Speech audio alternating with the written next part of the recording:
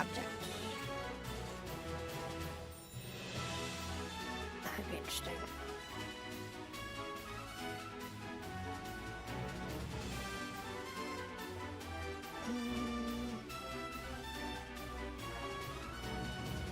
I want that.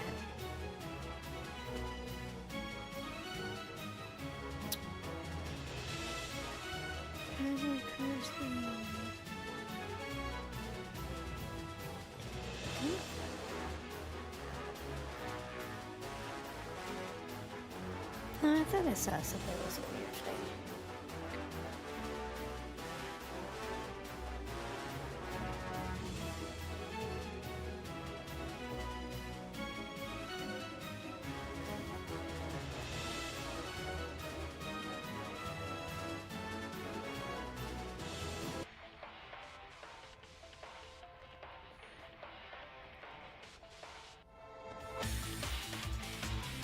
Alright. We're just gonna move forward. So, where are we? We are orbiting a planet.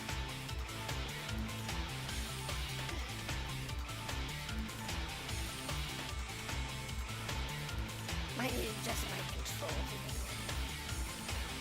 That was a good shot.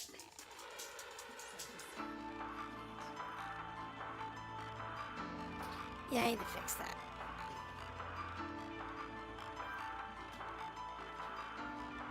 So, options, controls, ship controls. What is this button tied to? Select target ahead. Okay, that's fine. What about an FSD?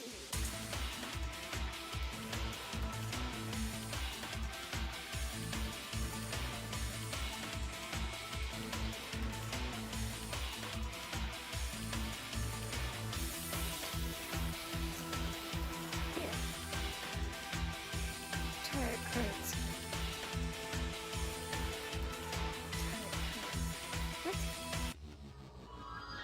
Oh, I'm sorry.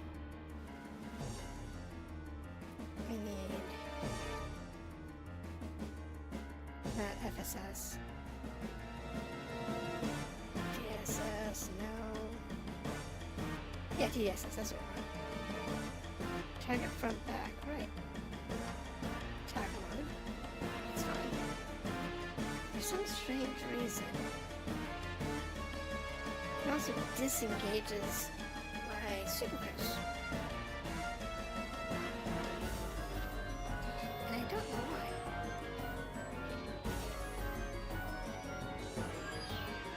Because the other setting it's got is target ahead, which seems to have no value there. Okay.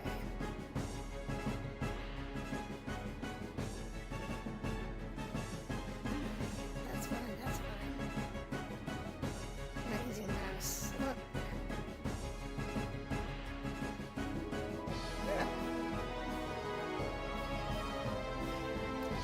Not using the BKB.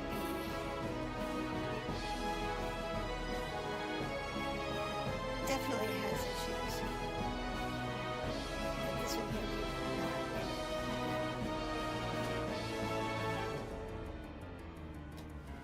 As my controller, it feels a little weird. I wish my throttle was bolted down or something, so it doesn't move so much. But it's okay. We'll be fine.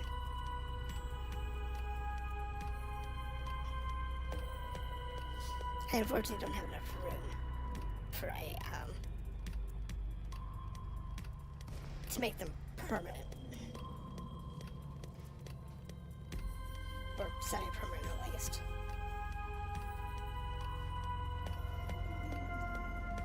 It's just a problem I have. Lack of space.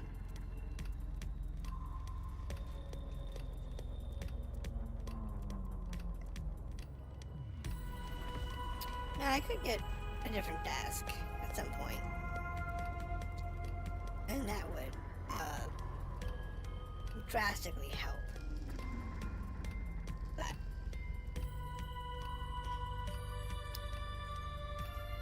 not so much.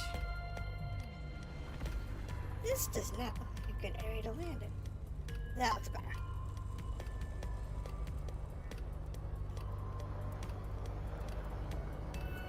Just gotta slow down a little bit. Last thing you want to do is be boosting when you hit the ground.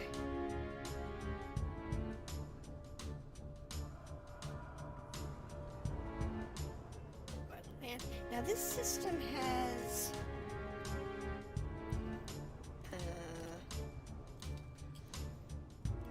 one, two, oh, that whole cluster. No? 3, 4. Now 4 planets left in the system. That's not too bad.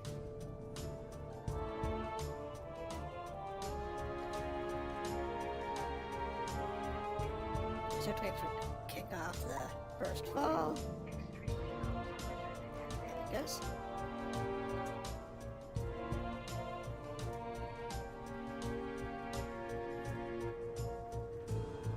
There we go. Easy peasy.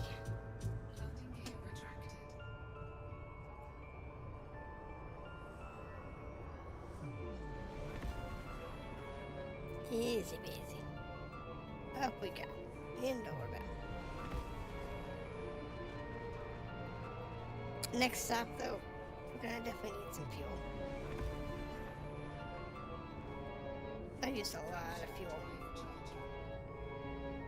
Well, that's because this particular location was 400,000 light seconds away, and I didn't fuel when I got here. So.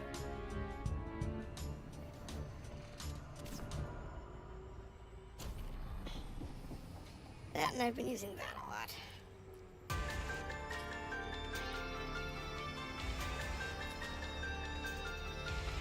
Use the booster. And the booster uses more fuel than I use the booster. That's not a big deal.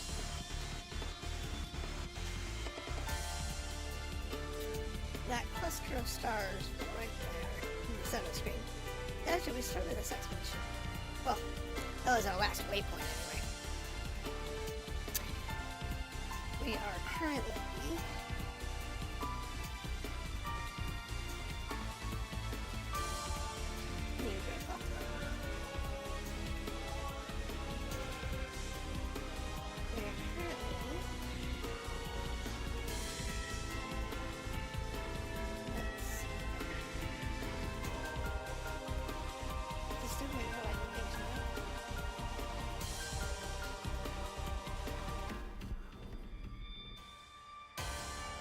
now it's supposed to go to the bubble.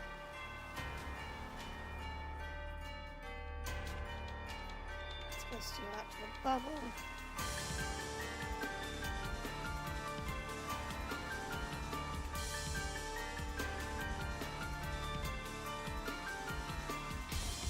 There you go. I think it's 65 jumps.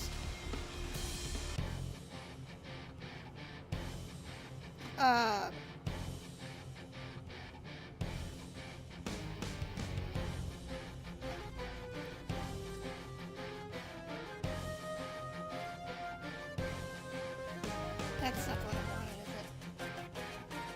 Yeah, it is.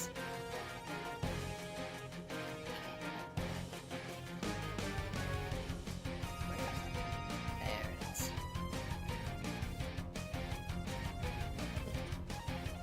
Silly thing. Just overshoot.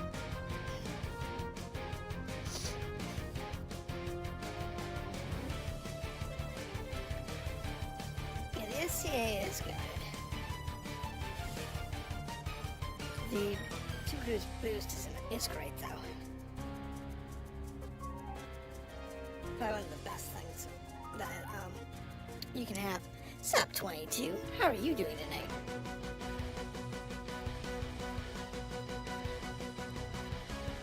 get the night off, or you're just gonna pop in for your normal time?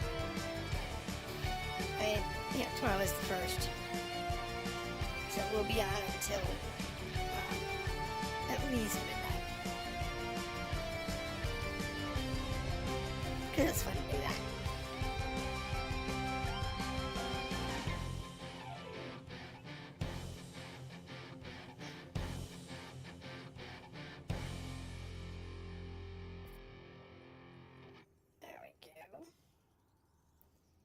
Where do we need to head? Oh, wow, that's going to be up there. See if I can hit that center. Oh, almost. Look at that. That was terrible. Not feeling so hot today. It's feeling pretty sick. Oh, no. I hope you feel better. Because it always stinks to not feel well.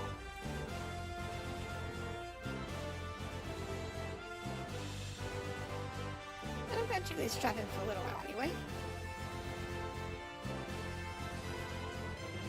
I also ditched my VKB today and remapped my controller. Most of the controls are pretty close to what I wanted. At least in the flight stick, all the controls are right, for the most part anyway. And on the throttle, I had to rewrap a lot of them, so they'd be what I wanted.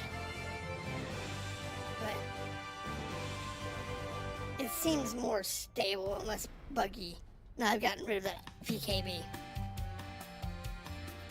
And it worked great for a while. It's just all of a sudden it just started weirding out. And I can't have that if it's gonna, total my ship. After something as meager as, 5 hours of usage. I mean, shoot. I was mapping systems today, and I went through like 10 hours? Yeah, I think I had to lead up for about 10 hours today. And then I had to restart the program because it crashed on me.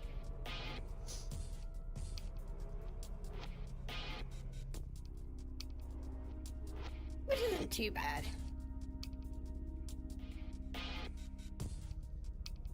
I've had it crash, quicker than that, but usually because of the VKB. But since I got rid of the VKB, I haven't had any issues today, which is nice. But because of the issues I've been having the last couple of days with that, I decided to just get rid of that. I'd rather just direct map it. It causes less issues. Though there is some weird functionality. In the mappings, which is kind of funny.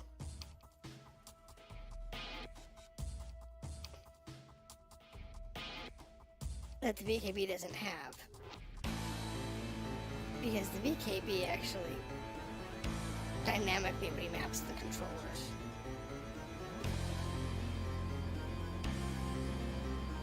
It's kind of weird.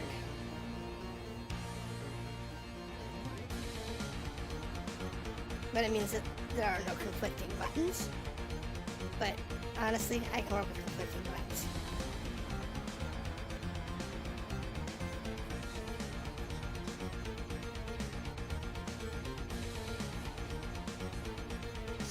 So.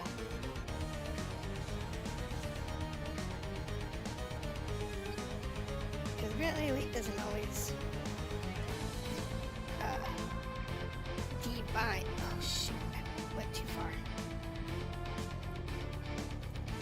As always, remove the bindings correctly when it changes modes. It's fine. You didn't go that far.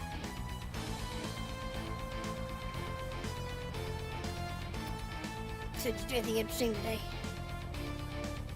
Or just hang out at the house since you're not feeling well?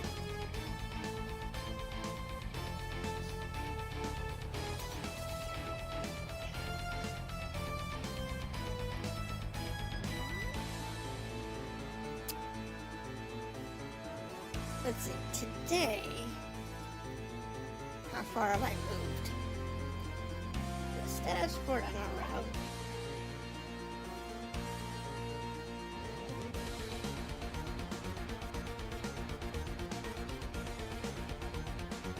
Wait, alright, I can't see it there.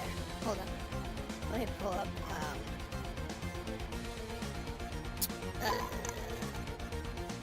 ED Discovery. So today, I've been through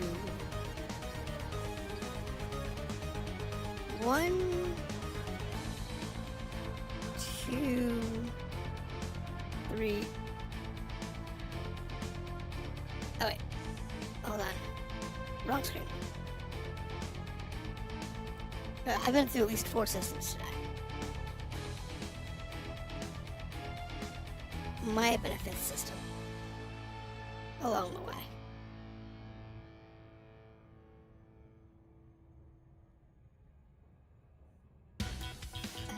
Let's see here.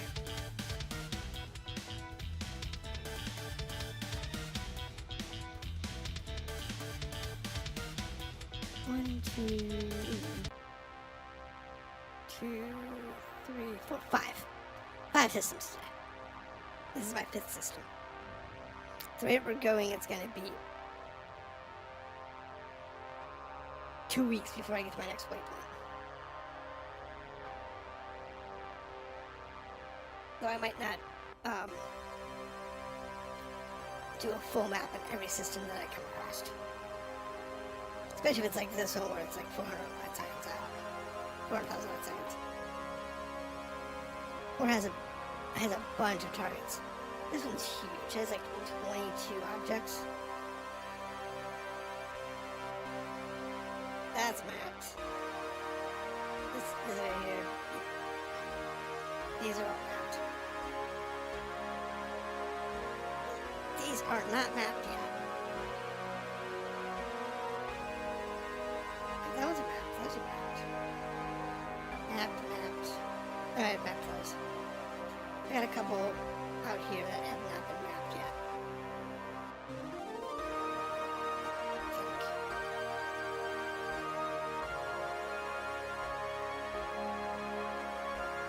Yeah, I got 3 maps left. The worst part is that a lot of the systems I've been in have a lot of planets that have landfall capability. And it's really annoying.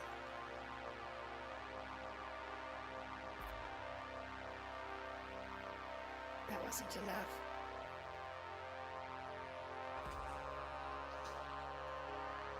I don't mind doing all the landfalls because that's where you get your biologics, and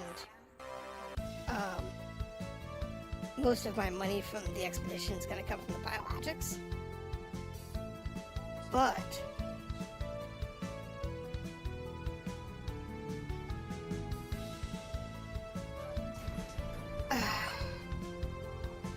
sure, this was slower than I thought.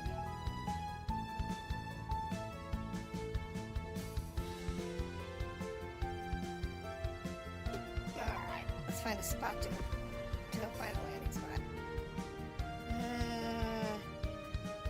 There. There's a Mare. That'll work. And it's only 20,000 kilometers. It's not a big deal.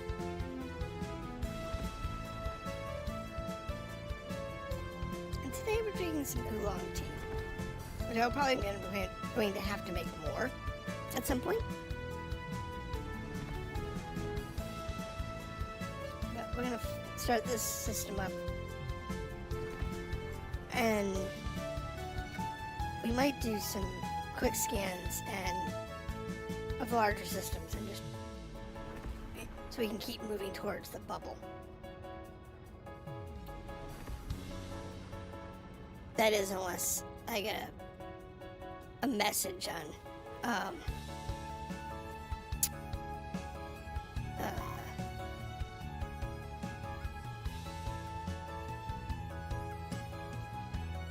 EDD that shows that it's really giving us our time to map certain stars. I don't know if it does biologics though. That's why I don't remember. We'll have to look. Let's see what it does biologics.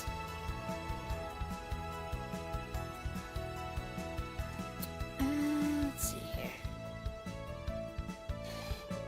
Show body status icons. Show minerals. Show rare minerals only.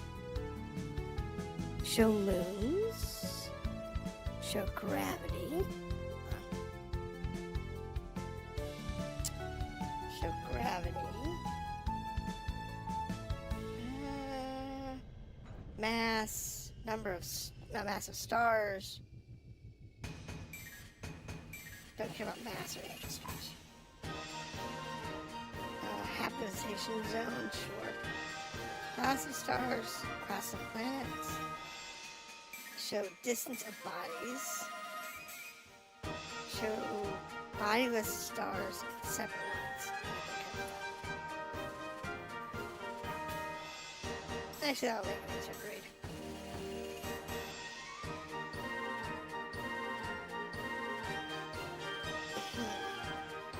No, it isn't anything for biology.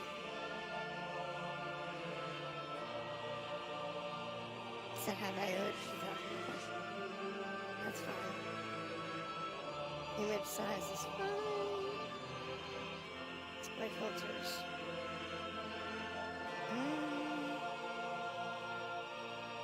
No. Honestly, actually.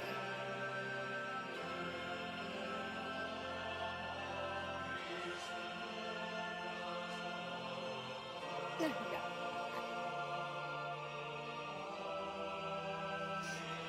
And get out here real quick. Get out and take a fresh breath air.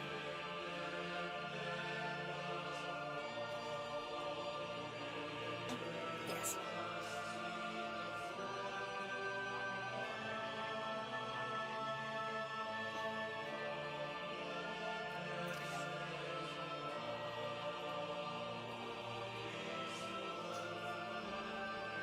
Get some air. Taste that vacuum.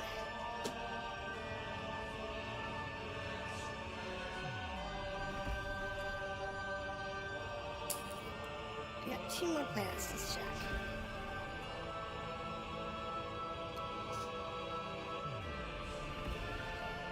Now what I might do though is I might just do planets that have life forms. It's like find a system, scan it out.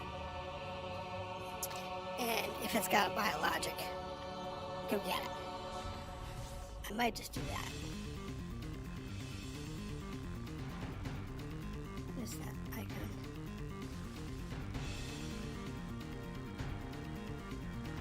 Looking at an icon over here.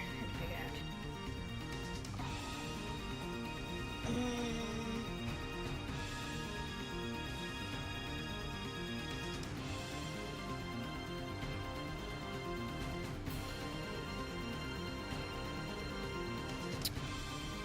Is that the biologic symbol? I think so. I gotta figure out what the symbol is for biologics. That way I can, you know, use that as a reference map.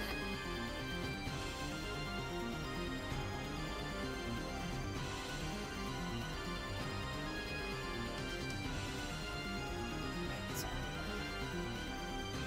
2 more planets to go look at. And I don't think any of these have biologics on them.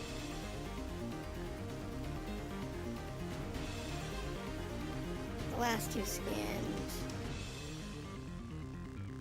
do not have biologics.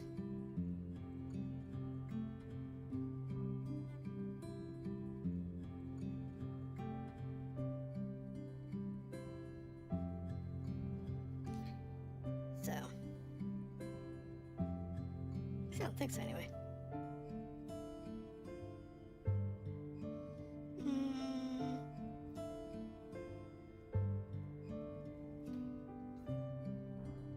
Okay, so thought of that. But no, we'll keep kind of like an idea of which ones we want to look at.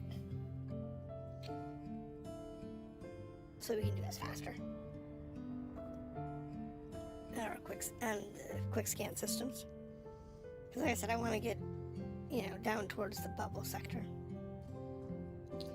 If it's still there when I get there, there's a carrier there that I can use for resupply. Because what I was seeing online is that carrier actually has, it's fully equipped. We'll have to see though.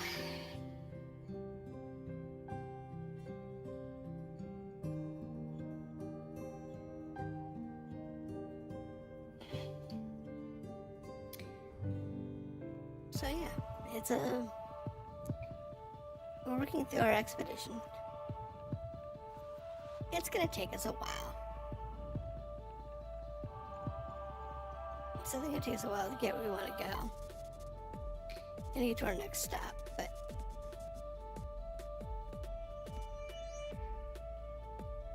I think I said we got like 65 jumps. Yeah, 65 jumps. So it's not too bad. Could be worse.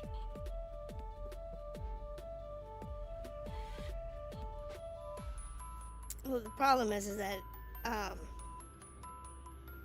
from that point forward, I don't know if there's any carriers that we might be able to stop at for waypoints. There's not much this far out, because we are pretty far out at this point. I don't know, how far out are we at this point?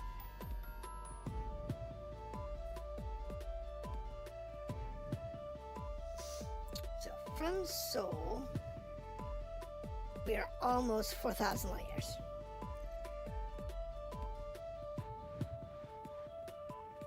Which really isn't that bad.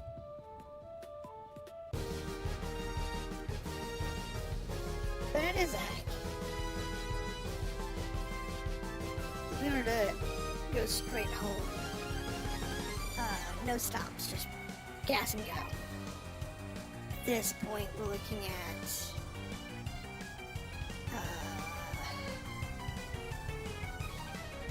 probably 200 jumps.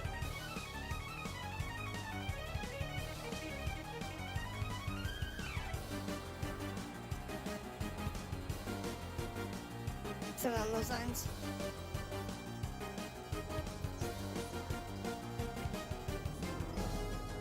That takes care of that.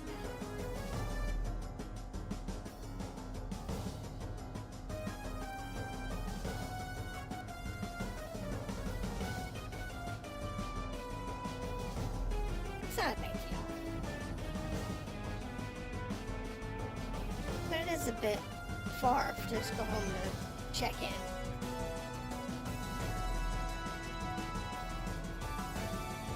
And I have no clue what all of our telemetry is going to be worth on being out this far. Because the farther from the home system, the more it's worth. So, we're going to have to pick a faction when we get home. So I can get the bonuses for the faction turned in for the systems.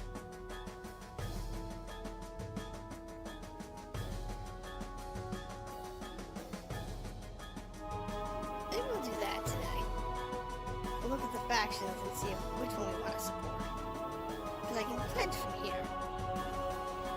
And then get whatever pledge bonuses they have.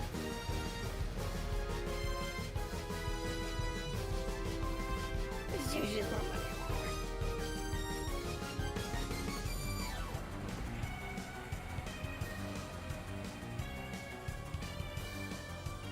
We'll take one of that in a minute.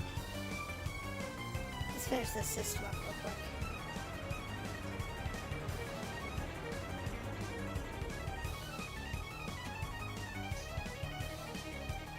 This is good for one time after this one, I think. I think so, right? I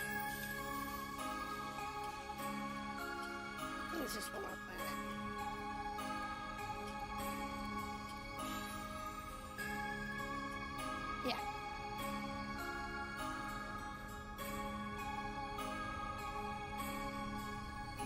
One left.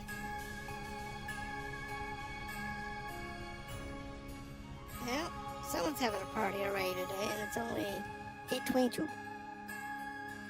Sheesh. Oh, I forgot. I just went over here. Come on. There it goes. Register the first landfall.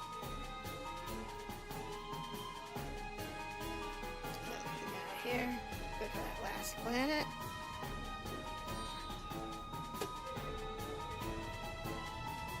Hey, look, our last planet's right in front of us.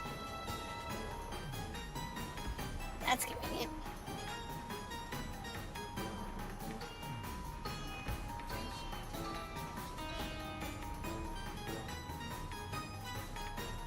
There we go.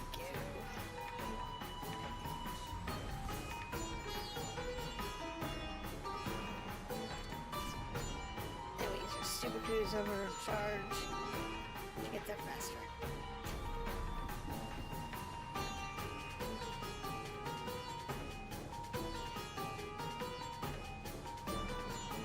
If you run that too long, you will blow straight past it.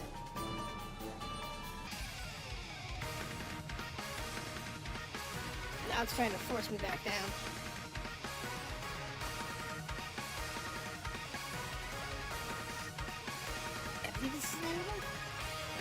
This system was insane because nearly every planet came with landed on. There's a couple of gas giants that weren't. I guess is it gas giants? Who is it? With these.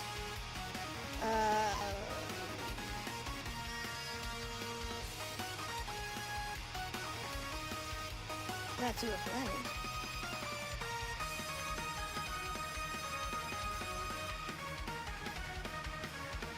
Yeah, I forget what it was. I forgot they were. But they were not landable. So there's 2 planets for heavy metal rock and a methane atmosphere not landable. And there was also a methane ice bite that was not landable. So it's 3.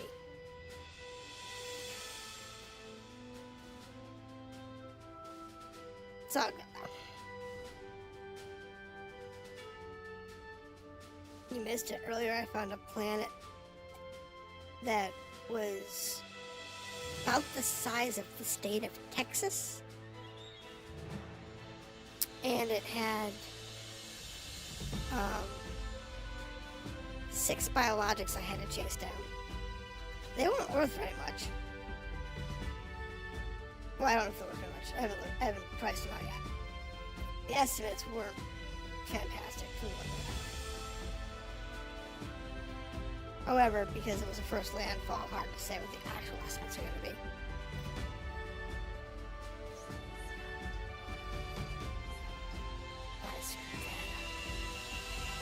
Can you get far enough over? Oh, you're bugging me. I have to use 4 probes in this one. Sheesh.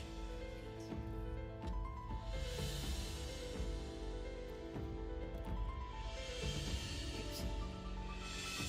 I need to land on this planet.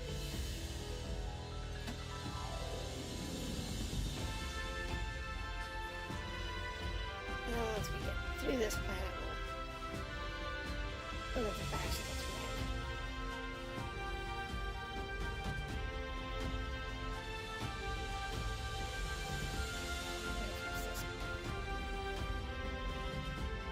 Less pucked zone.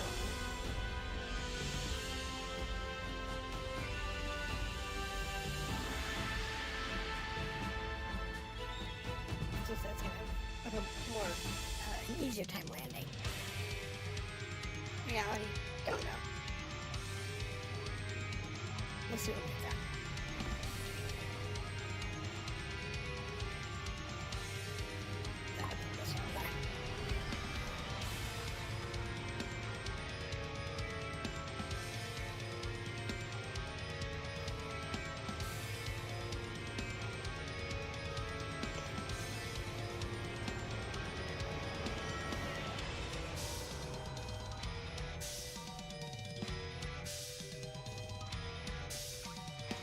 long as my controls don't leak out, we're actually doing a very good job. Let's land this.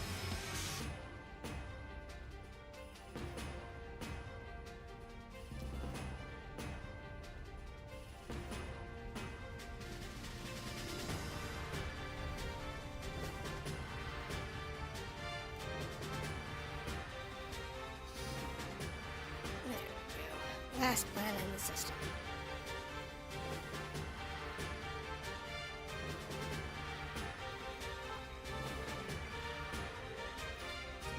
There we go.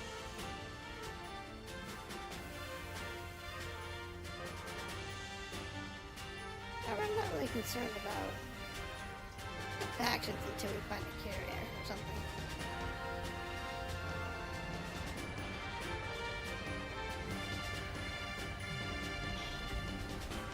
Let's see if we can jump straight out. Because I think we're going to be able to jump out. Fuel star. Primary. Using a fuel. And then we'll see how many we better. Many of the stars out here are not going to have people who have visited them before. However, there's always the chance you'll find something that somebody bounced through in ages past.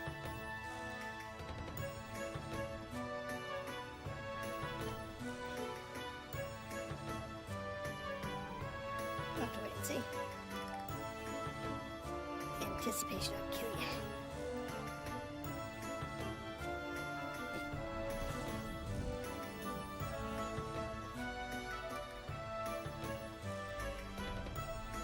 Three bodies. No suns? Nope. What is that? Looks like it's been explored before. It has been remote scanned. It is a high metal world. Might be worth it just to do the to get the first scan on the high metal world. Might be worth the trip.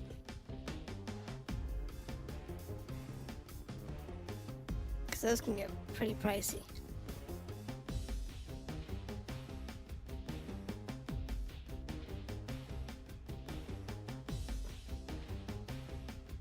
Might be worth it. I mean, it's not that far out.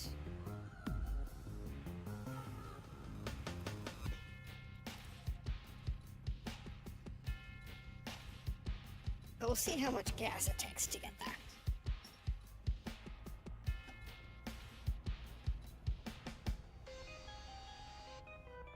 Roll us over the sun here. There it is. And what we want to do is line up our auto throttle.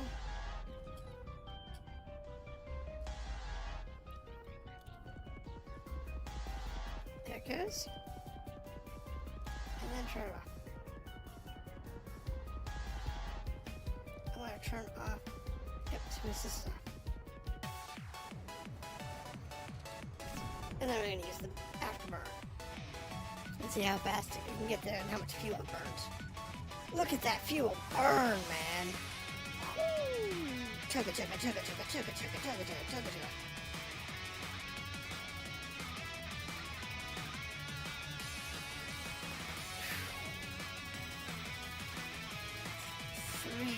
Tons. 4 tons. Wow. 5 tons. 6 tons. 7 tons. Ooh.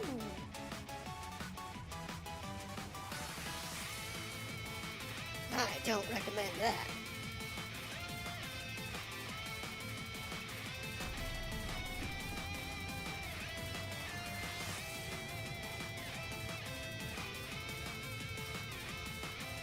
It does take a 15-minute trip down to about 2 minutes long.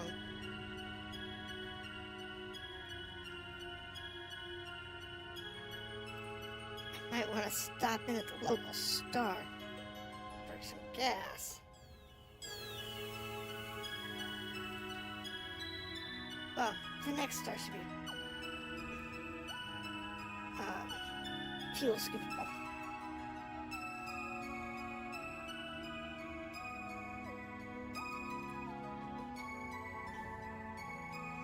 But still, being able to scoop on every store helps a lot.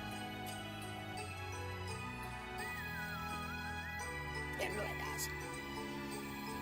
And I try and keep the scoopable stores, so it's not really that big of a deal.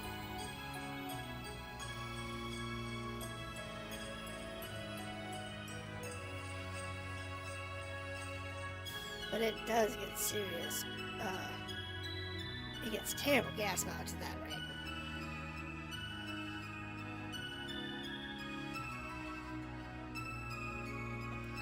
That was surprising. I didn't realize how much it was going to burn down. I don't normally use it for that long.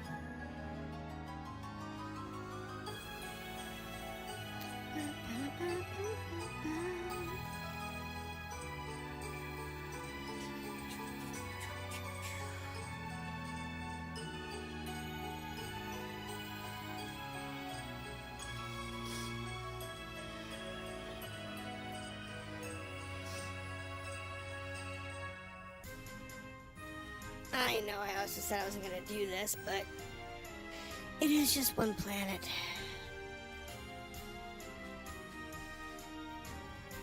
It won't plan to take that long. So.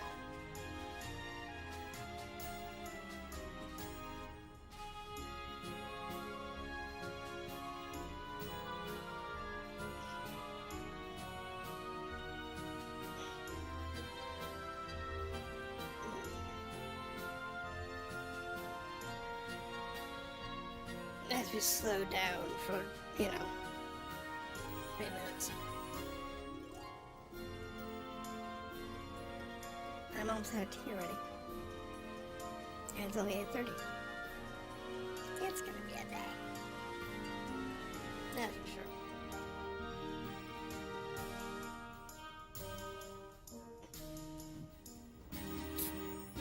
So I'm thinking, depending on what kind of systems you run into, you can probably get through 5 or 6 systems today.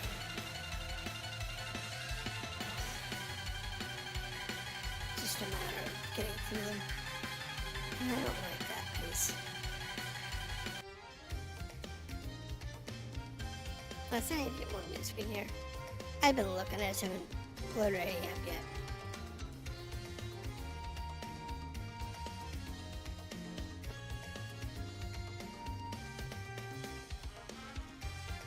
I should look to see if I can get, like, viewer counts or whatever. On,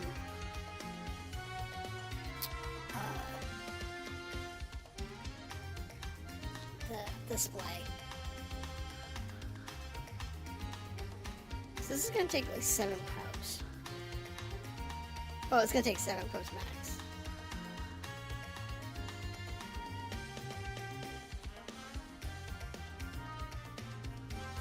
So it's not too bad.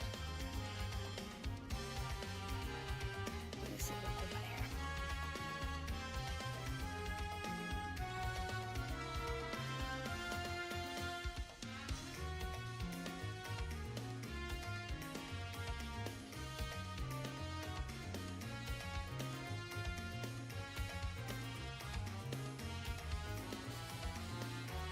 Yeah.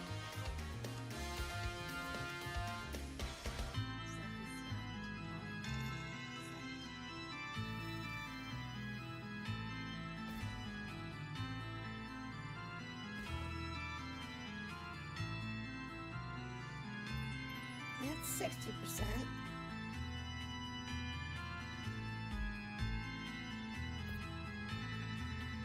5 impacts. There's number 6. Really?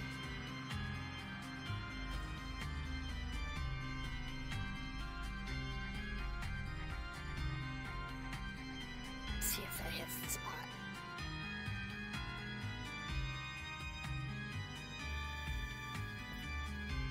Little shallow,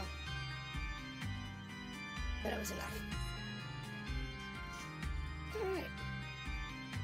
Next system.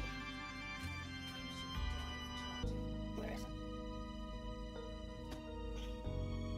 There she is.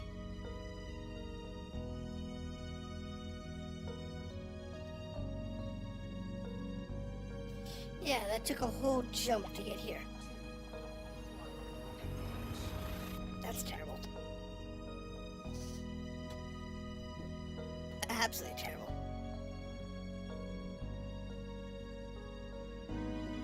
But it gets me want to go quickly. It has its advantages.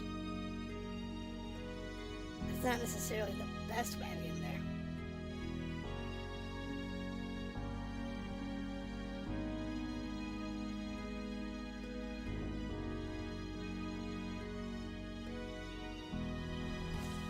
There we go.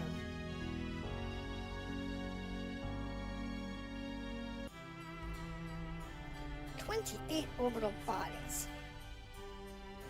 none of which are mapped." Yay, alright.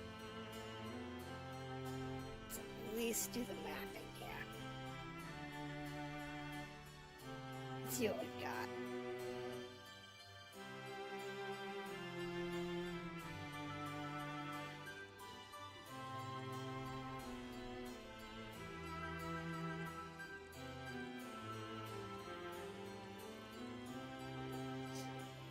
So that's a gas giant.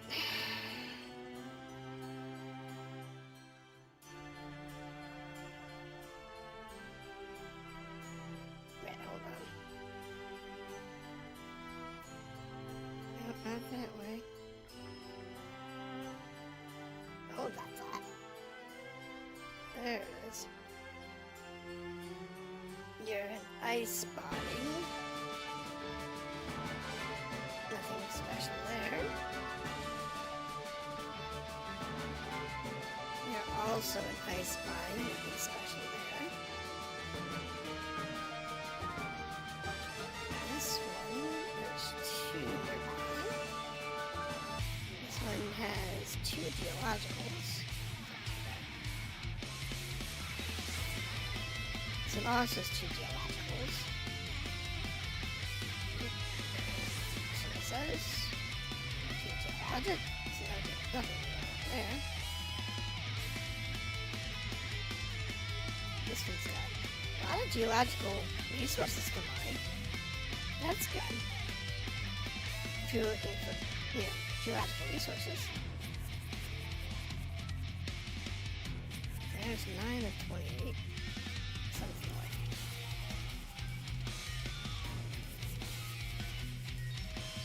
Okay. Change frequency.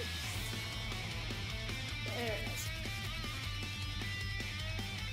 That one's got rings. Icy body with rings.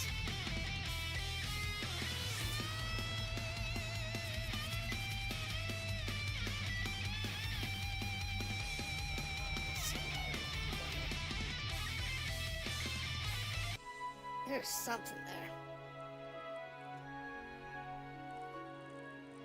Alright, what do you have? This one is a gas giant type 2 with rings.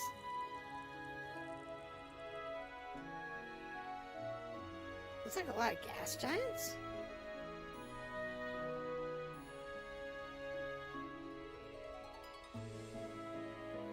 There it is. A rocky body. Geologicals.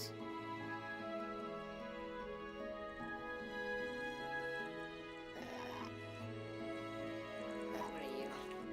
A nice body. So an ice body with nothing. An ice body with nothing. Alright, you're a... What are you? Rocky body.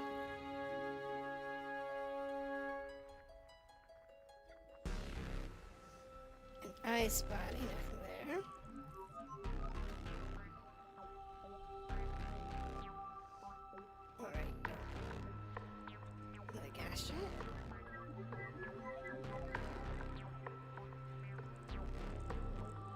Okay. Gas giant type 2.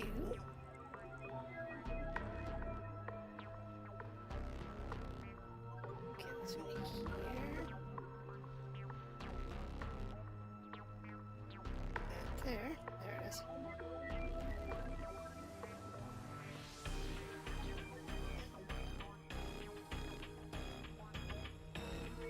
Just gotta get all these little rocky bodies mapped.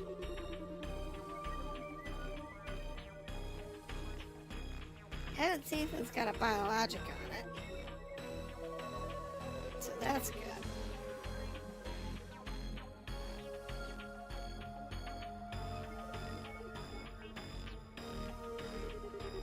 Some asteroids on the other side. Yeah, it's one.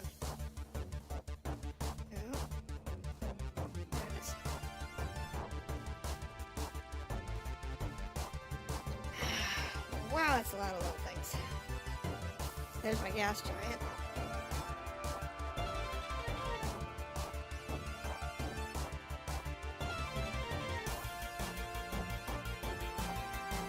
Nothing interesting there.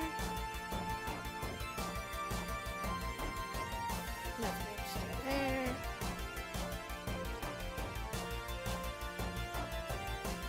Nothing interesting there.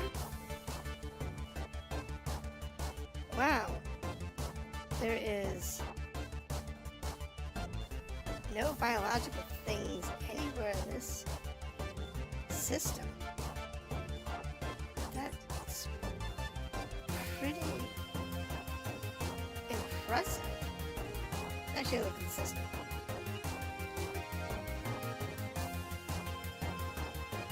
A lot of landfalls, but nothing that was showing biologicals. What? This is a standard system where everything's coplanar. It's actually kind of nice. Alright, let's go ahead and because this will take me the better part. Just go ahead and run the next system.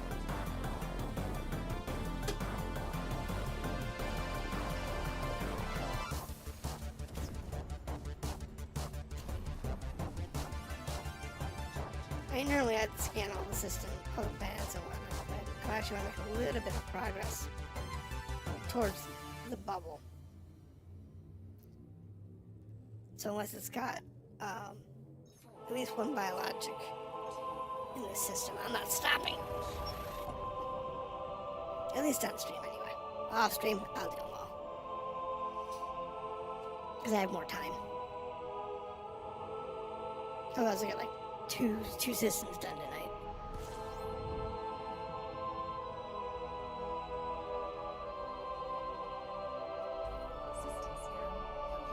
Oh, 2 bodies. Just a couple of stars.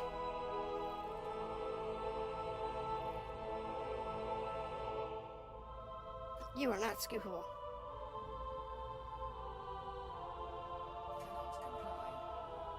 Yeah.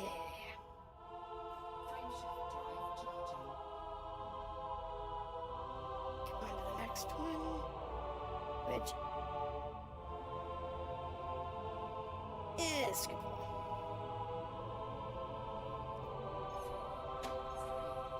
Now there are areas in this game that have like long stretches of like white dwarfs or neutron stars, and you can't scoop in them. So you have to do the most efficient pathing so that you don't run out of fuel. Fuel's going. Yeah, it's just... There's a body. 6 AK out. There it is. Go back to standard view. It's one big old gas giant.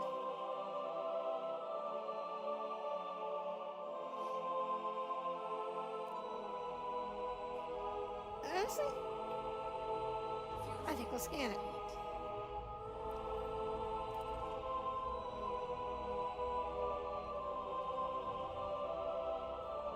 Yeah, it's only a couple thousand light seconds out. And it's only one planet.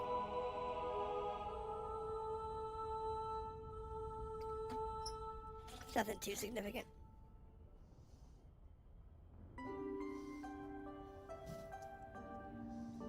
And we get the first scan bonus for the planet, so doesn't hurt.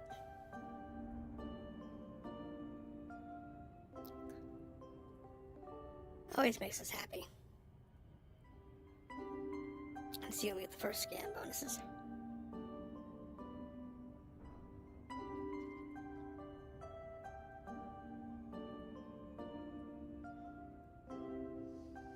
Let's see here. I'm gonna guess. How big is this one?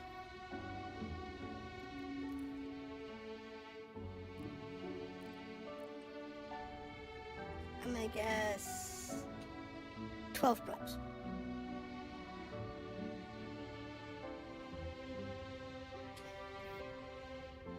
$21 probes. Oh my goodness. Maybe I shouldn't do this one. It's gonna take a while.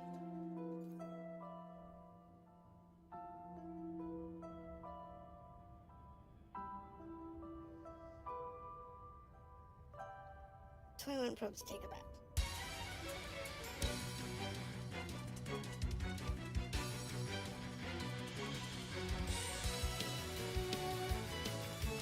How much is it? Under options, controls, ship controls, target. What target is that? Oh, that's right.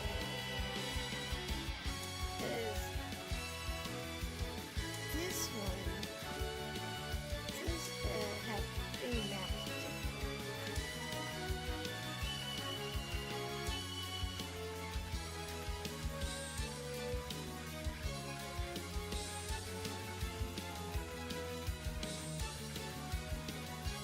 Oh, I'm sorry, hold on. Right, it's supposed to do the front back view. What's forward doing?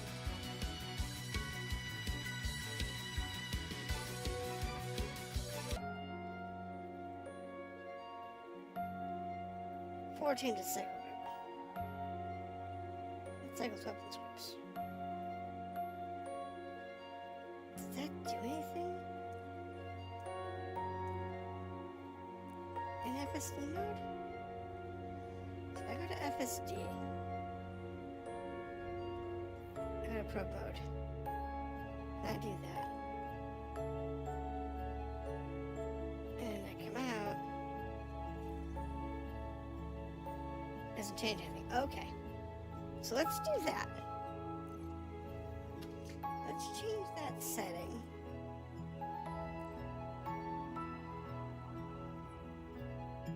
In the detail scanner from 3 to 4.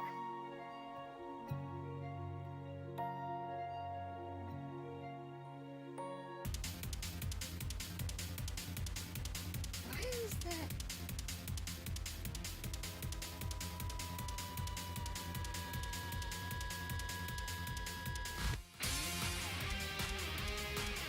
It's always weird.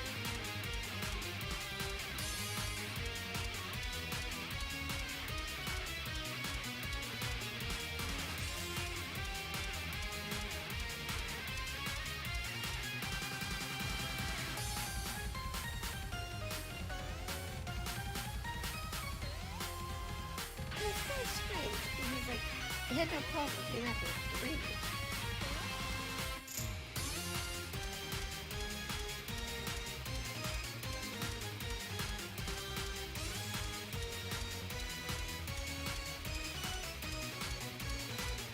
Never had a problem with that.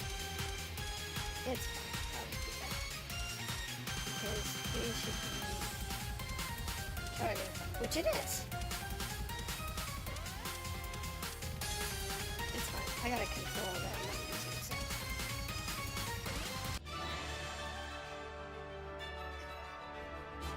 We'll just use that. This one's not good, so.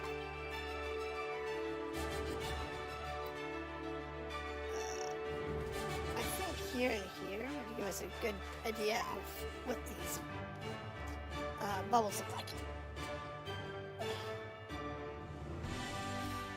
Okay, there's the first one. So that is not bad. The one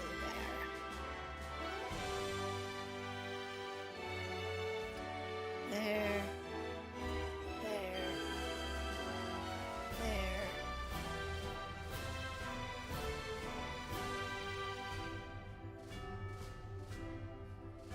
It turned me again.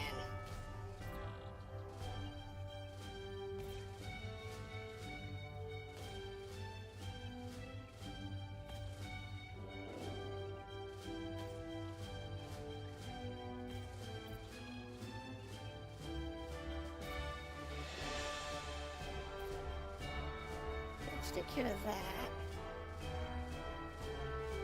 Not completely right. That wasn't necessary, that one was too close.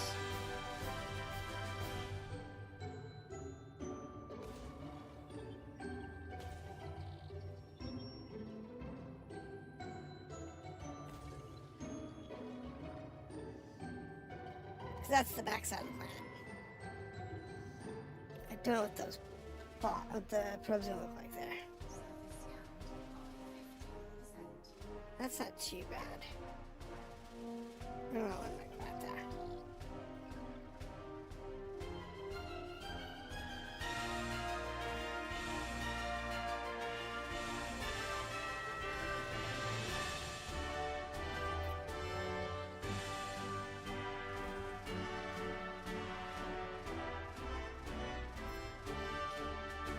Big planets like this are always a pain to guess. They're hard to judge where you need your scan here.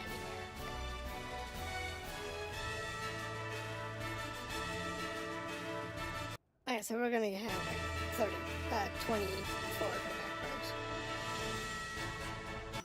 I'm not gonna get efficiency on this one because I never do.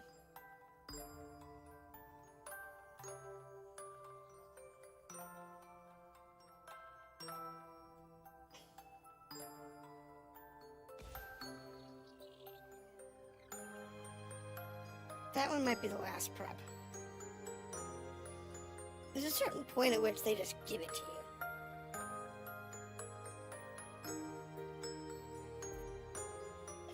That was a perfect shot. Really?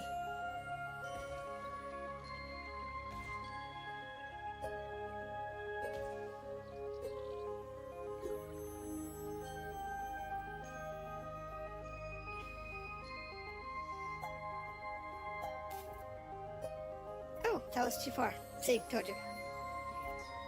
There's a certain point they just give it to you. They don't put you through the horrific hassles of trying to figure out what you're doing wrong.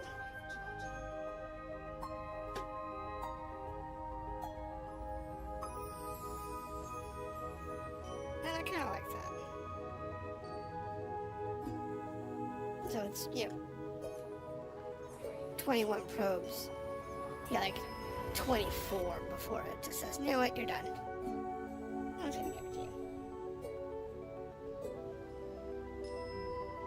That way you're not spamming probes at it all day long. And not understanding why you can't seem to figure out, get it to map.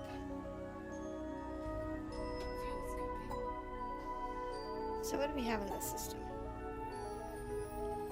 Well, this is an unmapped system. As expected. So,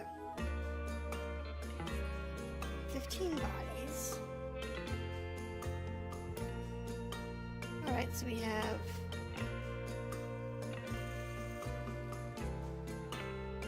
a bunch around these stars that are way out here. Everything high metal content worlds. Those are actually worth money.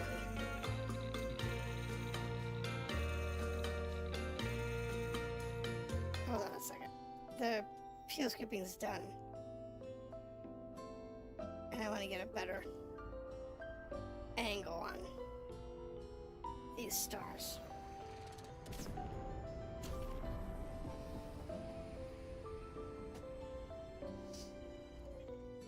Let me get a better angle.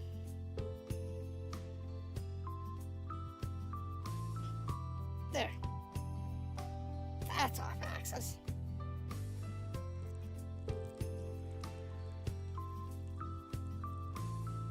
Alright. Not too bad. A lot of high metal content worlds. This system's actually worth scanning.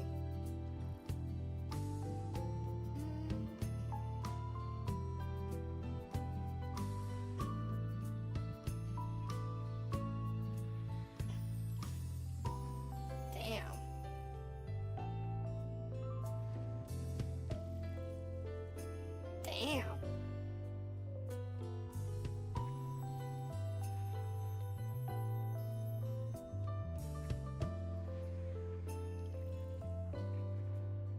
I think every planet in the system is a high metal content.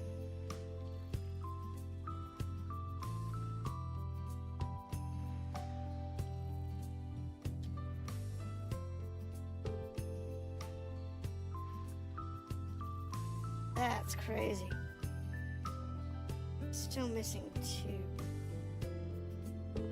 There.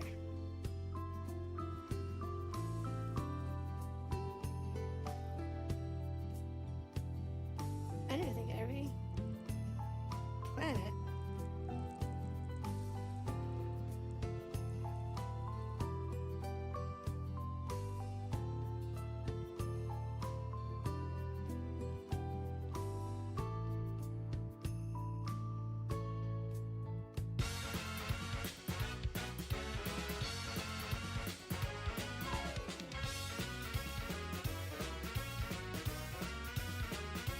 Where's this last planet?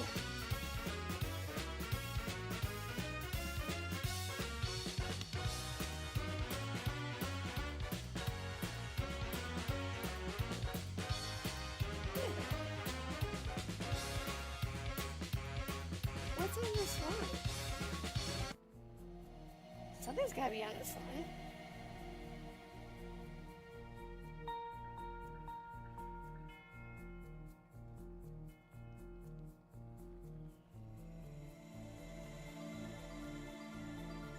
A line, but nothing's on it? Wait. This system.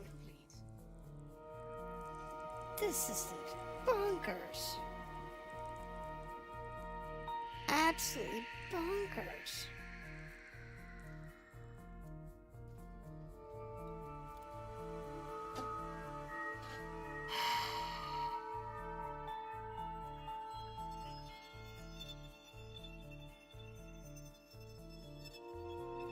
Okay, so there's a couple down here.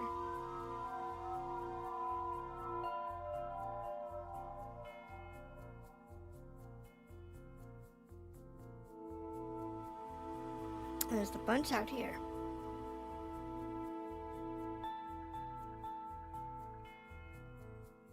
And they're going in all kinds of different directions. Now that kind of makes sense. Because these 2 stars down here are throwing it all off. Every time this comes back around here, these 2 stars will play havoc with the planets.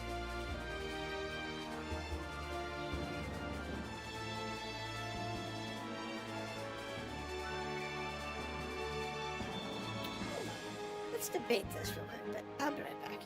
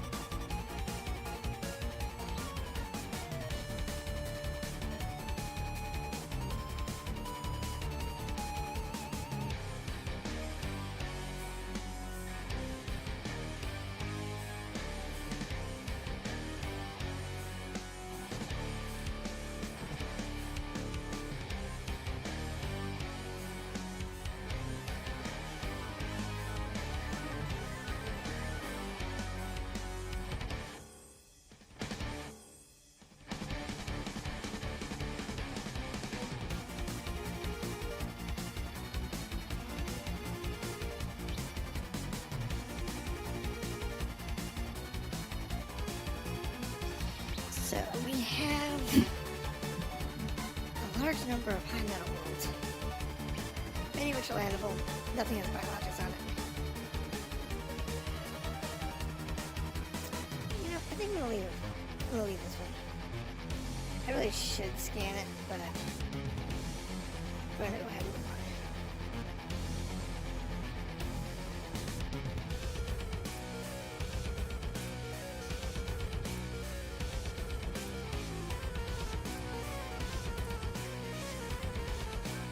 I might come back here on a future expedition and scout them, but for today, let's keep going.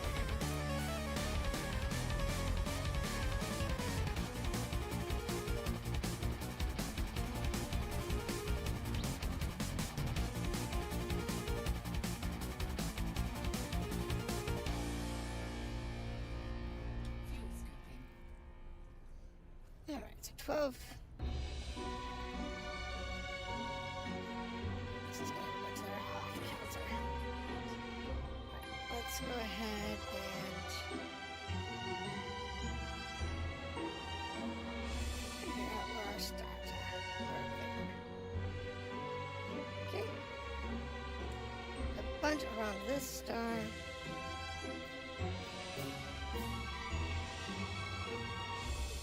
So that, there it is.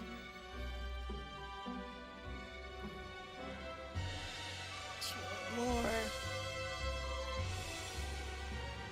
It's a larger rocky body.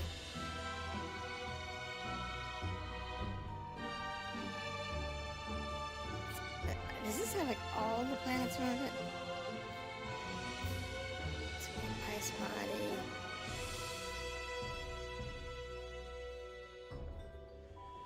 What's this one?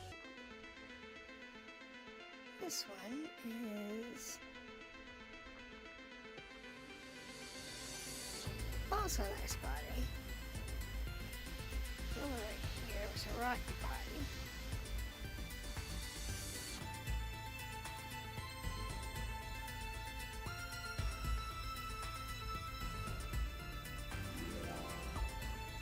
And another rocky body. And that's nice, but it's got biologic on it. There's some biologic on these. Well, there are biologics in this system.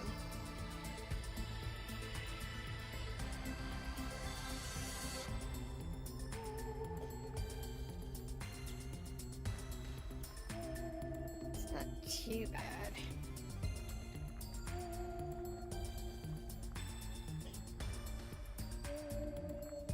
But it is farther out there. There are 12 bodies,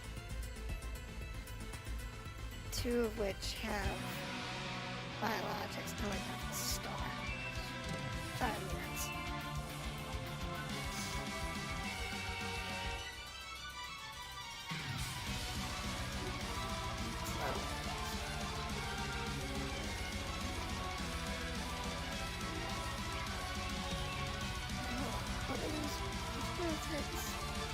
The biologics on it.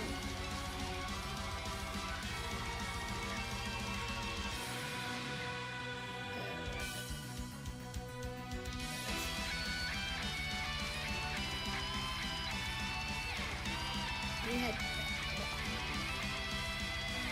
6.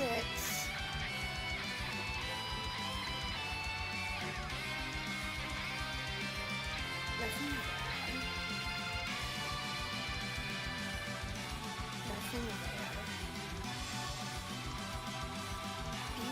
B4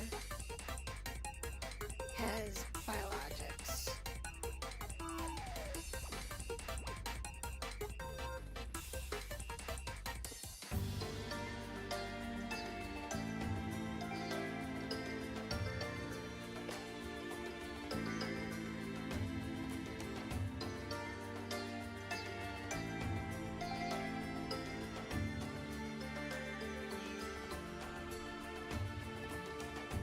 B2 has biologics.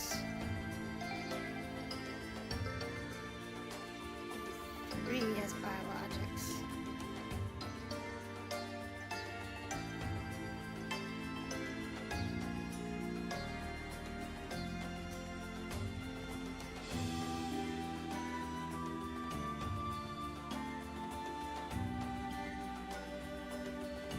B7 has biologics, so there's a lot of biologics. That doesn't tell you what kind. My guess is going to be probably bacteria.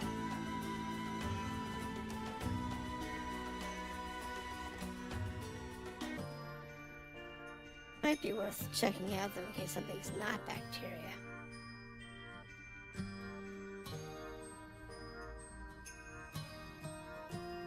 Alright. I'll do it.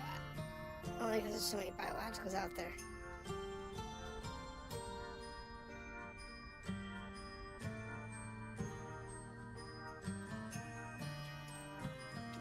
Throttle off. And there's manual zoom up. I think we'll do this just to get our speed started.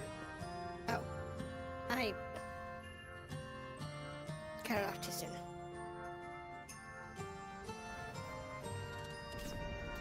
Wanted to get it kick-started up to something significant fraction.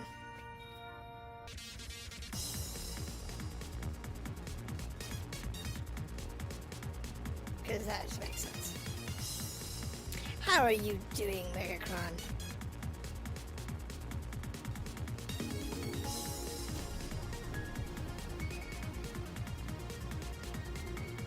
How are you doing today? It's not quite New Year's here yet. I got a couple hours yet, but Happy New Year's. This system has a bunch of biologics in it, so we're going to go ahead and grab those. We're trying to get to the bubble, which is 60 jumps out from here.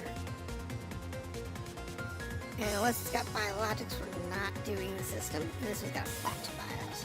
So we're just going to map them all.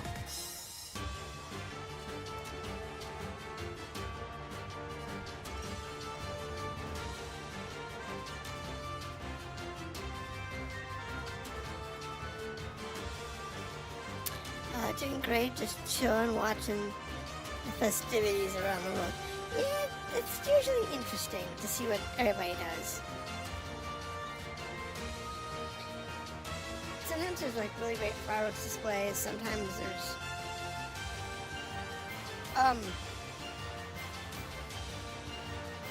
what happened to this system?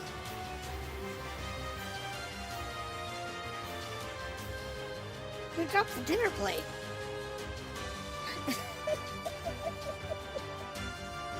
It's like someone dropped a dinner plate. It's so weird. Seeing it almost broke like that. Mostly fireworks, some drone shows. Yeah, as long as it's not killing people with drones or whatever.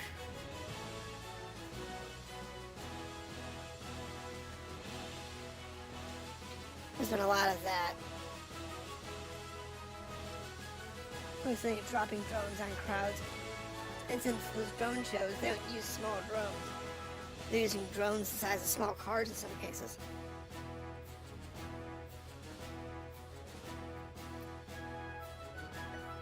So they can get the really big ones out there with the big light shows and stuff. It's a cool idea. In theory, it's cleaner than fireworks. But in reality, it's not. Because all those drones are charged with like huge lithium batteries. Which is extraordinarily toxic to make. But no, they've been cool. I've seen some of them. I've seen some of the shows out of Japan and China. And I don't really much care about China. But they've been demoing some cool stuff. But Japan's been using them for a lot of stuff lately. They're using them for like literally everything. We used to do like fireworks displays for like releases of like shows or movies or whatever that were like really popular. And now they're using drones because it's cheaper. True, but the world can never give up the luxuries. You know? I don't have a problem with that. I really don't. I have a problem with when them having luxuries means I have to pay more for necessities. That's usually where I say the line should be drawn. But that's a different conversation.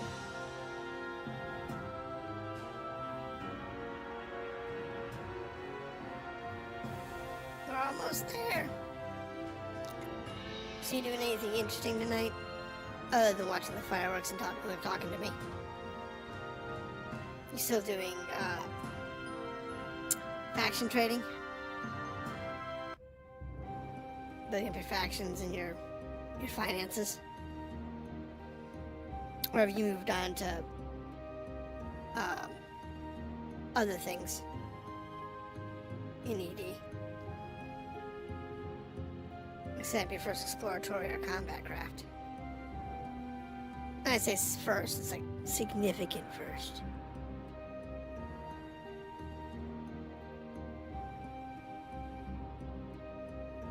Because it kind of is a different definition.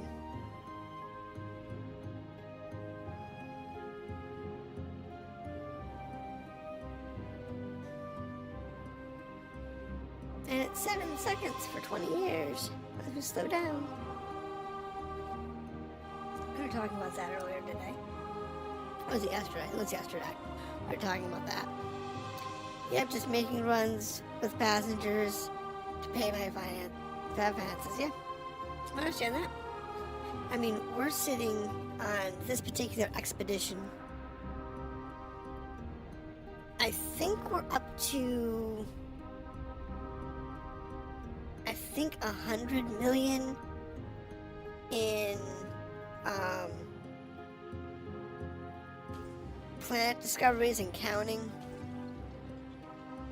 And I think the biologic discoveries are closer to twice that.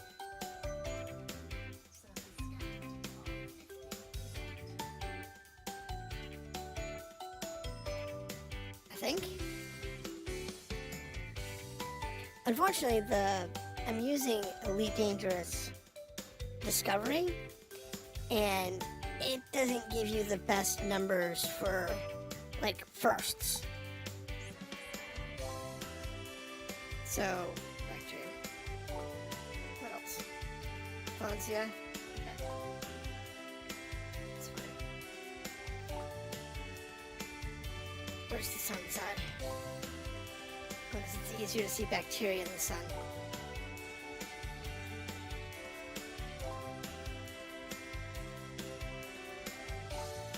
Gotta go down because I gotta catch that bacteria. Actually, the bacteria isn't worth that much. I think bacteria, even on our first landfall, is only, I think bacteria normally is between 1 and 1.5 mil. And then first landfall, depending on how far away it is from the bubble and how unique the sample is, so on and so forth, you can get between 2 and 5 times the value. So there's some biologics that you can get between 70 and 100 million if it's a first landfall. If you're the first one to actually take that discovery back, it can get quite pricey. So, like, I'm sitting on a pretty penny in my discovery window. I thought I was on the sun side of this planet. Wait a minute. I thought this was the sun side.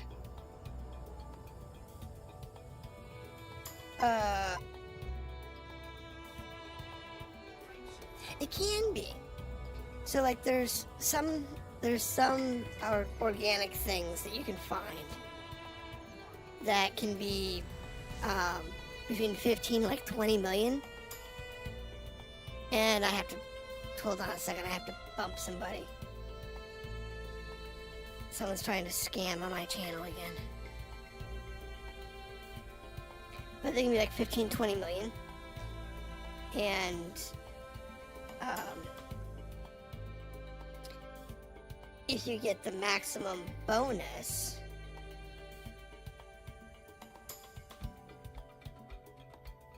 then it's like 5 times. And so, you know, if you can get the maximum, it's like 100 million or more.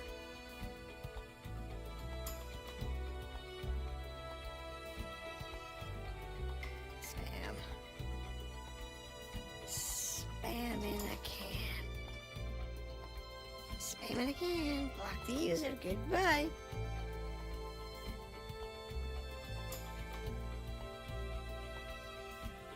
I don't think... No, I can't do anything else with that. Okay. So yeah, it can get pretty expensive pretty quick. It's very lucrative. Don't get me wrong. There we go. That's the sound I want.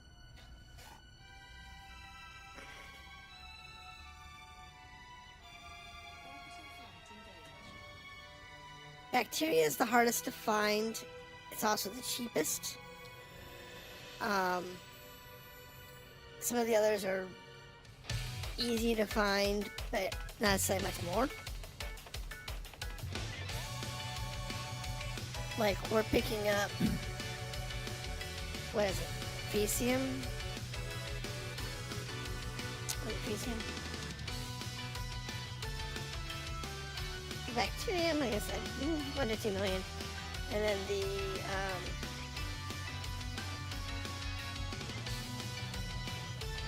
I don't know, was it for taxing?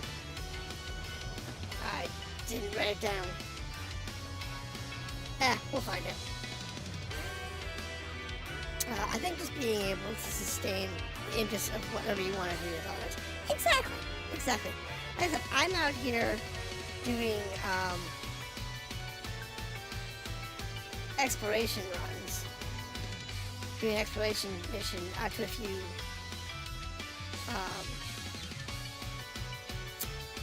stellar nurseries.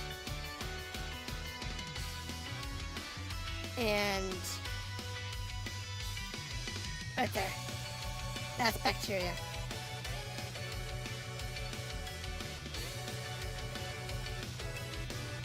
That funny little brain pattern. This one's actually really easy to see it on, because this bacteria is a sandy brown.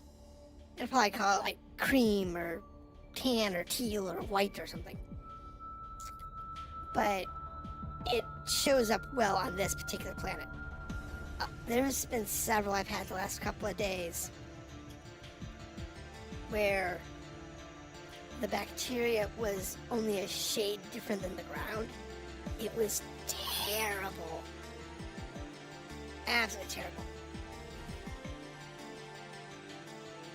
That one's new. I'm gonna want my buggy. Hold on. I got fungal things to pick up, so let's use the buggy. Yeah, okay, that's fine. I'll gas that in a little bit. I can make gas. It's only big phosphorus and sulfur. Yeah, we're good. So what we're gonna do is we're gonna come over here.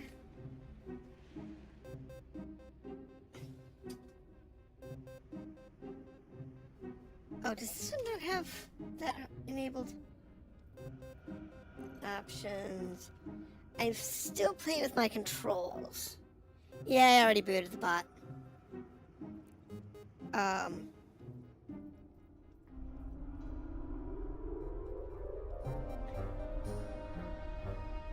Because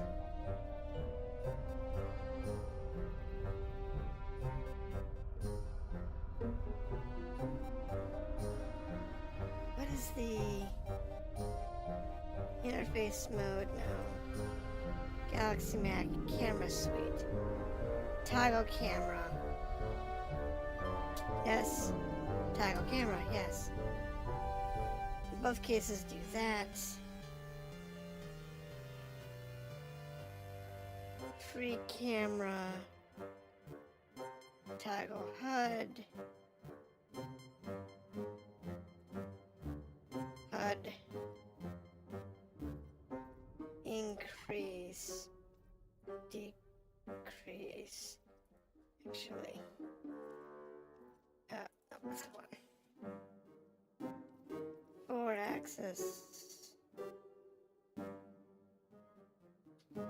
I like doing this.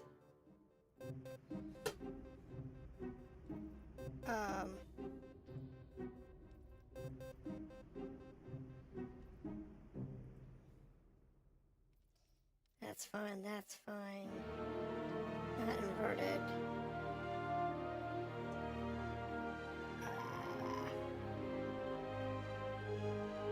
Increase speed, decrease speed. Toggle HUD.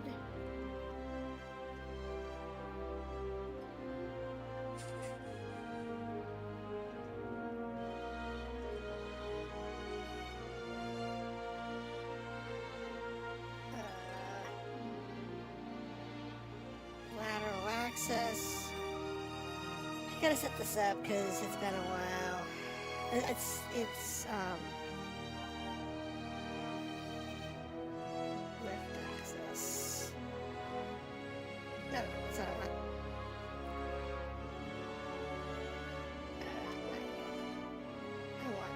switch access to this one.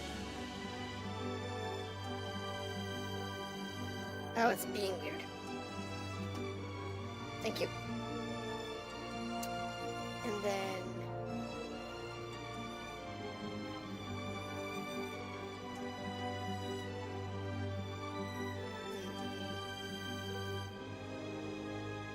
yeah, access.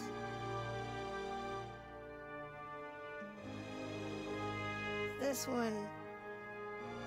Okay, this one. This one. No.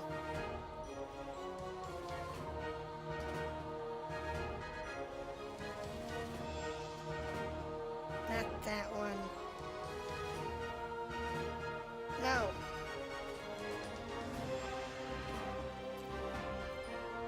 I swear, dead zone.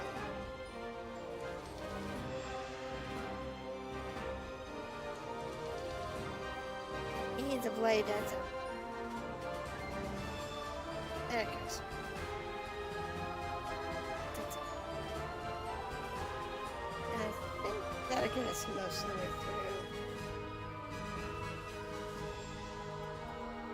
Exit free camera. Alright, save it. So do that. Oh, that's the door. Wait, what was the free camera? I missed a setting. I am directly mapping instead of using the software. So I was using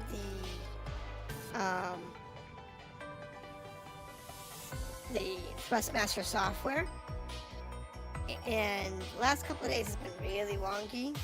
So I spent this morning for about an hour remapping to standard direct map controls. There are some wonky things where the game double maps things and it does both, which is kind of annoying sometimes, but for the most part, I can live with that. Now, where was the one that puts us into free camera?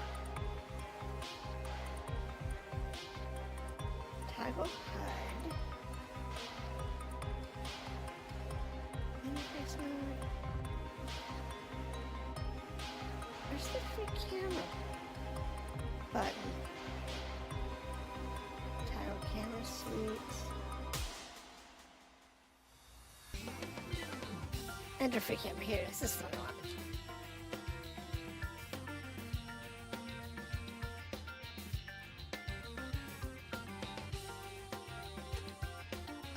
That was bad. Alright, let's not do that.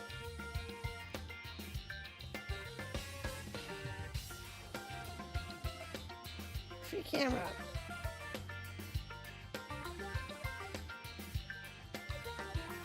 We're gonna set this back to standard controls rather than using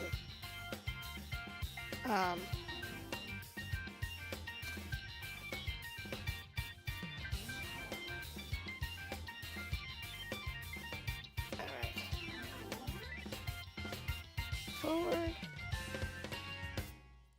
backward, right, left,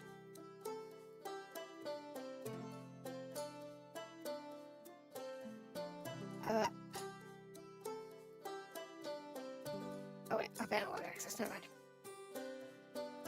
Move up. Yeah, because I don't care about speed.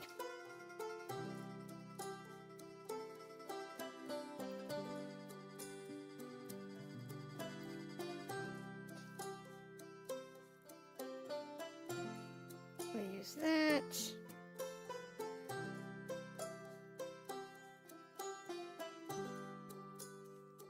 Then exit camera, control. Alright.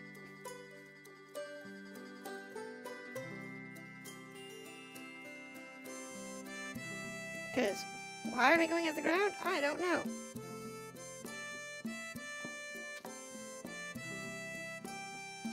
I don't know what it's doing.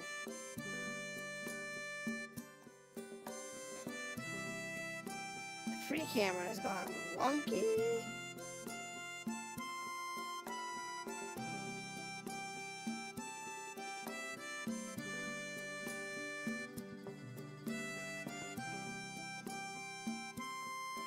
Make sure that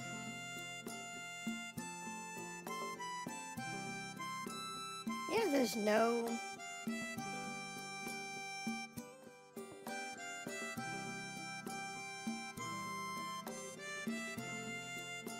so the camera suite has no joystick controls associated. Wait, move left, move right, forward, backward.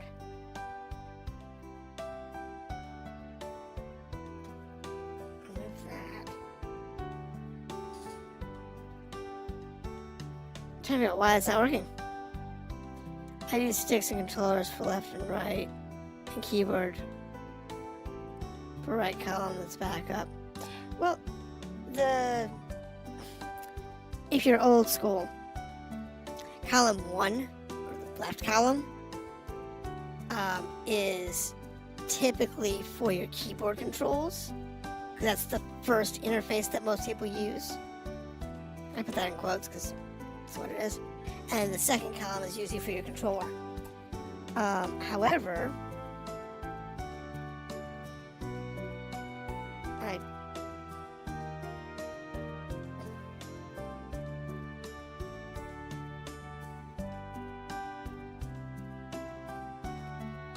don't know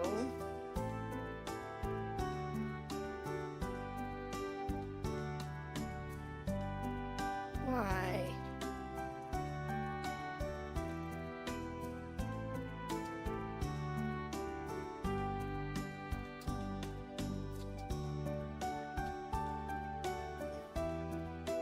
It's acting up.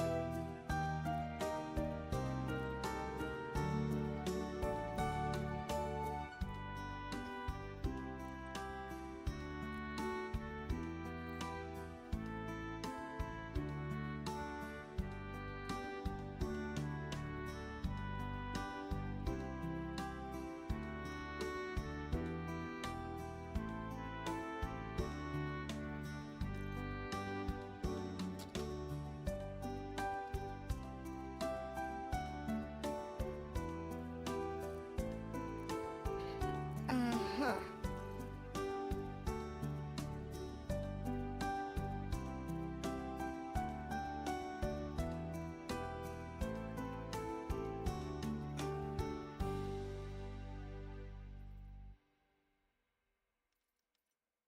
Yeah.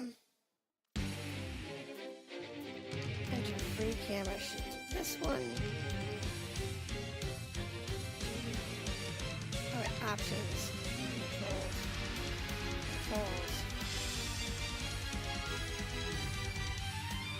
The exit free camera should not be controlled. Toggle HUD down mode. Terrible control for that.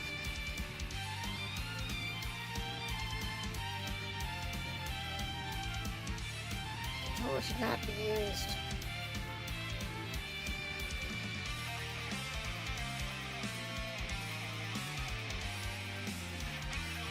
Guys are absolutely use control for weird things.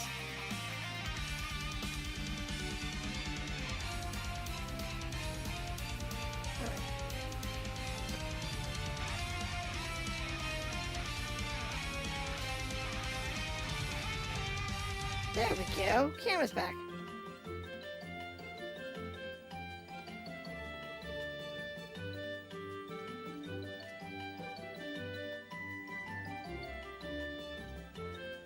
Such interesting fungi. Take a picture of that.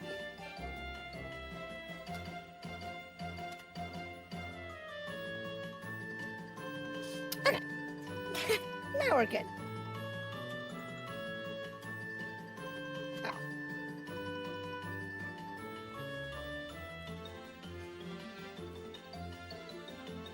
I forgot.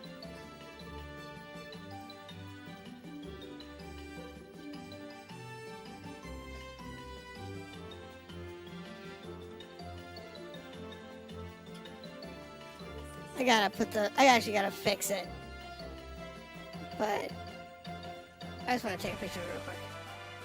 We're gonna do these mushrooms first because these are easier to find. And then we'll go on to do other things.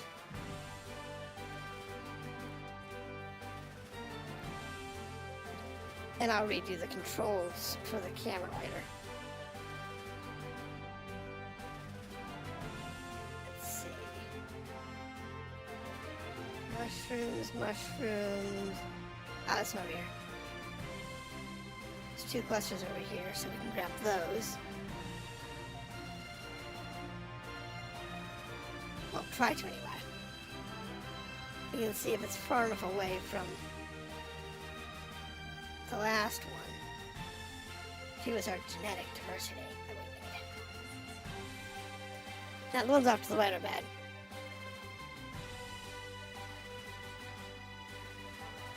See, these are not sufficiently diverse enough. That stinks.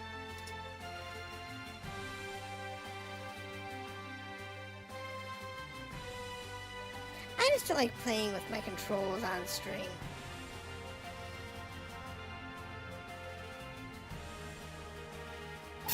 That slide.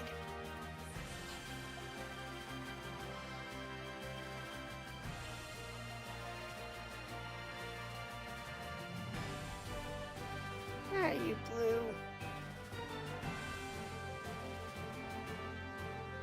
Okay, that way. That cluster looks like it's going to be far enough apart. You have to get at least a couple hundred meters away sometimes. Sometimes you don't have to be very far at all. I'd be like 50 to 100 meters. And it'll let you read them. Other times, that skid.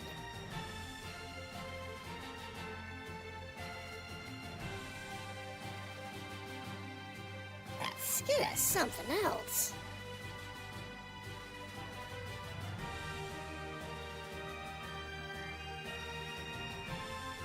So here we go. This one's diverse enough. There's the ship. We are almost a kilometer away. So if we go that way,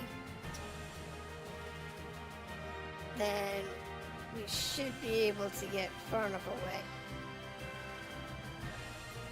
Apparently haven't readjusted all of the controls yet either. Not that one.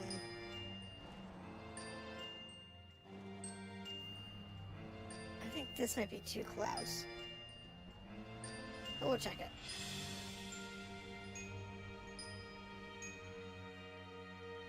The skin on this planet's downright crazy. Alright, that's gonna bother me though. This SRV. I have to fix the power controls on the SRV.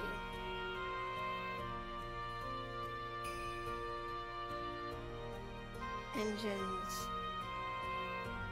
Weapons. Subsystems. Research.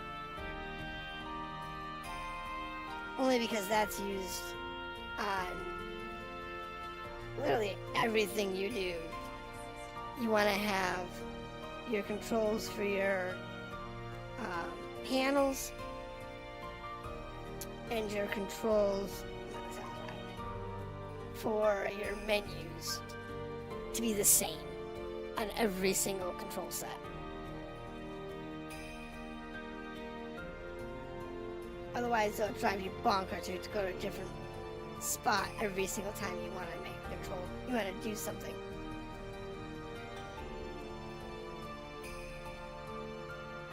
And I didn't hit the tree.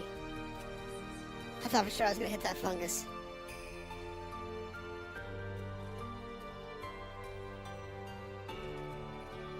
The pips, I think they're called. The distribution points? Yeah, they're often called pips.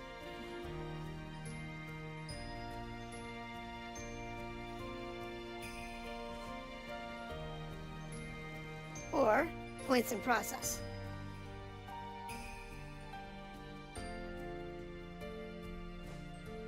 I didn't see any.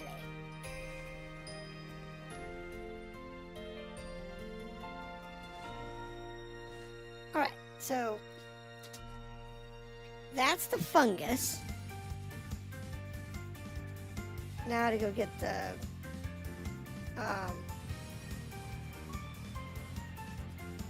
mold. I didn't see any other mold spots. No, that's not mold.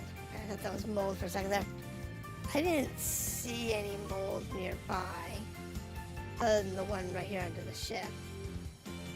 So what we'll do is we'll get our bacterial mold and then we'll search for 2 more spots.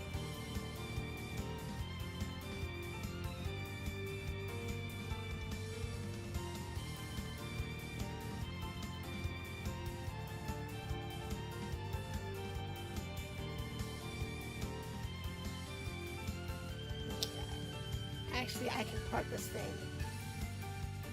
underneath here.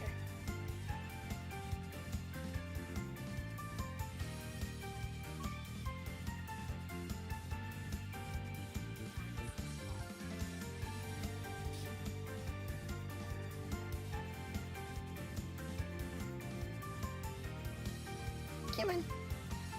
Let's get the mold. Mulberry bacteria. Not a very common. It's a very common thing. You run into mold everywhere. Everybody's got mold. This whole system, probably, of all the planets that we have, those funguses might be the only thing that's not mold in the whole system. To be honest.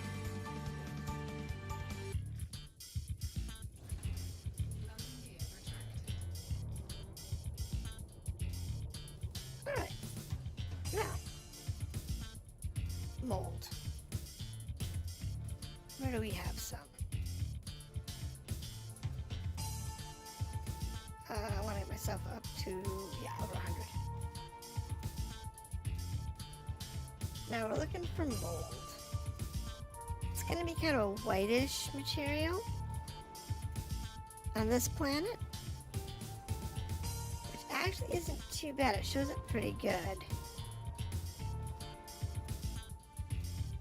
You can see all the fungi trees.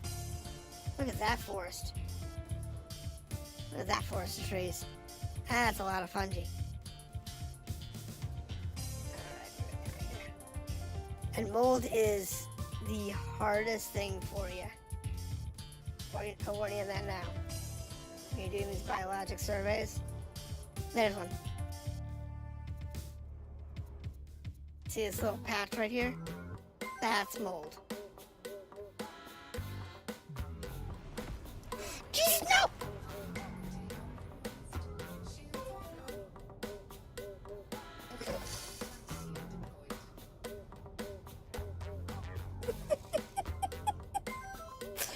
Well...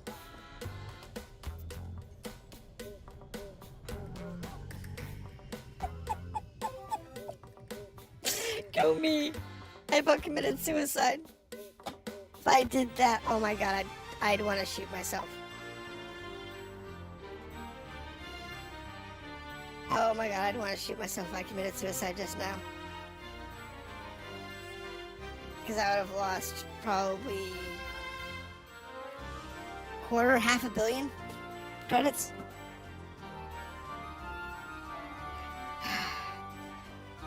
It's because the way my controller is set up,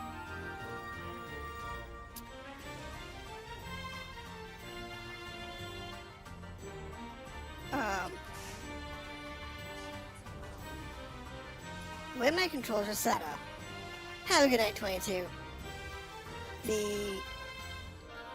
On my Thrustmaster throttle, there's a analog hat. Next to the analog hat is an up-down switch. That up-down switch has my flight assist, and it has my landing gear on it. Next to that are two buttons. One of those buttons is my forward reverse control. The other button is my afterburner.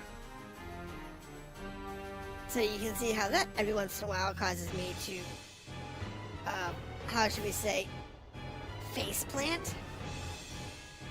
Thankfully, I carry limpet repair drones. Here's that one right here.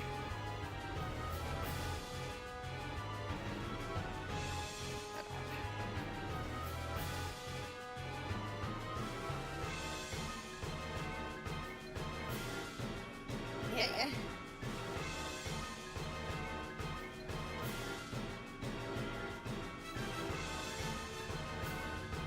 There it goes. Doesn't always pick up on the nose down. There's all you have to sit there and play with a little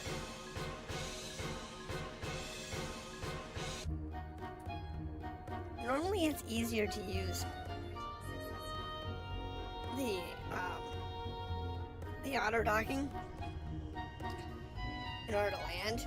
Every once in a while it gets kind of wonky. Either you're too short or too hot, too low or too high, or it doesn't like it being a Tuesday. There we go. There's our mold.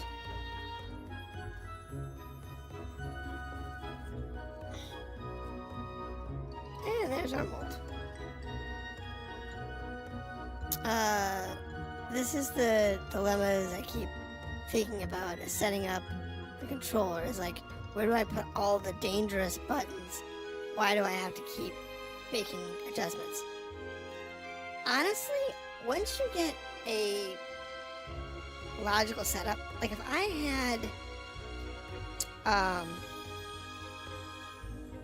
if my thrust controller, so my throttle, had the buttons on the bottom or the top, so like the ones at the bottom you use your thumb to hit, or the ones at the top that you use your index finger you reach out to tap, I'd probably have the afterburner up there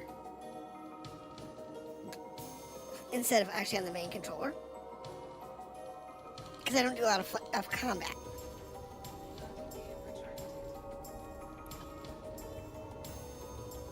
But the setup that I have is actually designed for space combat. So you want to have your forward and reverse thrust. You want to have your afterburner. You want to have all these things at your fingertips. So you kind of have to deal with the devil. Thankfully, I have limpet drones. Do I still have 4 limpet drones? No, I used one. I really want to sit at 96%. Yeah, we're fine. Alright, next planet in system.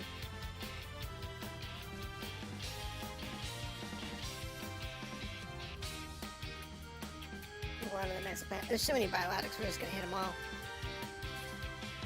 Just gonna hit everybody. It's just easier that way. The thing is though, most of the controls in this game are either redundant or superfluous. Like, if you're doing the landing gear alternate controls, I used to use alternate control sets for landing gear with my old throttle control.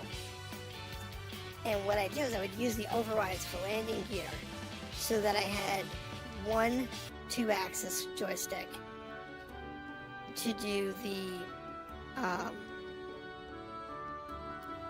horizontal movement, so the XY flat movement, so left, right, forward, back. And I had the other joystick do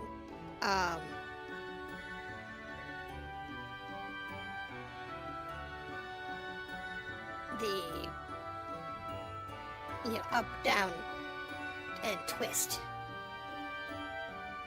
And that was okay when I had two axis controllers. But now that I have, multiple analog controllers at my disposal, it's a lot easier.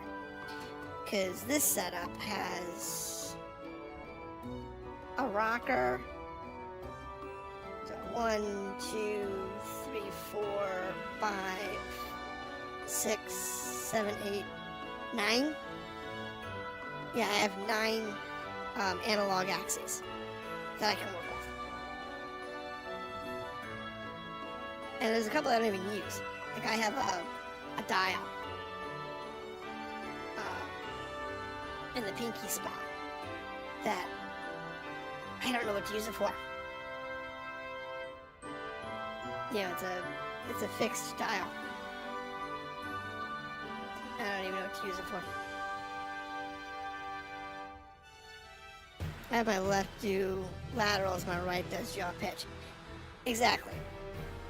So like the way mine is currently set up is my actual flight stick does yaw, pitch, and roll. The analog throttle on that controller doesn't do jack.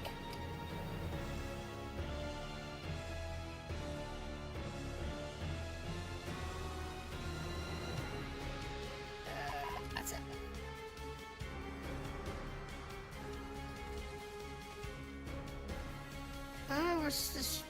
We're stuttering a little bit. I don't know what's up with that.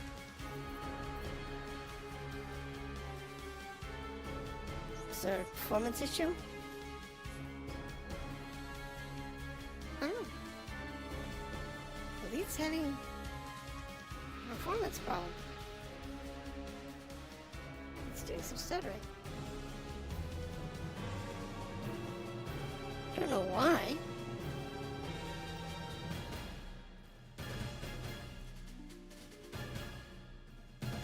Yeah, let's change the graphics quality down. So, bacteria. That's it. Just bacteria. Let's see if that's the problem. That is not a good idea. I'm sorry. We are not.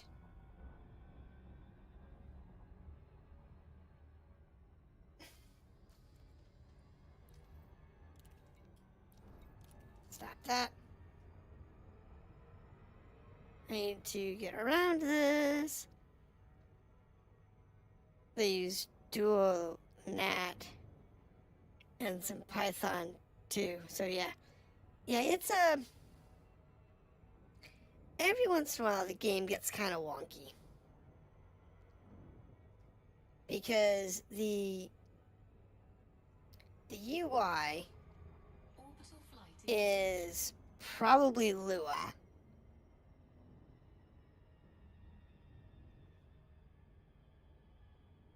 I don't know if they use how much Python they use in the local client. The way I understand it is they do use some of the server for maintenance and whatnot. And in this case, this is not network performance issues, though that is usually a problem. This is just all of a sudden my computer's acting weird. I'm not sure why. Well, when Elite Dangerous came out, Lua for UIs was all the rage. Because it was relatively easy to program and configure.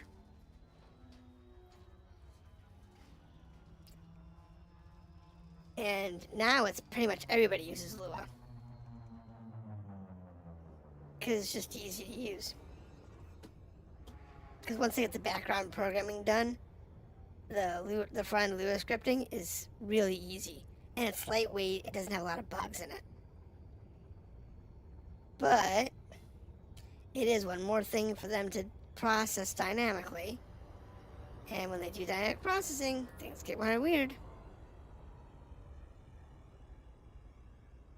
Yes, Lua is probably the best scripting language we've gotten that's new in a long time.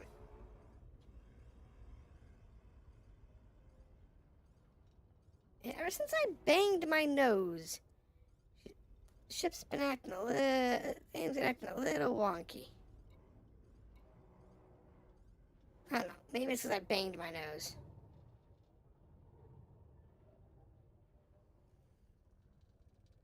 Literally, that could be all it is.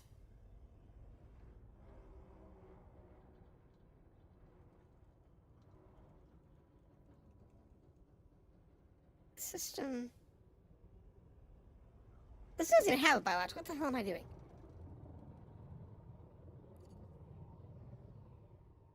Does it have a biological? Yeah, it's got one biological. Okay, never mind. I'm looking for mold. There it is. See, told you. Looking for mold.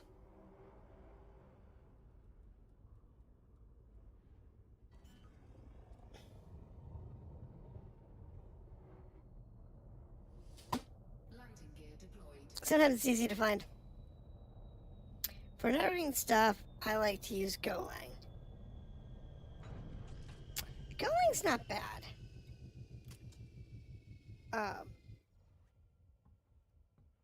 I used to be a programmer. I'm now a manager, but for my day job. But I used to use Golang for network heavy traffic. We also use, for some reason, my younger developers have decided they want to use Rust for areas that we would use C, or like C++ back in the day.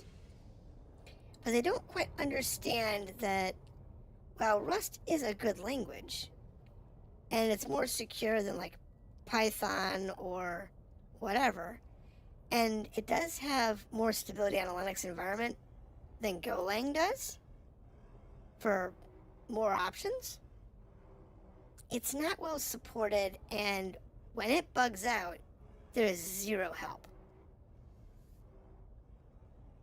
But they've done good work with it, so we have a couple applications in Rust at work. But we have a lot of applications in Golang, and we sell a lot of Python scripts and Python applications. Exactly. It really should be used for system level stuff. But they've been using it for light web apps as well. And it's not a bad language for light web apps, but it's not one I'd recommend for it. Get rid of your landing gear. Landing gear retracted. Don't you even bounce off that surface.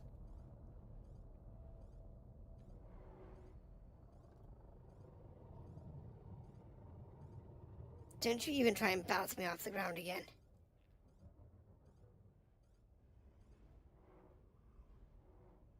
I'm looking for bacteria.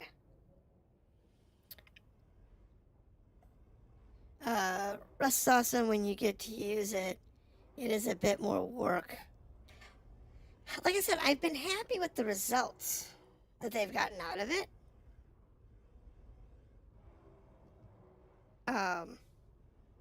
Because they've rewritten a couple of like Linux C modules in Rust. Because like some of the applications that we're using it for, the only C modules available for it are like 10 years old or 5 years old or whatever, but they're not maintained. So rather than having them working in multiple languages that there is no value to, they're doing it, they've been converting them to Rust in order to make it easier to maintain our code base going forward. One of the problems that I've had with Rust, though, is I'm not a fan of it having kernel access. Now, I'm an old school programmer, And when you're an old school programmer, you never give an application direct access to the kernel. You always have a device driver or an interface driver that has kernel access so that you can secure the system and somebody can't backdoor into your web app or whatever, or your application layer, and have access to your kernel. They wanted to do it the other way around, where we'll just do it all in Rust, and our application can have direct access to, the back end hardware. I'm like, no. And they don't understand that that is not secure. It's not safe. And when you're working with any level of cybersecurity, which we do, we have to be cognizant of that. You can't give your front end application access to your kernel. It's a very easy way for viruses and worms to get right into your OS and cause catastrophic damage. But getting some of these young guys to understand that is really hard. They just don't get it sometimes. It's a shame. But no, I've been happy with the results they've gotten out of Rust. They've gotten good results out of it. That's why I let them continue to develop in it. And why if somebody comes up in the future and says, hey, let's do a Rust app, I'm not gonna be adverse to it. But I'm gonna make them prove that it's the best solution for what they want to do. Like any other language. Because I have to keep in mind that we have to provide secure solutions, not just quick solutions.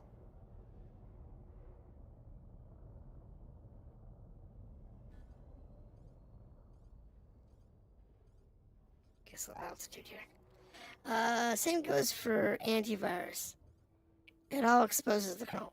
Right. Now, antiviruses don't actually expose the kernel anymore. They can. Don't get me wrong, they can, but they don't. If you're using a mystery meat antivirus, then yeah, you might be exposing your kernel. Fungus. But if you're using the standard stuff like Norton or McAfee or one of those guys, they actually don't. There it is. What they do is they have a separate application that's packaged with the antivirus. And that separate application has separate permissions, so that can access the kernel for the limited access it needs. It's like lock and unlock files or whatever. But the main application doesn't have that access. And the only way it talks to that sub-application is through an intermediary daemon service. My systems, other than gaming rig, is a Linux system. Yeah, I get it. I don't have it at home. I don't have a Linux system or whatever here at the house because I have no need for it. I mean, I do have some VMs with Linux on them because I do some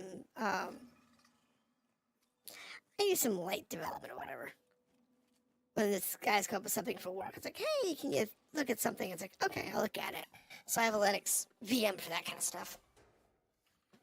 I also have one set up for like Docker images and such.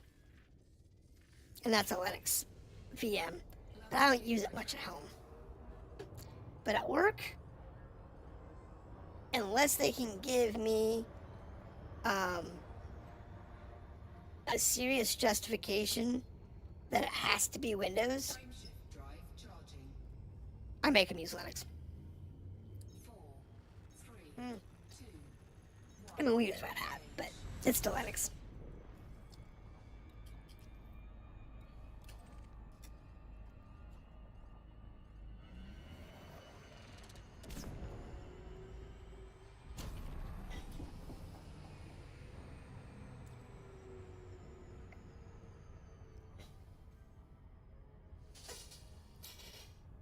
But no, but here at the house I have two Windows machines. I have one for work, in case I have to, do like, work on a VM or whatever here at the house. So that one's my work computer. And that's still Windows, but my main one's Windows.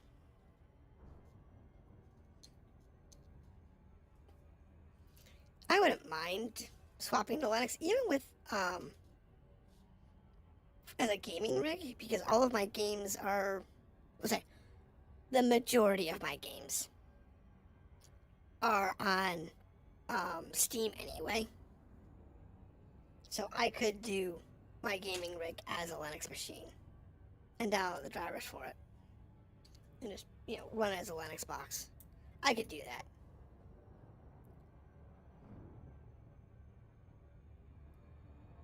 Just like my work computer, I could run as a Linux machine, considering what I use it for. It's mostly web usage. Go to some website, do a class, that kind of stuff. I used to do home server stuff, but when a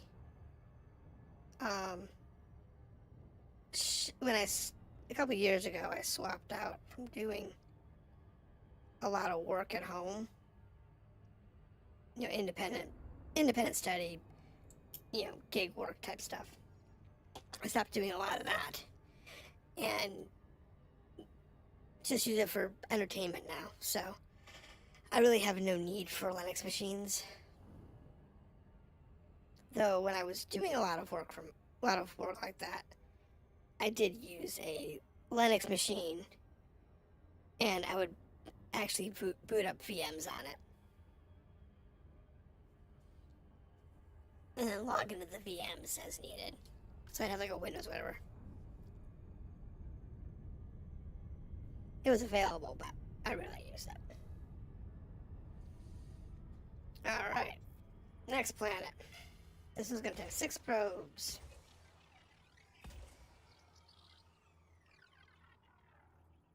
The way the game's acting, I might need to restart the game again. It's still acting kind of wonky. Surface scanned by 50%. Oh, really? There's my... That should do it. Should have hit that with that probe.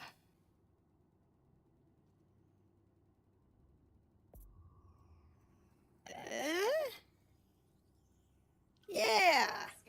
4 probes. Anything on the surface? No? Oh, that's right. This is not a landable, is it? This one is. It's the moon that's landable.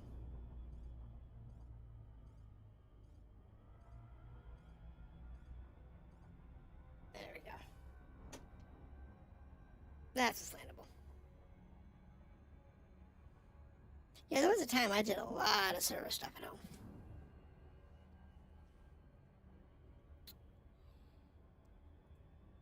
It's definitely a thing, but it's not something I used to do. I do much anymore.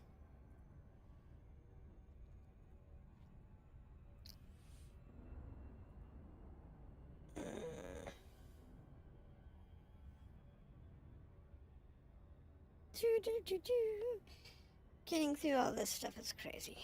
Alright. Oh, get rid of that. Y'all don't need to see that. Hold on.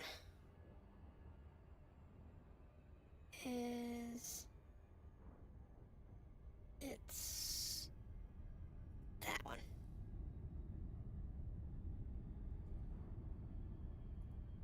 Because y'all don't need to see my windows when I pull windows up. I'm just clearing out some windows that are just hanging out on my screen that I don't need.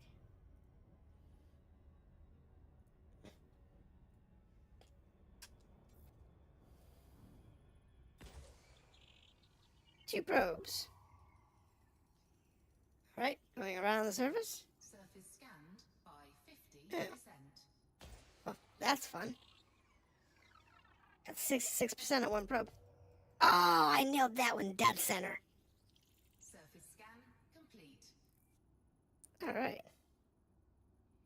So this one has no resources. It's just gotta land on it to get the first fall bonus. I'm good to go. This one actually has a proper ice cap up there. Most of them don't. Orbital flight engaged. Most of them is the same, pattern across the whole planet. This actually has a proper ice cap. It's kind of interesting. No, I don't want to go there. We'll go to this area here.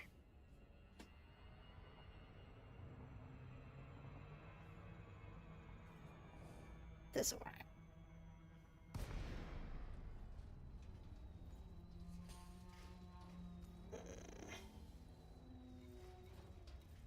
At least I have the resources I can make stuff if I need it.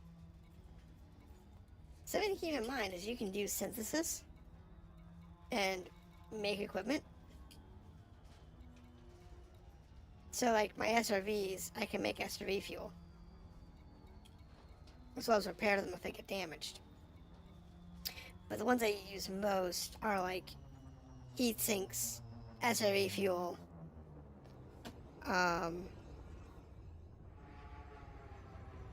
and limbits. I do have to make limbits occasionally. Like I'm down one because I used one twice. So that limbit wore out.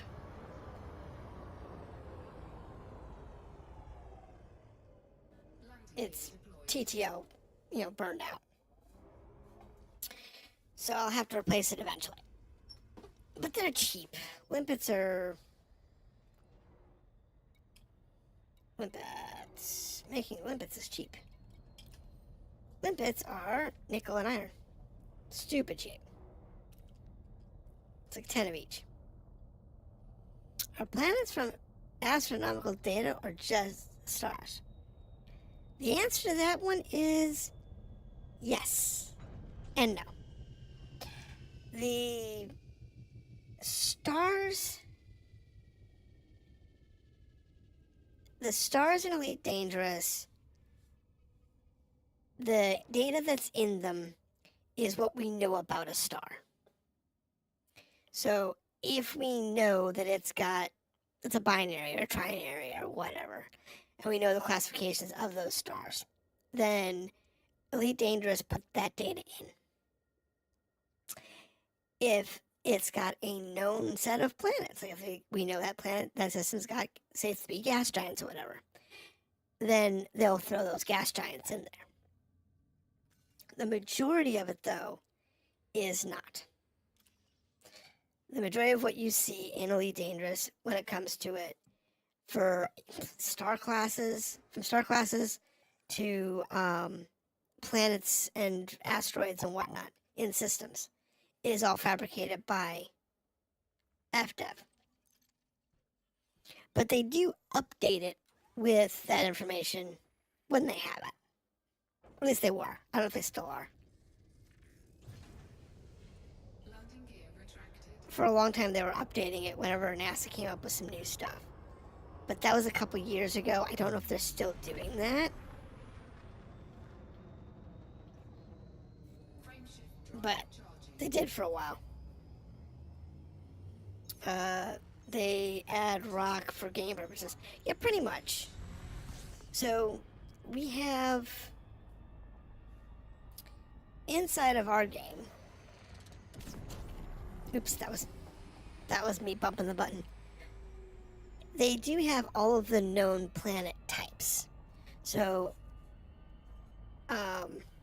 we have rocky bodies, we have ice bodies, we have oceans, earth types, high metal worlds, magnets, high activity, lava worlds, and so on and so forth. Everything that they know can exist in the universe, FDev has put in with significant numbers. With sufficient numbers. asteroids and rings. And there's a lot of stuff that's like theorized by scientists, like a super Earth that has a massive ring around it.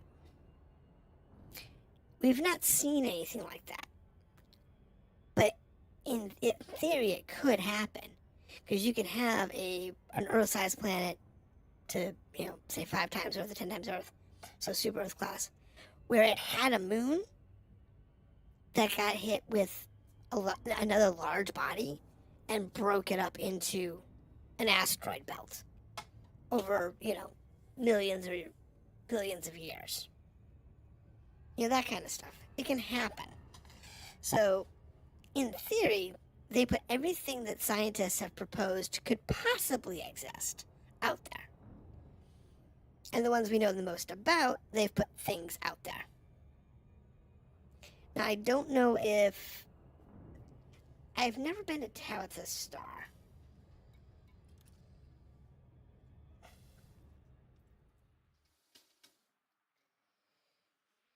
Let's see if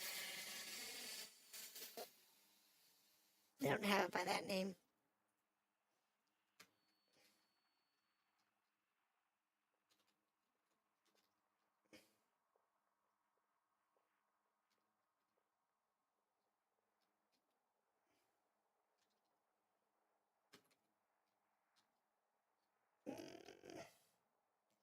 They do have all of the named systems. I just can't spell them. They're all there. But like I said, when they first came out, they made it as accurate as we knew. And when they do the updates, when they did Horizons, they remapped many planetoids to be landable. The one promise they have yet to complete, and we might get this one with the colonization update next year, is the ability to land on heavy atmosphere planets.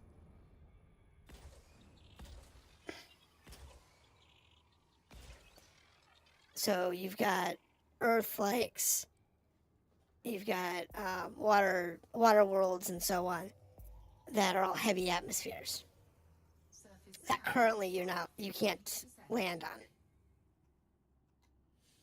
on. Does the game have inaccessible gravities from things like black holes or magnetars?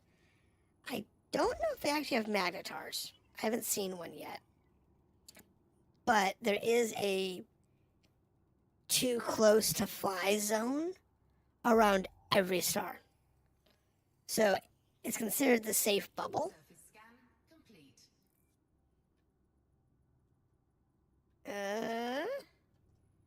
Okay. The safe bubble is an area that you cannot deviate from. So you can't get closer than, like, say this. Let's say this was a non-landable body, like a sun or a non-landable planet. This blue line that you see is the quote-unquote atmosphere line. If this was a non-landable body, that would be the breakpoint. I wouldn't be able to go past that line. That would be the point that I can't go past, so that I can't, burn myself up in a black hole or something. Orbital flight engaged.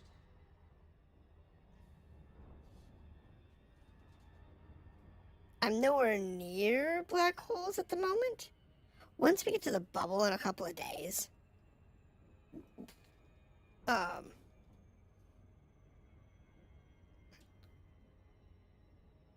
I'll be able to show you black holes, but I don't have any nearby, I don't think.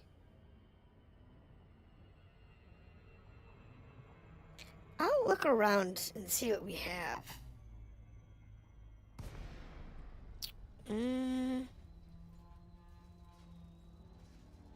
I want...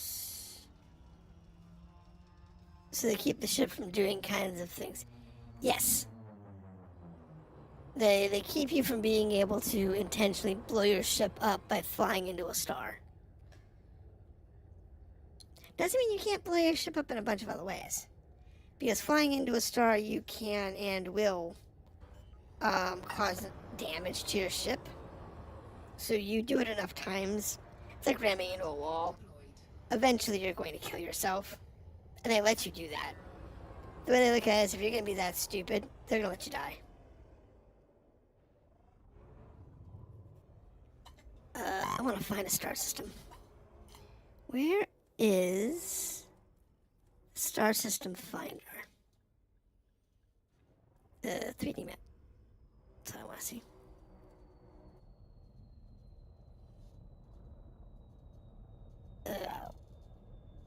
What system am I in? HEGAANS-B D13-0. Find me. There's my ship and my execution graph. And I want to see stars. But can I filter objects? Nebulas, suns. Let's see here. Trying to see if this particular program, because I'm using EDD in order to explore stuff. I don't think. Well, let me get off real quick. Get the ground fall. So you had a save point in your progress to protect from cave loss. Okay, so the way it works is ED saves at every significant event. What is a significant event? Significant events are jumping in or out of hyperspace. They are landing on planets, boarding and unboarding your ship, or every 15 minutes. Whichever comes first. So if your game was to lock up and crash, which it does occasionally on me when I get out of my ship, it does that occasionally, then I have to restart and I'm back no more than 5 to 10 minutes, usually in space. However, because it is server-based, if you faceplant and you blow up and you go back and it reboots you back at your last port of call, whatever that was, you lose everything that you gained along the way. All the data, all your ships, your maps, all of it. So you don't want to do that when you're on a long expedition. But we wanted to look to see what was around us. We have FFMV. Okay, that's not too bad. It's down here. A KVA. Not too bad. An MVA. FKK.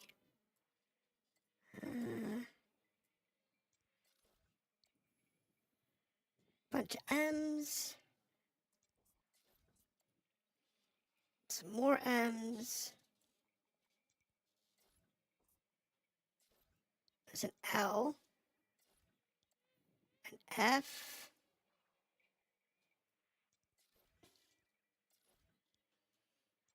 L, M. A T2. Really?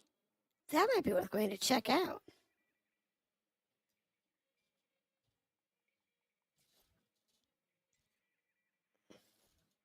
Centauri stars can be interesting.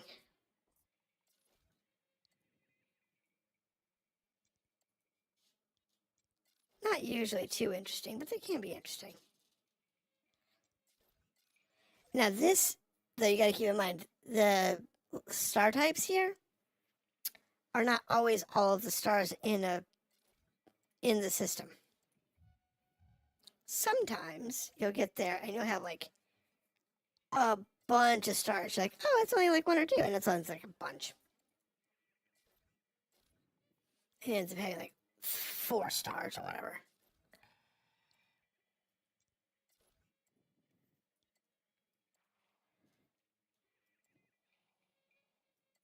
Huh.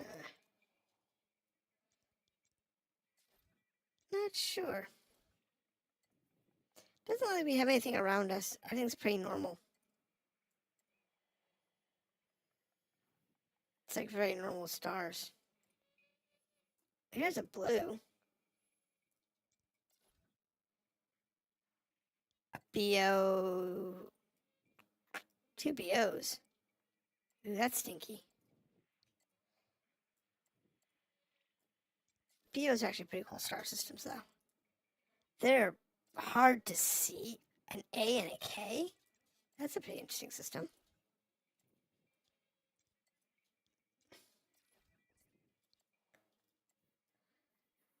All right. I have jacked up my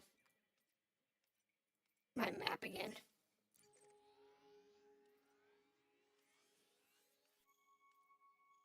Yes.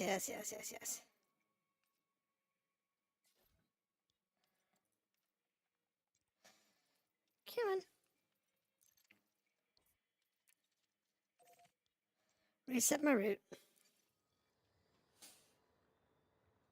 Alright, so we need 2 funguses from this planet.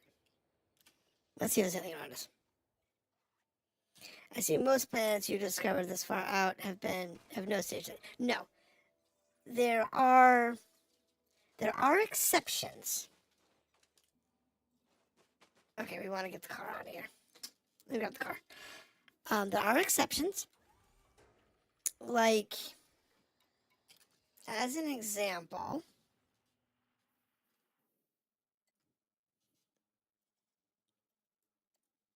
where is it?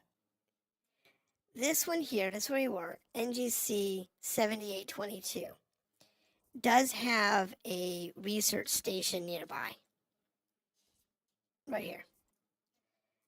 It's a well-known research station. You can go out there and check it out. Now, I do not know. I didn't see any on the list if there is one out here in the bubble. Because the bubble nebula is where we're going next. This is the next waypoint. And I haven't seen one here, though there are occasionally carriers out this far. Or people have a carrier stationed. And I'm banking on a carrier when I get there. But you're not going to find, anything habitable station-wise out this far. So you have to have certain things on board. You need to have repair limpets. It is usually a good idea to have research limpets if you're going coreward or towards the Pleiades. It's usually a good idea to have a research limpets. Now, I do have a research limpet launcher on this craft.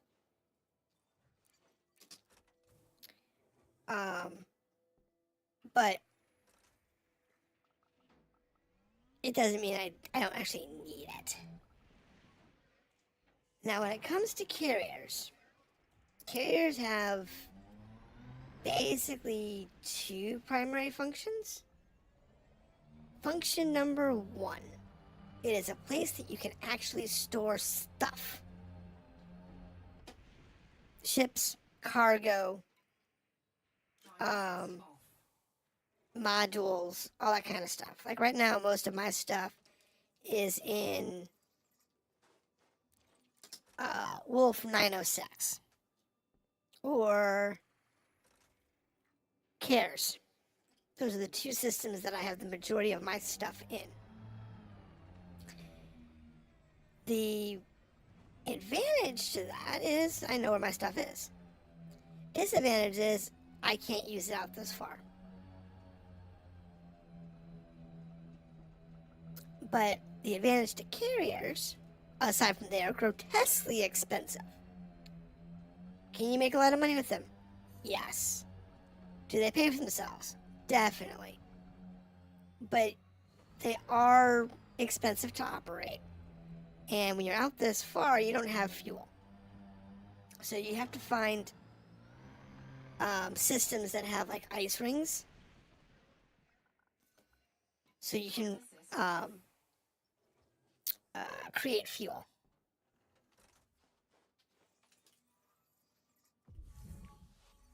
You bummer. Not far enough away. So you have to find like ice rings to generate fuel for the carrier, because unlike your ship, it can't skim stars. So, like your ship can skim stars all that long. And like this thing runs on phosphorus and sulfur. So when I get low on fuel, I can just put some phosphorus. I can make fuel for it because I happen to have the materials on hand. So it's not that big of a deal. But you do have to do a little bit of material farming before you go out.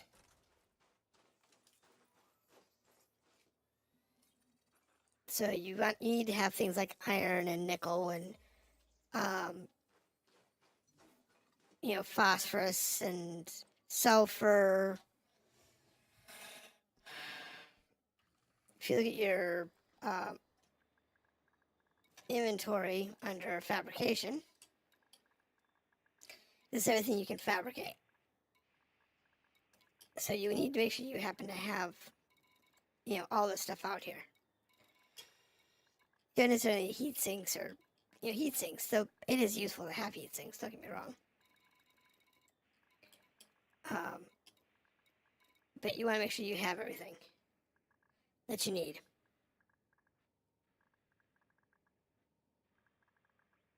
I did skim this, right?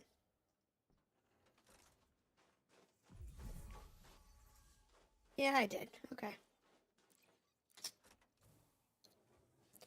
So this actually will show you what we want now. Let's see here. We are... This colony is going to be too close. Like, I'm getting low on fuel, so I'll go ahead and make some soon. Probably when we're done on this planet, I'll make some fuel in a little bit. For this rover. What are we down to? 25%?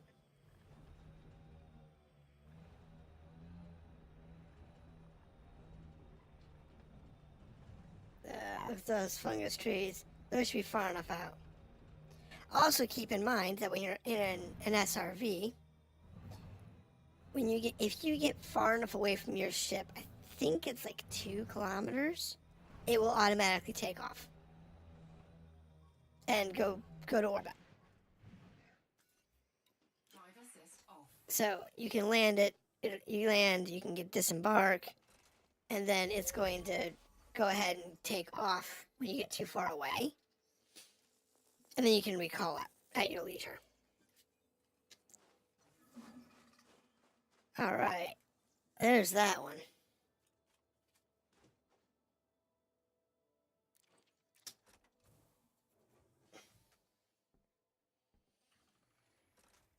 All right, so we're gonna back up, and since the other thing we need on this is bacteria, we're not gonna do that from the ground, only because bacteria is usually spread out too far.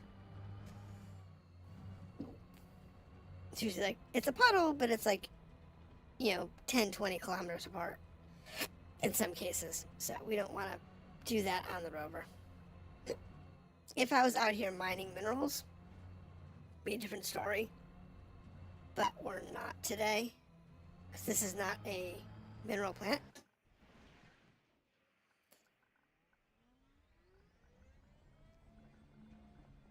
The downside to not using something like EDD to when you're on planets is you don't know what the resources are. Like, we are on B4, and I have no clue what minerals are here. I know there's 2 organics that I had to find, but I don't know what minerals are on this planet, and if it's worth my time to go looking for them.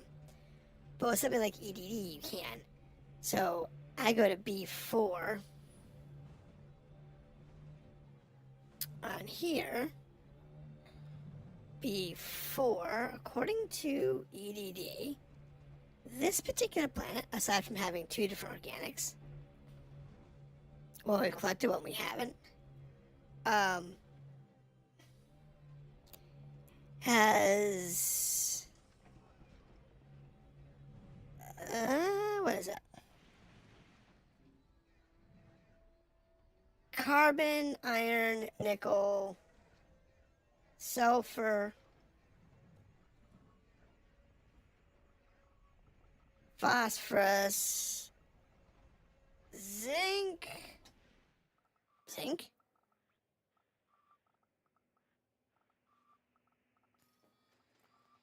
Is that zinc?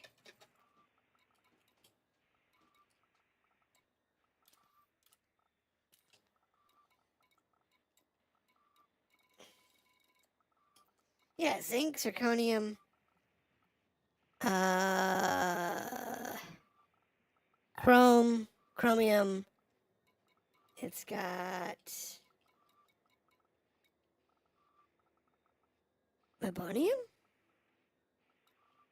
No, manganese. I'm sorry, it's got manganese.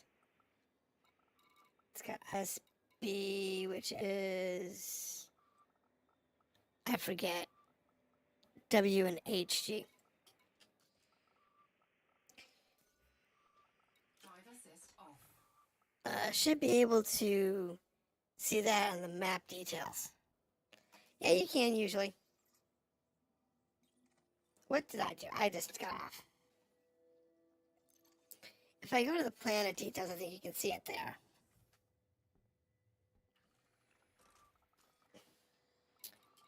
Over here. Can you, I think you can look it up in this screen? I think it is. Yeah, here it is. Planet minerals. The advantage to having things like EDD up is that you can see it you can have it up and not have to flip to this screen all the time if you're looking for something. This planet, while it does have them, they're not very dense.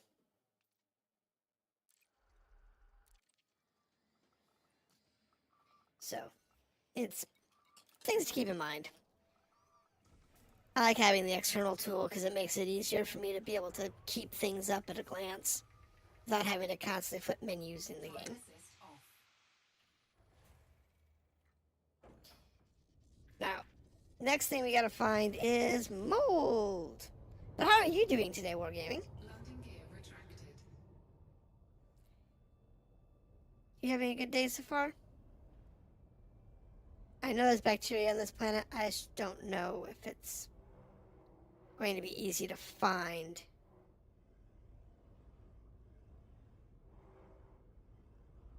Might be a nightmare, to be honest.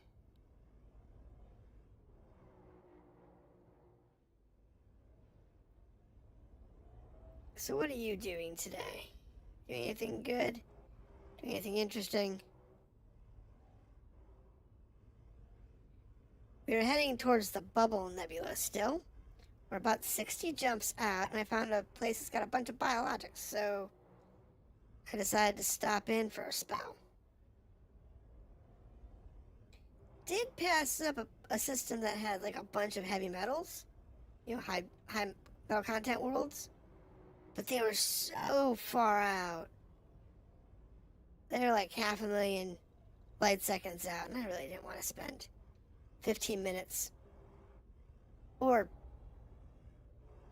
8 tons of fuel to get out there. Oh, not bad. Just grabbed some burgers, pulled some pork. Oh, nice. That sounds good. I like food. I like food. The only thing I wish was that this was a little easier to do. Oh, really? Two-tone mud splots. That's what we're dealing with today? Thank you. Landing gear deployed. Last thing I needed. Two-tone mud splots. That's gonna be hard to see. If I don't get, without getting lucky.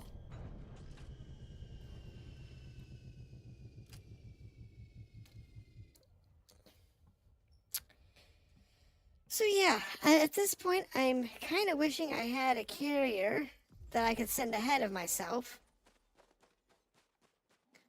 for like resupply runs and a breakpoint.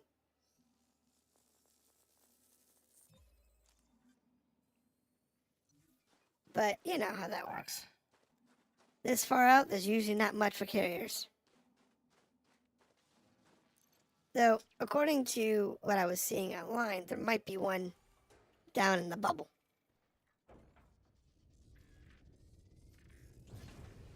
Landing gear Which would be retracted. nice. That'd be nice if it actually is there when we get there. In a couple of days. Happy New Year.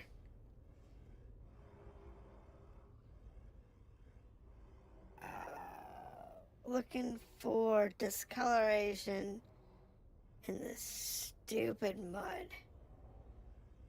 Jeez, I hate. Bacteria is annoying. It is super annoying.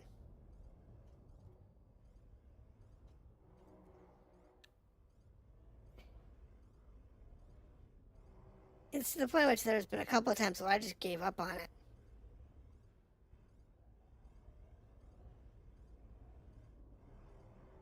I just gave up on it because it was just too much of a mess. Let's get some altitude here. Look up the Deep Space Support Array. SC stations throughout the galaxy. I'll have to look that one up. I know they're stationed all over the place. It's just kind of plotting my route based on where I know there's normally one stationed. Because a lot of times they're stationed near astral bodies like the nebula and whatnot. So I know there's usually one or two around each nebula. So I know there's one over in the Bubble Nebula that should be a semi-permanent or permanent array. Wait, I think that's my stain.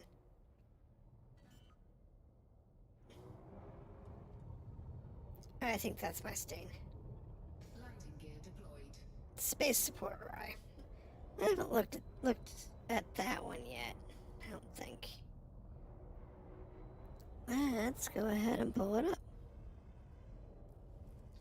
Space support array.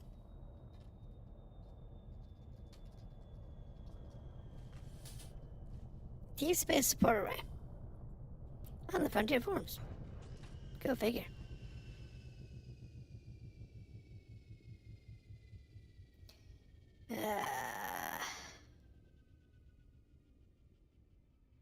Alright, I found the article for it, so I will put that in my list of things to look at later. Thank you for the recommendation. You might get lucky looking up on Anara for repair services near your system. Yeah, actually, Anara is how I found the one in the bubble and which system it's in. Because I knew there would be one in the bubble already. It's just a matter of, in the bubble system, it's just a matter of where it was going to be stationed.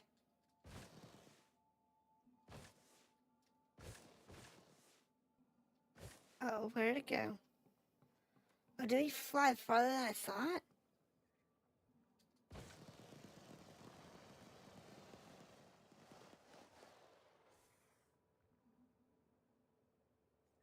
I think I'm gonna have to go get my car.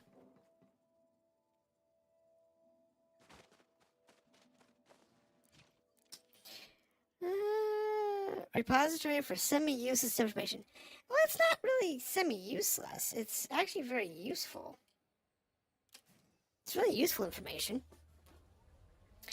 I just hadn't gone looking for it because so far on my route, I had planned it around places where I knew had stations. You know, I went to NGC 7822 because I knew there was a station there. I also knew there was carriers out that way.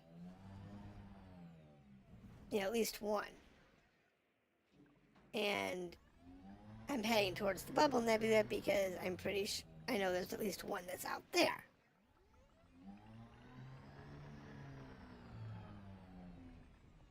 Stop being silly. Drive assist off. Drive assist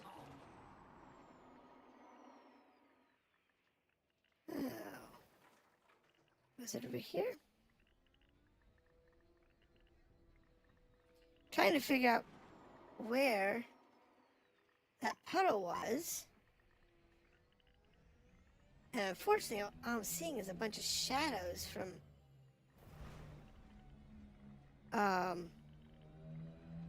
small craters.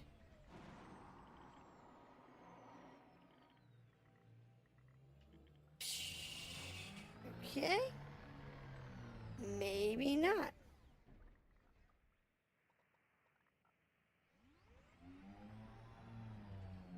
I just wish this thing did not have this weird stop, go, stop, go, stop, go thing. Drives me nuts. Drive assist off.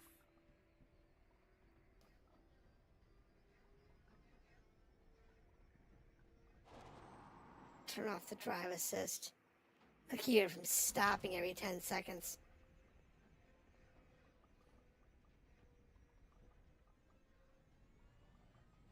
Something to keep in mind is that the drive assist is what stops you constantly. Because it tries to keep you from skidding. It can get annoying. But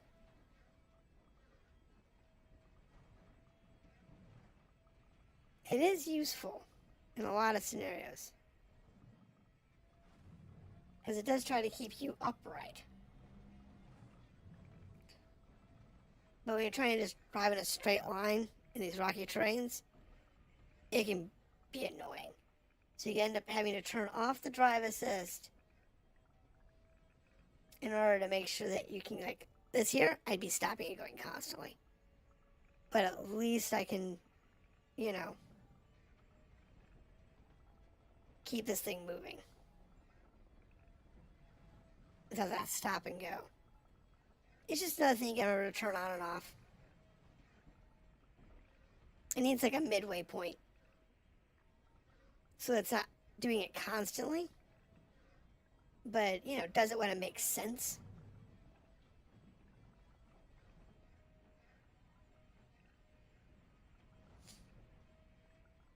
Because I don't mind it slowing down when it goes up a hill or whatever. Drive assist on. Because the drive assist also adds, like, torque and speed when you're climbing stuff, too. It's not just... Okay, I couldn't find what I was looking for, so I'm just going to get back in the ship and take off. we're just gonna say whatever and move on to our next spot. See if we can't find ourselves our fungus. Landing gear retracted.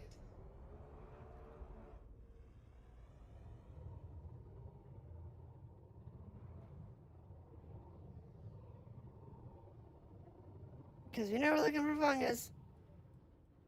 And we know it's annoying.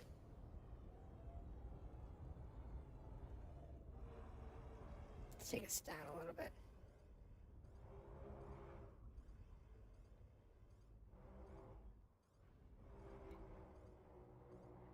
Yeah, your landing gear is retracted.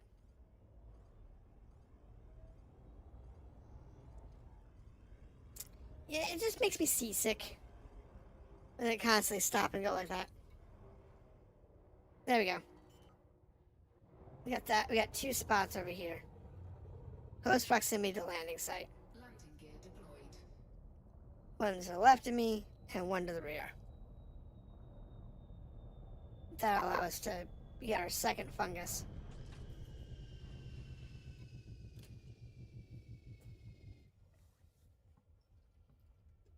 So I found a super tiny planet earlier today.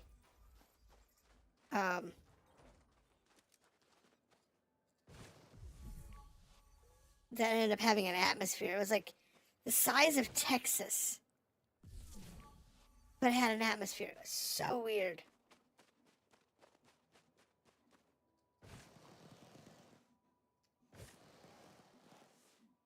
Where is it?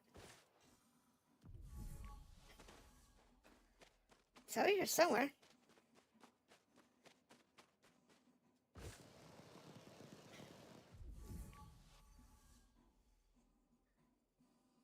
It's not far from the ship.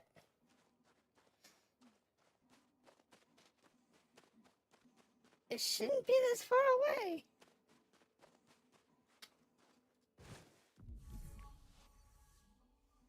Oh my goodness, did I fly farther than I thought? Planet Todd? No. Not Planet Todd. I think we're on Bob. Alright, I'll go back and get my buggy. Apparently it's farther than I thought it was.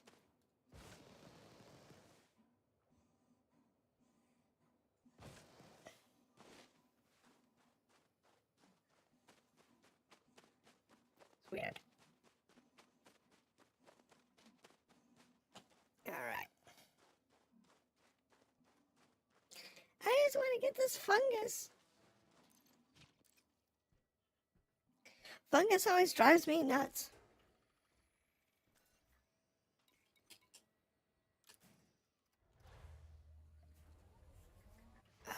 I'm getting to the point where I have to refuel this one soon. I got the materials for it. Low gravity warning. Drive assist off. I mean, I got materials to do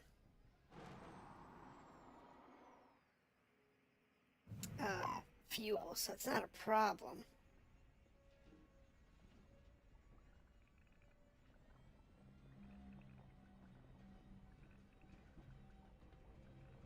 I'll make some in a little bit.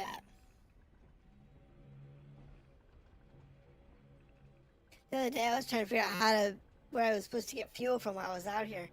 I'm like, where do I get my fuel from? Somebody's like, make it. I'm like, oh. Well, duh, that was obvious.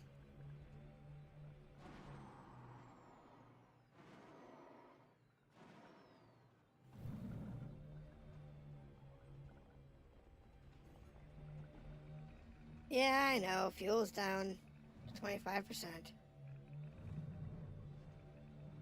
Trying to figure out where my fungus is.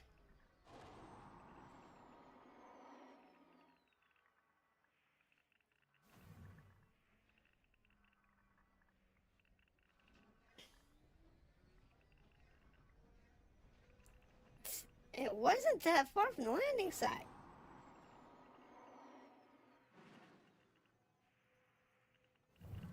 Oh, bad.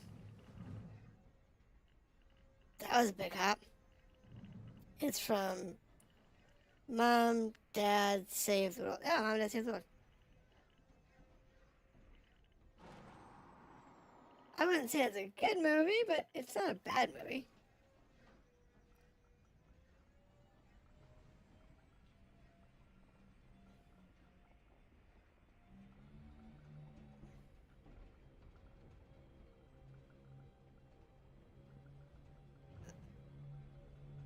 I know there's 2 spots that are near me.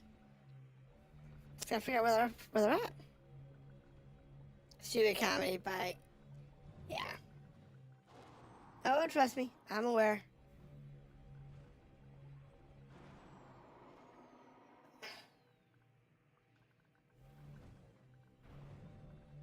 If it's from the 80s, from the 70s to the early 2000s, I've probably seen it at least once in my life. The habits of just living through it.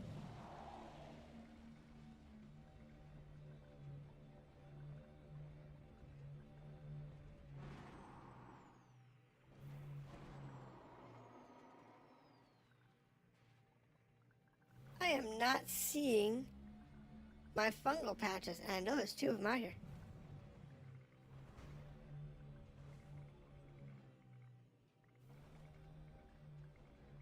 That's the scary part. I know they're out here.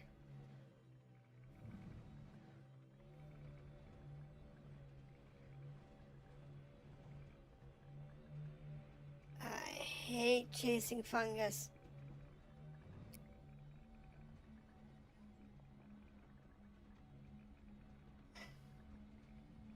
But then Galaxy Quest. Yeah, you know, I am a fan of Galaxy Quest. A lot of people hate that movie, but I'm a huge fan of it. Though I do have to say I like Spaceballs better. Bigger fan of Spaceballs. Not so much of a fan of the fact that they're making a sequel.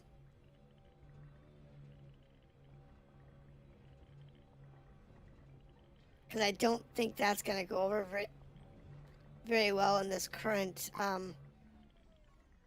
cinema market. I just don't think it's going to go over well. People now don't have the same sense of humor, and they're too sensitive. They get offended by every little thing. Something like Spaceballs, which is designed to offend people in a funny way, would not go over well, I don't think. So when they said they're doing a Spaceballs 2, I'm like, are you kidding me? It's not going to be what you want. Not in this market. I know it is. It's driving me nuts. And I can't see it.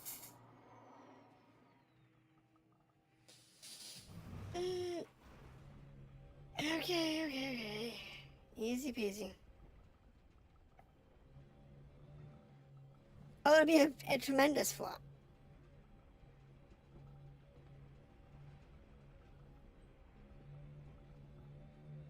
It'll be a tremendous flop because what made the original funny was all of the bad jokes that now one of them would offend people to the point where they want to sue a company over it. And it has like Drive assist off. 10 per minute. No, it'll flop. It'll flop hard.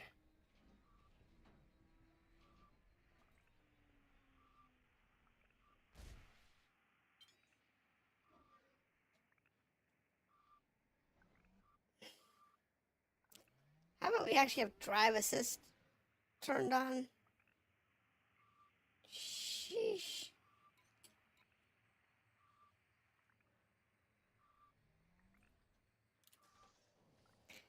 I don't see it.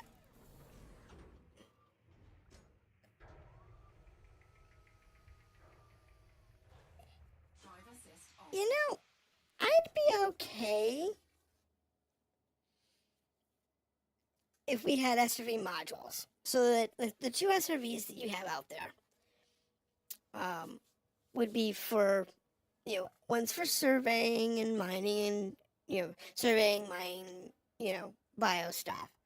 And the other one is the combat one, by design. Landing gear retracted.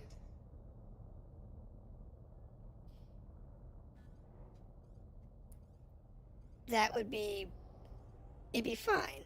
But having SRV modules would be perfect.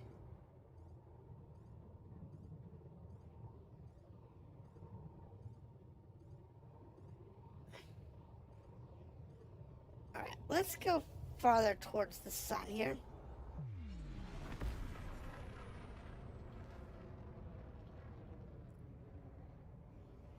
These shadows are killing me.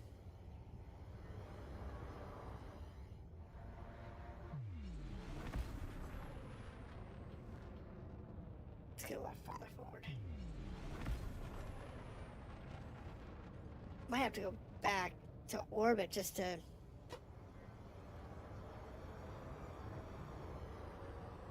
get ourselves enough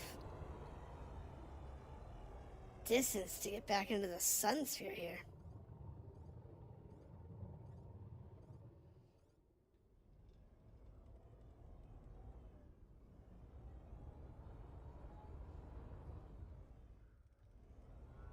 And this terrain is not helpful.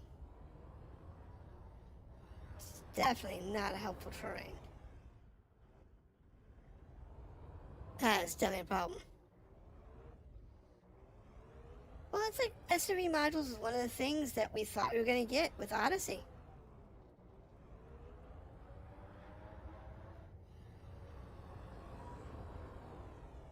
When they came out with Odyssey, we thought we were going to get SRV modules.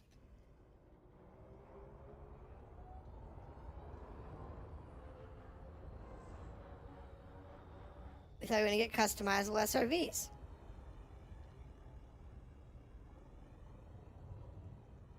Because that was kind of one of the things that they were kind of hinting towards, is that you're going to get customizable.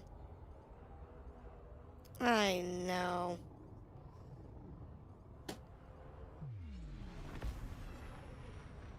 I'm gonna have to jump up.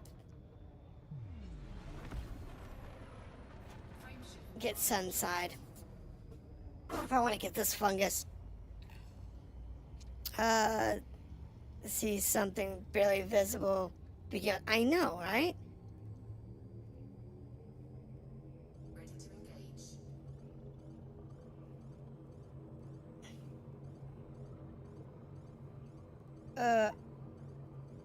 No, bad.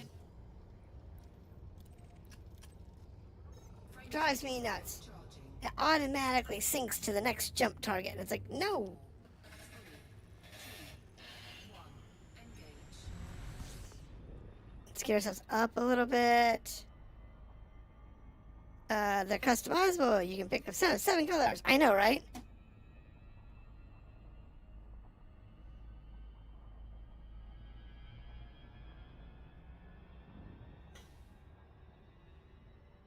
Who needs more than 7 colors?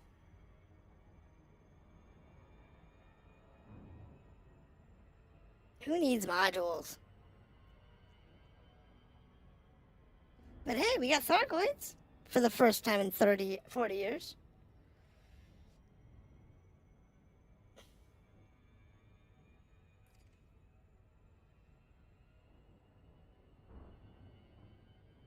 Oh, please tell me Sunside actually has... Oh, here we go. This'll work.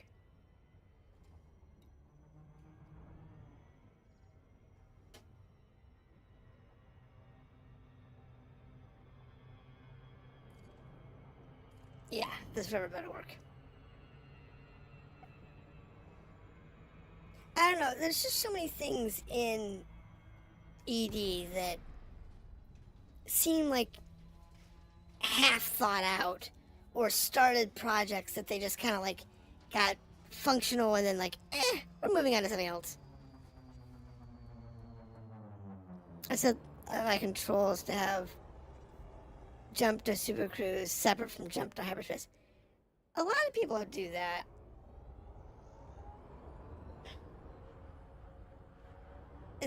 That's why the controls are set up that way. You have that as an option. I so rarely have issues with it that it doesn't bother me normally.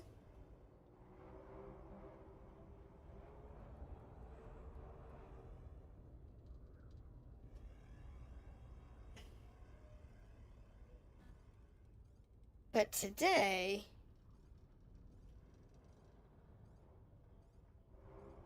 the controls are giving me absolute hell. My ship isn't sitting straight today. It's doing the wobble thing. Not my favorite thing for it to be doing. I would have my my hyperspace and supercruise separated if I had more buttons.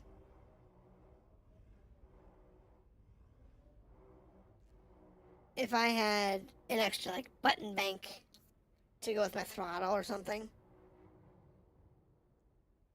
I'd probably do that. But since I don't have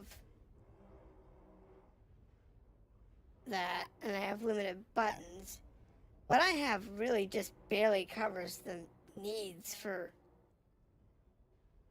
this game. Because my throttle and joystick setup have like 30 buttons total. And I have basically none to spare.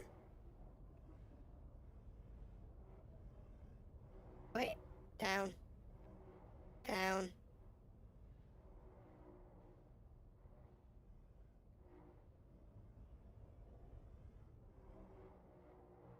No, must have been just a shadow. It's fungus. Fungus is cheap. It's not. I mean, it's only 1,000,000 credits. Hell, if I'm lucky, it might be worth a couple of million credits. Because it's a new world, but.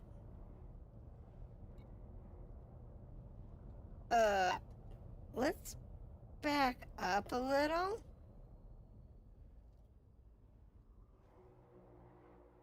Thank you. Thought that was getting awful close. Mine on a single toggle, up is one, down is the other. Yeah, I have a toggle on this controller.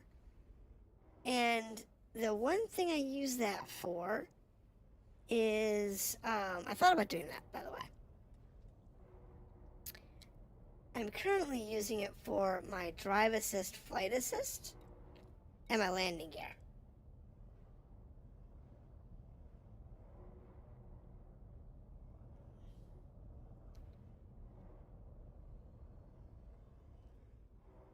That's what I currently have it set for. But I thought about using it for the hyperdrives.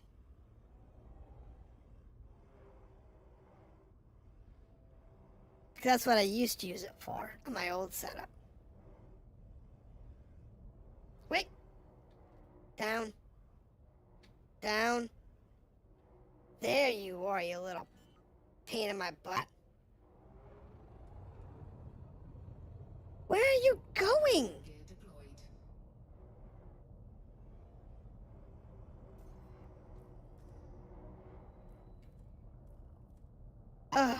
Okay, well, I know how far back I'm gonna have to go for this one.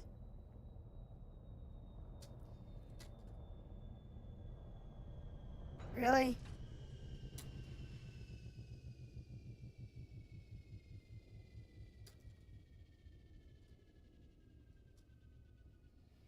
Alright.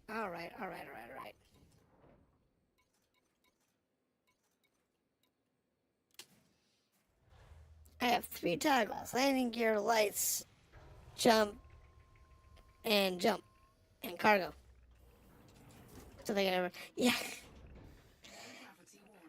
Yeah, no, I get it.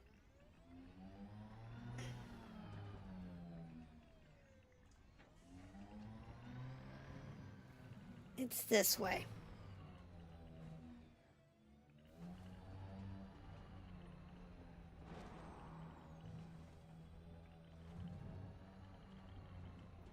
I know it's this way.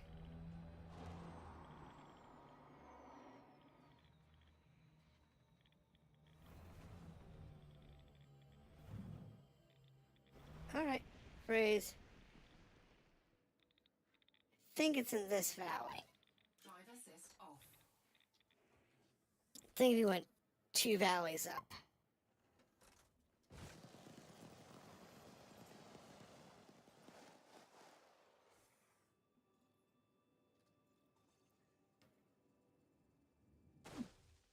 Ow.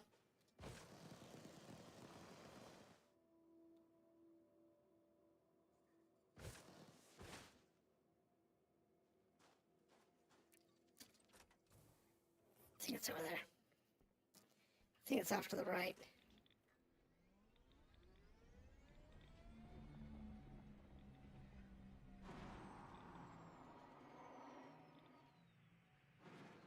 There's the fungus trees.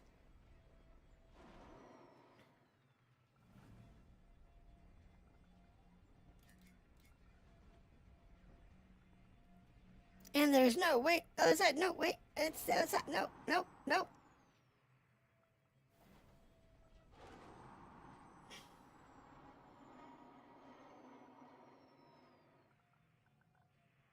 Look, no fungus. Where's my damn fungus?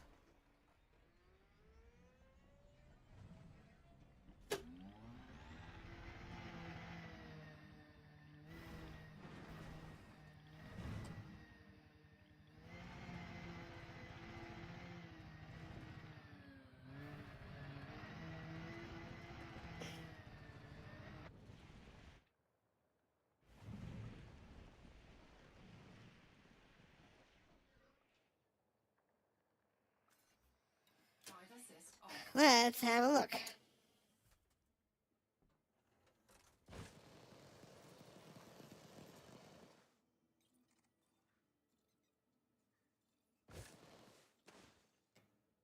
This planet's fungus is probably the most annoying one I've had so far on stream.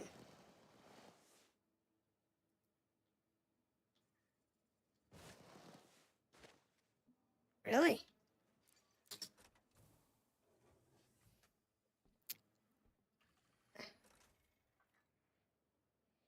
Yeah. Well, you know what?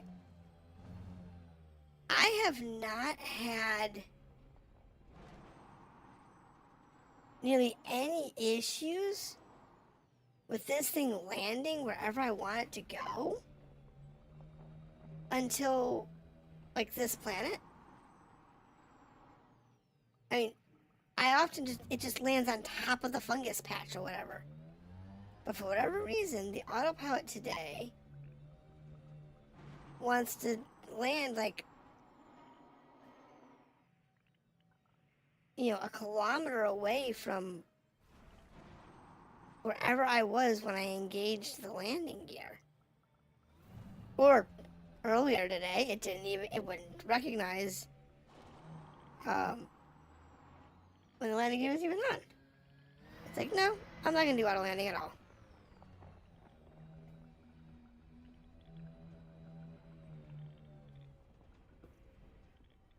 This is why we need a bioscanner on this stupid thing. Exactly. It's trolling me. I've come to the conclusion that the game is trolling me.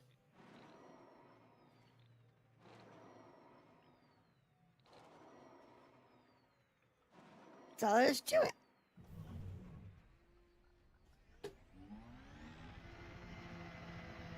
The game is actually trolling me, and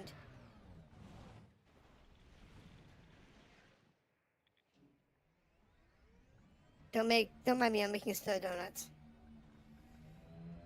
Not intentionally, but we're making snow donuts.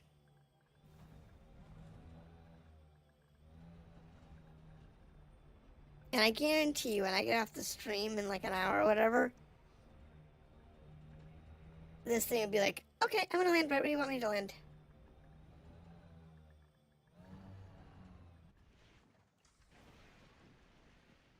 I don't think so. Because I kind of went over that area once already. Hold on. I'm gonna...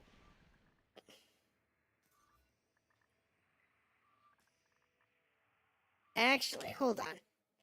If I fix... Come on, setting. This annoys me. The settings should not have to talk to the damn server.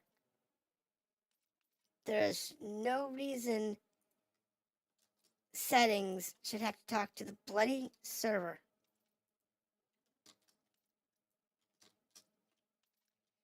Absolutely none.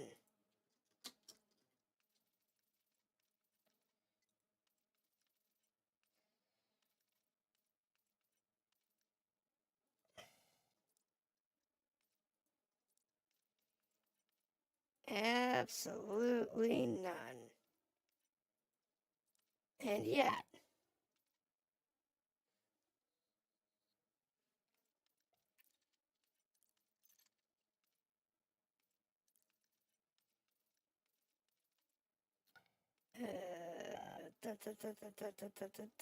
exit free camera. Zoom, zoom, zoom, zoom, zoom. No, okay.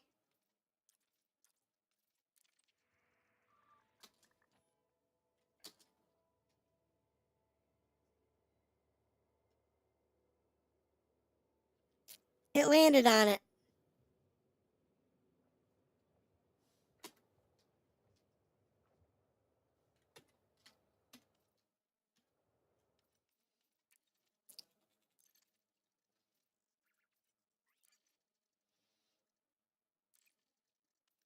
Hold on, let me... Camera.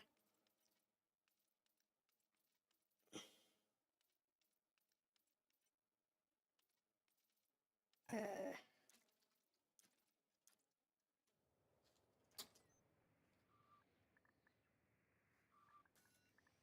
Drive assist off. I know, right?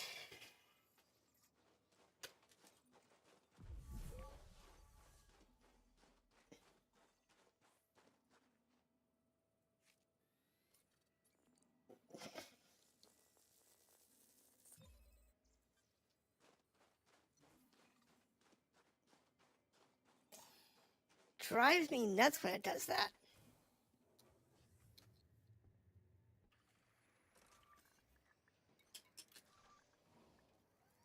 Fine.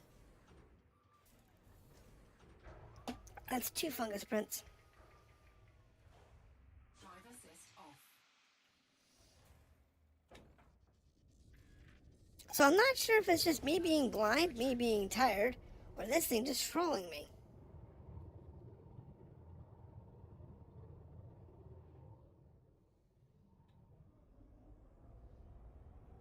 Because it could be any of the 3.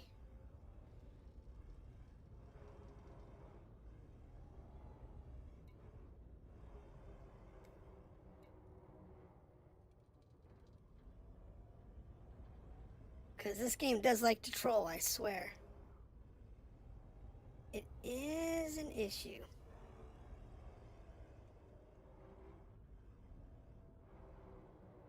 No, that's just a mud spike.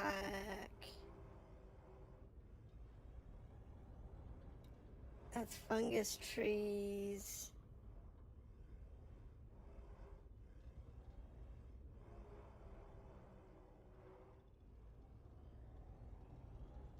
Let's see here.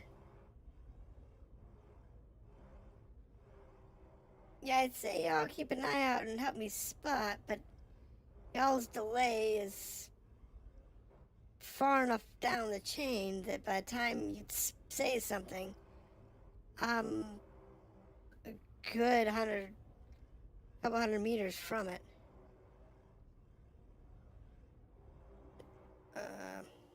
little more height, please.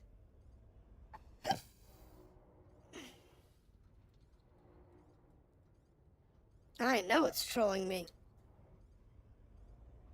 That's why it's giving me all this fungus. Well, not fungus, but all this mold.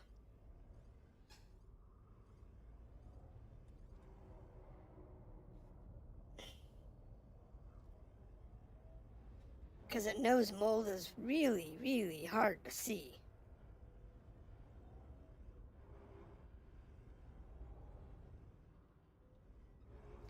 Wants me to check my eyes.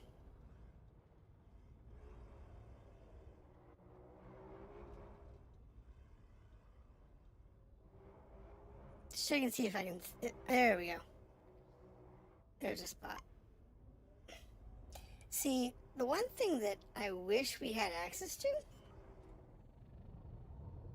was waypoint markers. So, like, in a lot of games, you can set down a waypoint marker, like point at or near at a surface or at a target or whatever, and do custom waypoints. And for these landing things, that would be a nice thing to be able to set custom waypoints.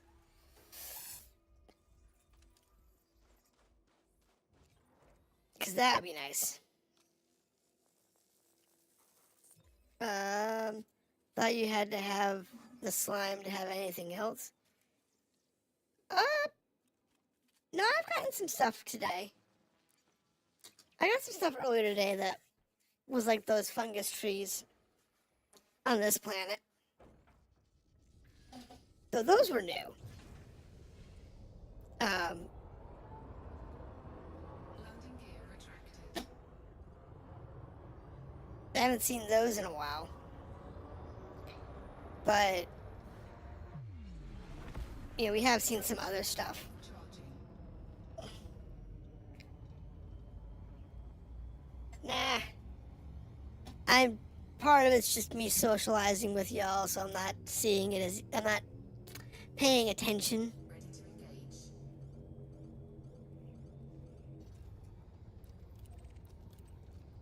Frameshift drive charging. But yeah, most of what we found today since I've been on stream has been like Engage. that kind of stuff that you get. That would be like, you know, a million or two, between the 1 and 2 million mark. Nothing I would say is worth writing home about.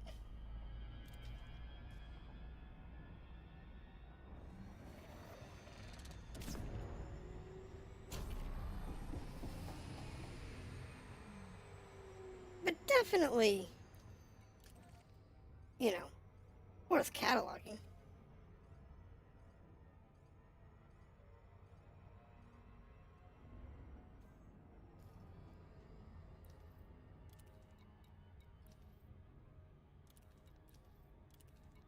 That's the right one, right? Yeah. We're right. Blame the peanut gallery. No, no, no! I blame the game. Because, you know, earlier today, I was finding stuff that, I was finding, what was it, Fungoidias, I was finding Scipiuses, I found some, stratums. But those are usually some pretty good money. You know, those are usually like 2-3 million a piece to find for stratums.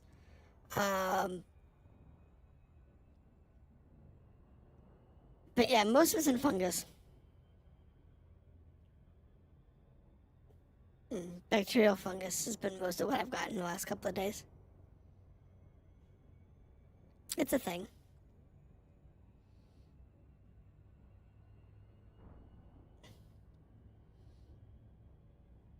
I'm hoping that by the time I get to a weigh station where I can sell off my organics, since they don't change value no matter where you sell them off,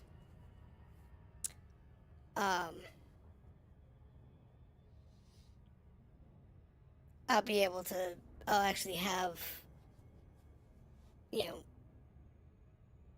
a couple 100 million or more. by the time I'm done doing my explorations and stuff, I'll probably have, depending on how long this expedition goes. If I do the loop around the galaxy like I was talking about the other day, it'll probably take me the better part of a year. At the rate I'm going, because I'm actually mapping systems. I'm not just, doing the loop to bounce the loop. I don't know if I want to spend that much time out here, because I do want to get back into civilization so that I can get a bunch of money farmed out so that I can do colonial. I think doing a colony might be fun. Not necessarily in the first wave, but, second or third wave. So if they started up, say, in April, let's say, they start allowing people to do colonies, I want to be able to be doing my first colony somewhere between that and, June. Look, it's an ice cube. It's one very large ice cube.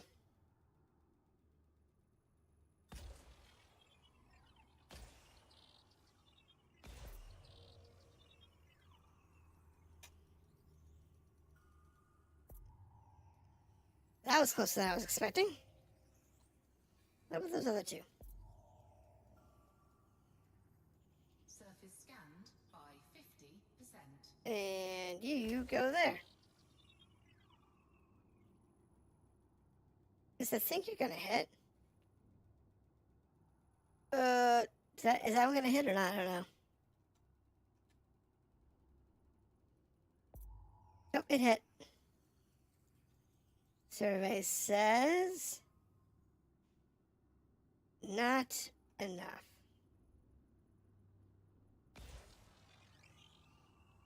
You switched your own system.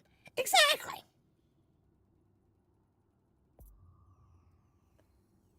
But I want a system that's actually worth colonizing.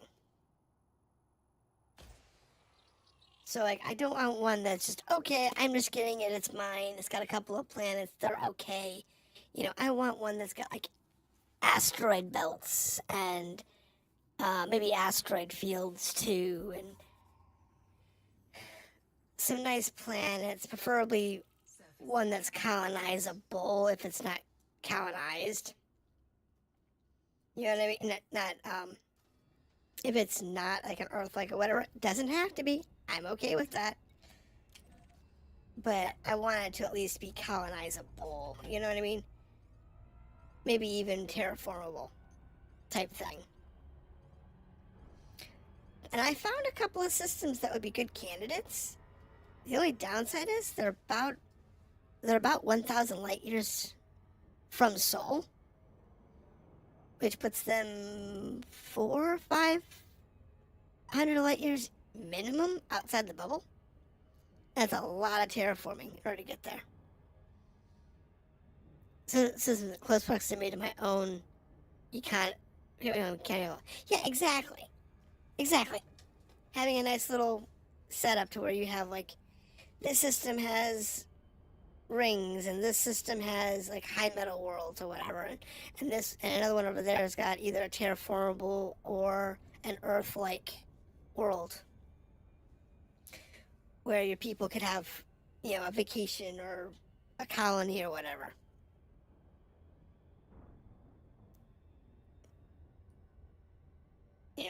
Make it actually worth my time to own the system or systems.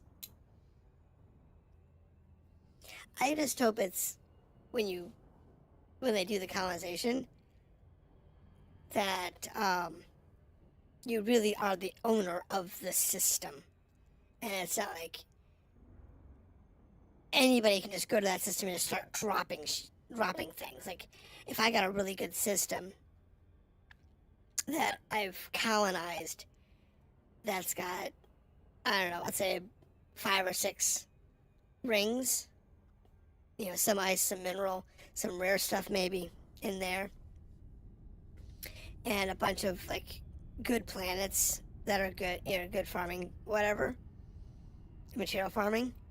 And then all of a sudden I have 700 installations that are neighbors, on my system that I did not build. This looks like a bowling ball. Where those craters are placed out, it looks like a freaking bowling ball.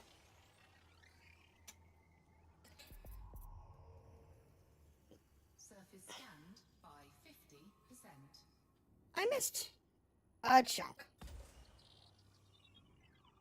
Mining, refinery, AG system, tourism system. Exactly. You want to have like 4 or 5 systems in an area Surface scan complete.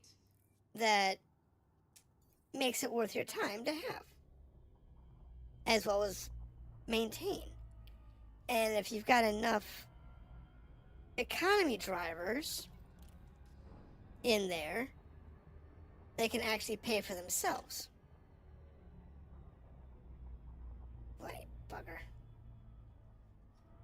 There we go. The other said the way it'll work. Every other system, just like every other system, Flight engaged. other than that, you can add stations. They already said.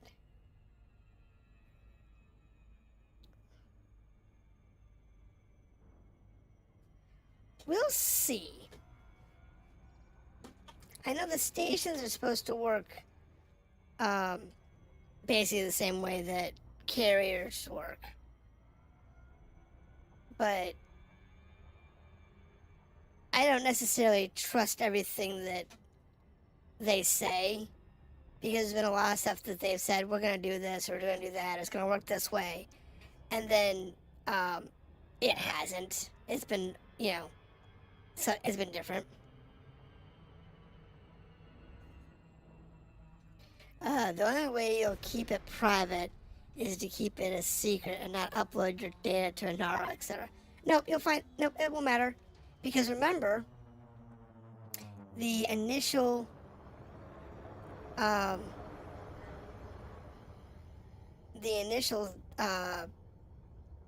colonization bubble is only 10 light years from a colonizable system, or from a colonized system. So if let's say you're coming from the edge of the bubble, your planets are going to be well known wherever your stuff is, because everybody's going to be looking for, where can I put my colony permits, da da da.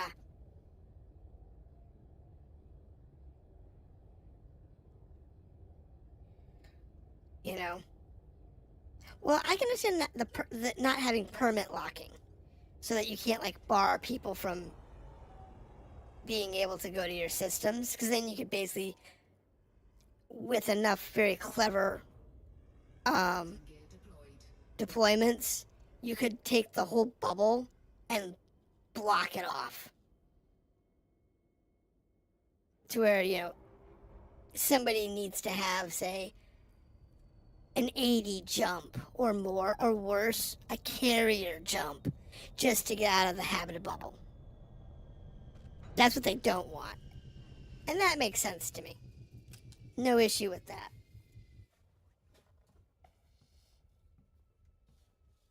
I just hope that it isn't completely open, because what will happen is, if everybody can colonize basically anywhere they see a square to squat, we'll have literally hundreds of dead colonies, things that people have put in place that have no value. They're not being maintained, but they exist because of the passive income.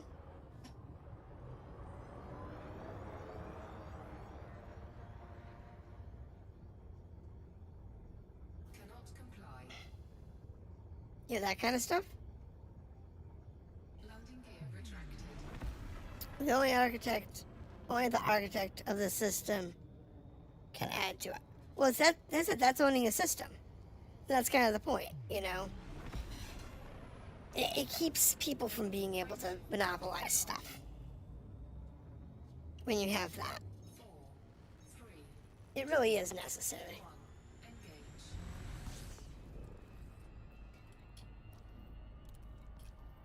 But like the system that I found that I wouldn't mind colonizing is a chunk away from the Hadrosphere. So it's going to take, you know, time and effort to get down there. So I'm going to have to look for another one that's not quite so far away if I want to do it earlier than like 26.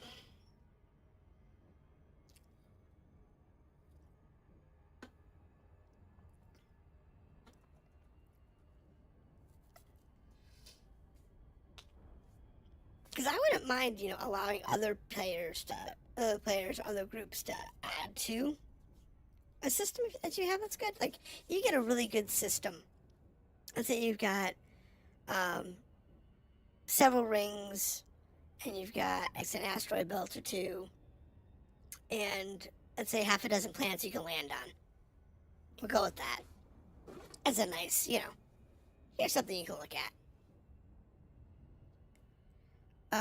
That also means if someone else is after a system you want, well, yes, that is a problem. But, you know, being able to put in a bid would be nice.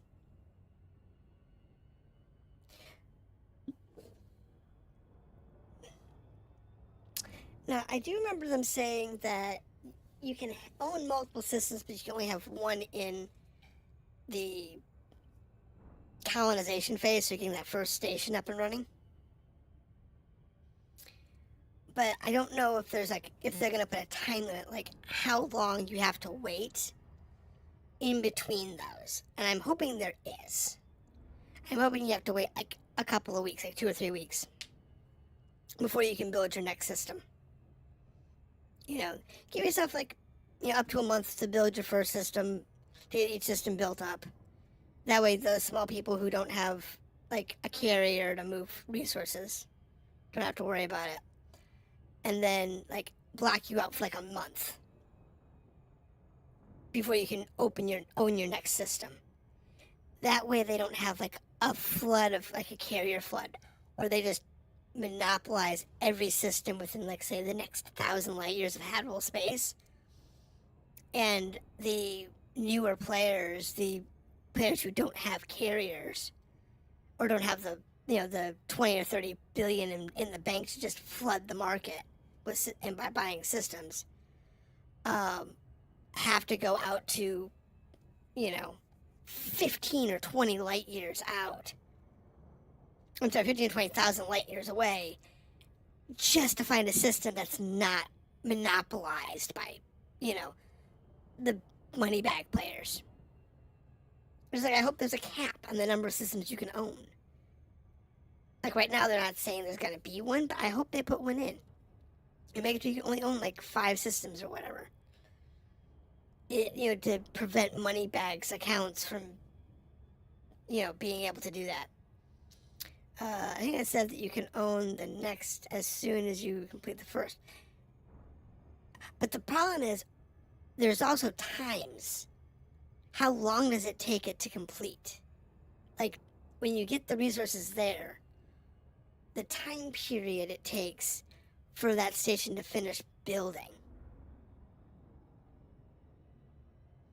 You know, even if it's, you know, even if you have a delay of a week, that delay of, you know, even having just a 1 week tick, so you can only build one station a week. Let's say you only build one system a week. For the number of players we have, you're still talking about everything within 1,000 light years of the bubble being filled in 6 months.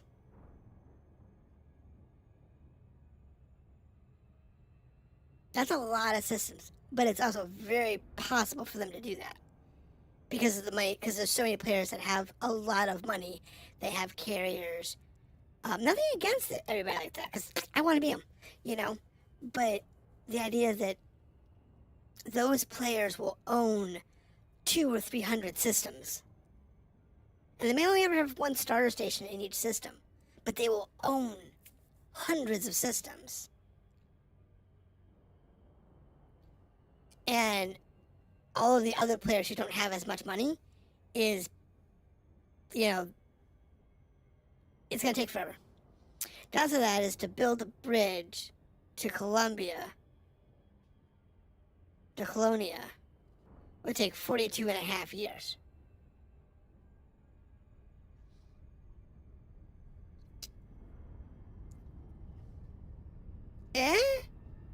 You know what? I'd rather take 42 and a half years to get to Colonia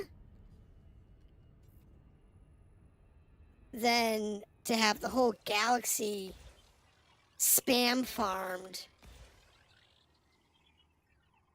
and completely colonized within 6 months because the people who have, you know, multiple carriers and hundreds of billions of credits in the bank can just buy up the whole galaxy, you know.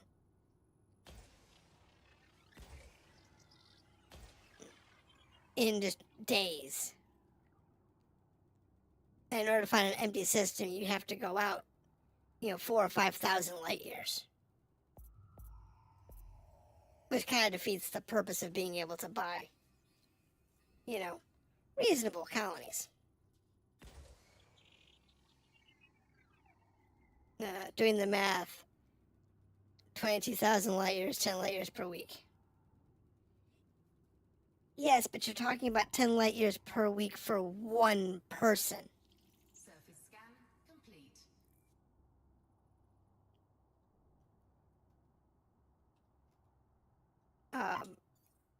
If once somebody has colonized or started the colonization process, if you can frog that planet to the next one over, then you could do it, you know, in a much shorter time period. 1 billion seconds is 32 years. So 400 billion stars is a long way to go. Yes, it is. And one of the limitations that's on the books is that you can only be colonizing one system at a time. That's what they've said. That you can only start that colony for one system at a time. The problem comes into what's the delay. If I can colonize a system a week, and if I have to wait till a system is colonized before I can extend that line, then Wargaming's right. It would take years, decades, to get out to Colonia.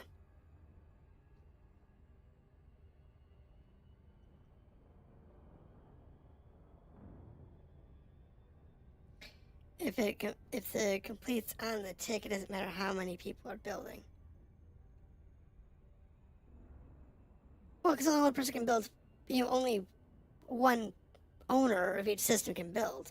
It does matter. They can't build closer because they have the same limit that you do. Right.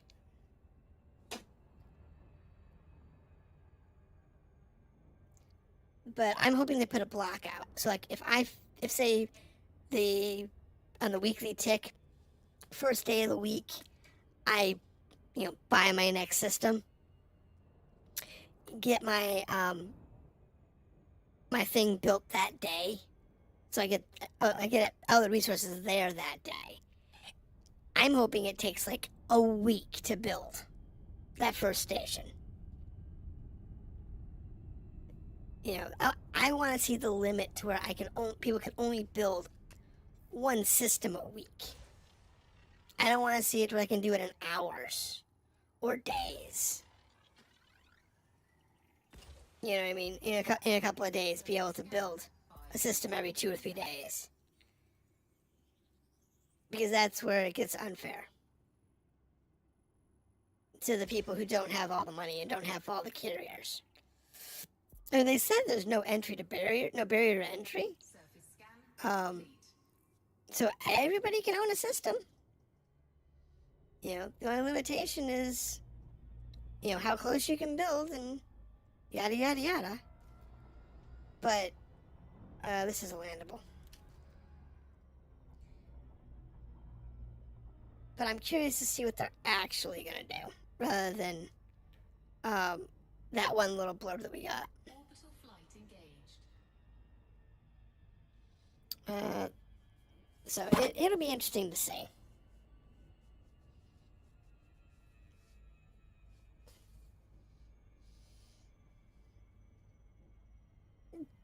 Because if you think about it, if everything inside, that, say, 1,000 light year bubble gets colonized quickly, let's say it gets colonized within 6 months, then the players who are starting new would not be able to do anything anywhere near the core. They'd have to go out, 500, 600, 800 light years before they could find a system that they could even colonize, which is so far away from the supply lines that they may not be able to afford to make these jumps without a carrier. Because we don't even know what the resources are going to look like.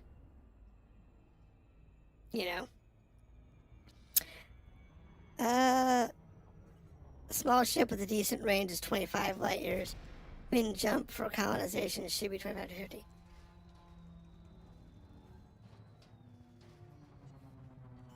I would be okay with a farther,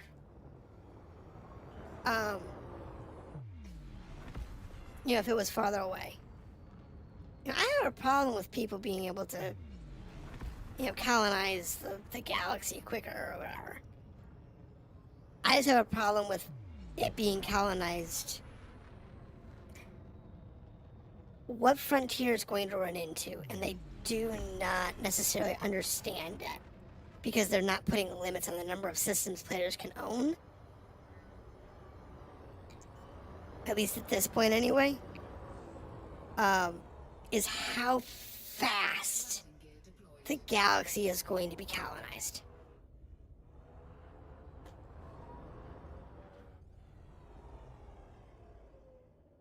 They think people are going to build 1 or 2 colonies, and it's going to be like, oh, honky-dory, no big deal. We're good. I got my little 1 system here, 1 system there. And that's where I'm going to stop. Now, average player might do that. They might get like 2 systems with space systems. But the moneybags players are going to do hundreds, if they're allowed, if not thousands.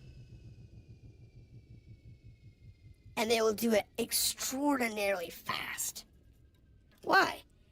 Because they've got 20 or 30 characters on 20 or 30 carriers on multiple accounts. Look at PTN. PTN has, what is it, like 2,000 players, most of which have at least 1 carrier. That group alone, if each of those people who have at least 1 carrier could colonize 1 system a week, you're talking about 2,000 to 4,000 systems a week, and that's just PTN.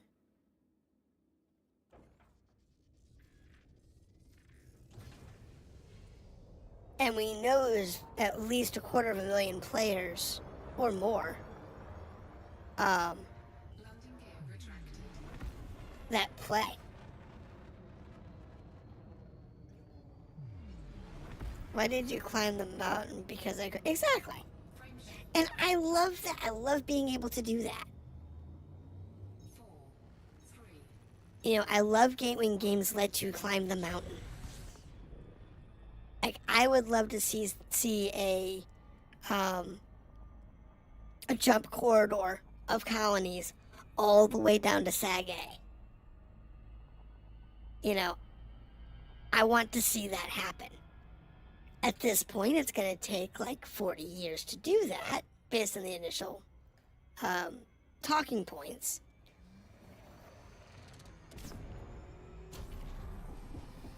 Of what we have. But I want to see that mountain surmounted. I just don't want it to be one guy doing it in like 3 days.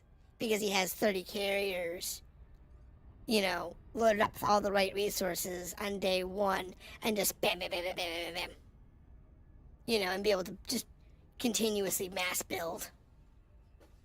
And just monopolize the whole corridor. And have one person own the whole corridor. At least the initial corridor, anyway. That's the kind of stuff I don't want to see. And depending on, how they handle it, it's very possible that it could be what ends up happening.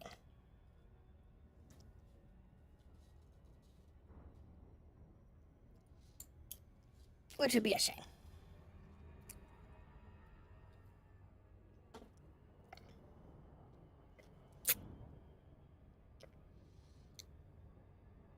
Oh, and you can't start from Colonia from the current info.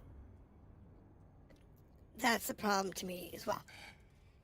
I would be okay if you could start at Colonia or any of the other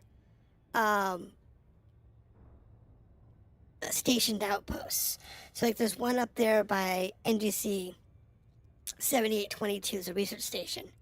If that could be a starting point to build out, that would be cool to have a player-made bubble out there in that stellar nebula, or based around that stellar nebula, or have a player bubble based around Colonia. You know what I mean? I think that's going to change, though. I think that's going to change. They also might change it to where we have new super factions. So I think they're going to add those too for regions of space. So like the Colonia government becomes, the Republic of Colonia or whatever. And out in Colonia you have, two factions out there in Colonia that one of them may be unique to Colonia, one may be one of the other known factions, super factions. And, that kind of stuff might be fun. Nova base to make sense. The bubble and Colonia are the only ones that make sense at starting point.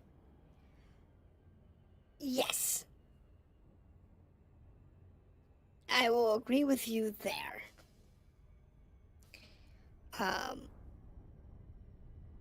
But I also agree with the idea that they should be encouraging players, one, to not be able to monopolize a zone.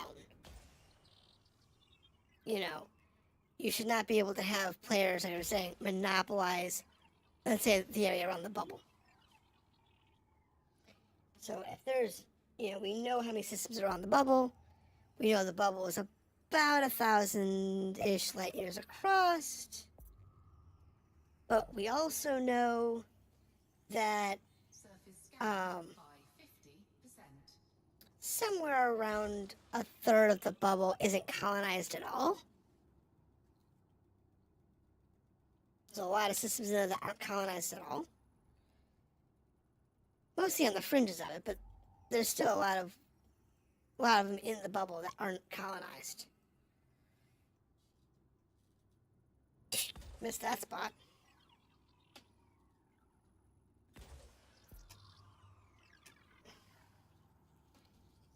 But no, I think they're going to end up putting limits, and I hope they're reasonable limits.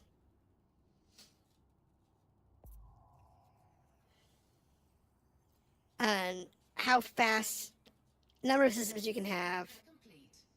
and whatnot.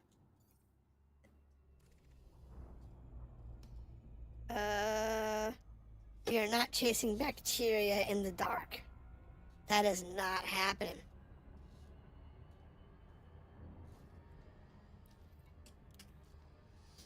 But no, I'd be okay if they opened up Colonia as a starting point.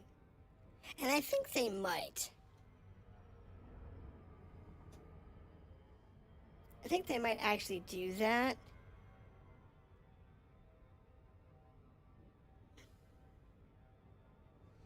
And one of the things that I haven't seen a definitive thing on is I know that you can, you have multiple systems, you can start it and so on. But they were also talking about like waves, like having colonial waves, to where they would only allow just so many systems to be opened in each quote unquote wave to slow down the expansion so it doesn't blow up and the whole galaxy is colonized by like 5 people or whatever.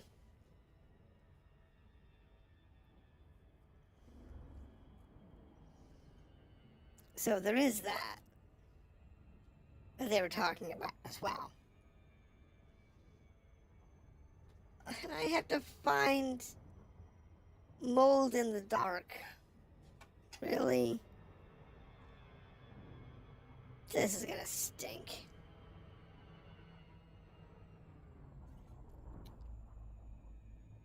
Well, the thing is that, yeah, most non-colonized systems in the bubble aren't colonized, but I guarantee you someone will colonize it. People will colonize anything just to get their name out there.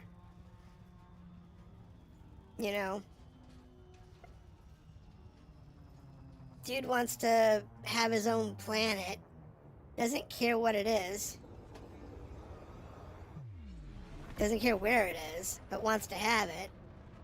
Some little no-name person will buy up a system that's absolute garbage just to say they own it. The big guys won't. The big players that have all the money and whatnot, they won't. They'll only get the ones that are most profitable. But the guys that don't have all the money, yeah, no, they'll colonize just about anything. This planet is garbage. And I'm on the sun side.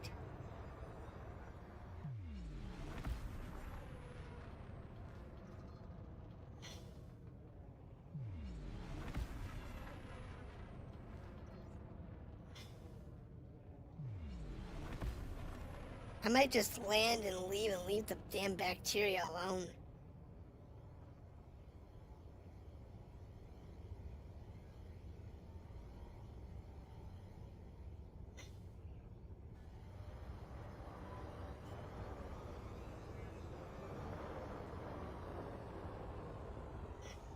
Landing gear deployed. You know what? I might do that. I've seen a lot of them that are like just a couple of stars, in between 1 and like 5 stars or whatever. It's just a bunch of random stars.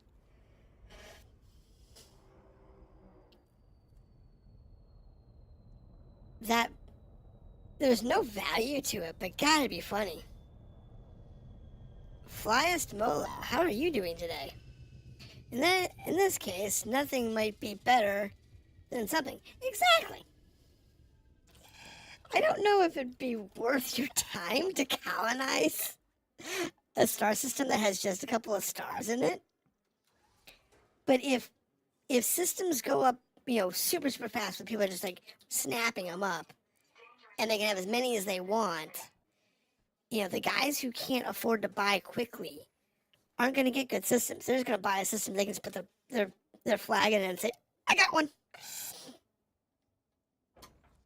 Seems like a plan. I don't know if it's a good plan or a bad plan, but definitely a plan. Yeah, exactly.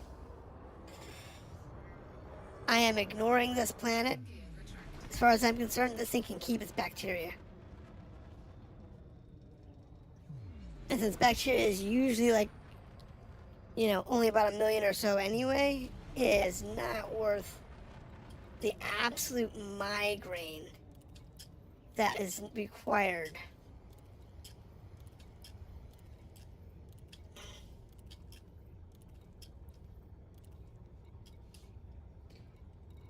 in order to do that. Next jump.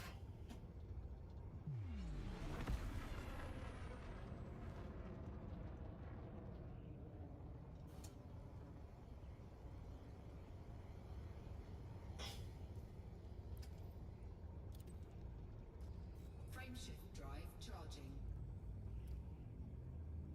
Let's see what our next system is. 2, 1, engage.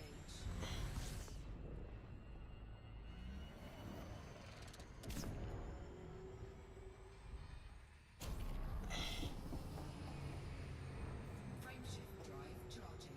Alright, here we going. Here we go. So, it is now midnight where I am. So we have all kinds of fireworks going on, both loud and small. 2, 1. I know that one would have saved trillions of lives, but you know what? We probably didn't need those trillions of souls.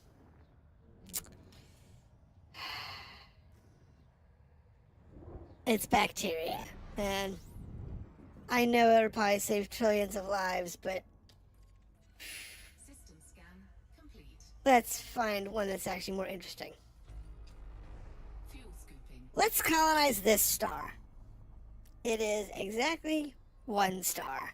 And what is it? It's a fuel star. Put a gas station in this place called Bob's Gas.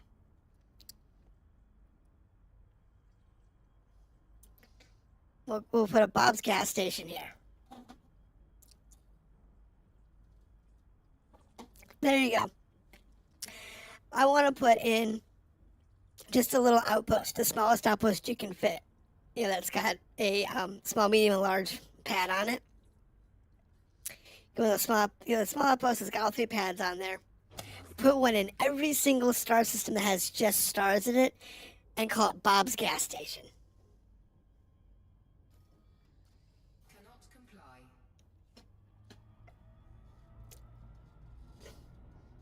Yeah, exactly. Bob's Gas Station, 1-star reviews. Frameshift drive charging.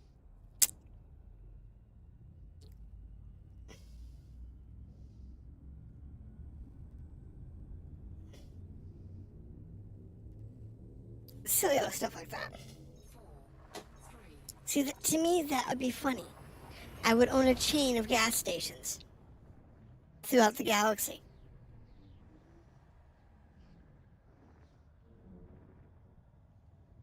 I'd have to have a spreadsheet so that you can say, like, you're at gas station, you're at Bob's Gas Station number 402.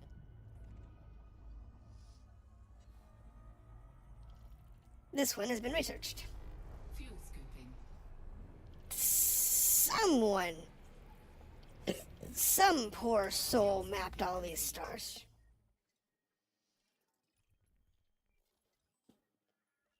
Quick mapping. This is probably an old map.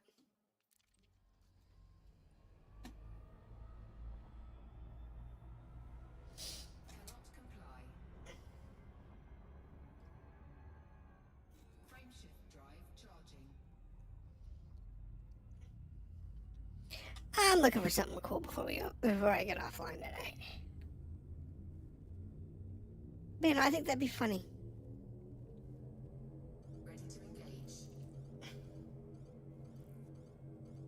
Just to colonize every star system that's just stars to put a gas station in. Engage.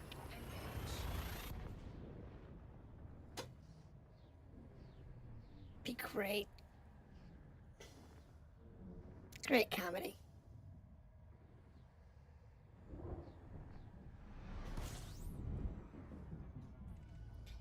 Okay, so this one here Has 22 bodies in it. Completely unmapped. Sweet. The house did nothing wrong. Scooping complete. Let's get off access here. New goal in ED unlocked.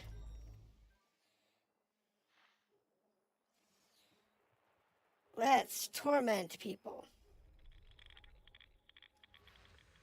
I want to own the gas stations. Asteroid belt. Asteroid belt. Let's see here. What are you? You are.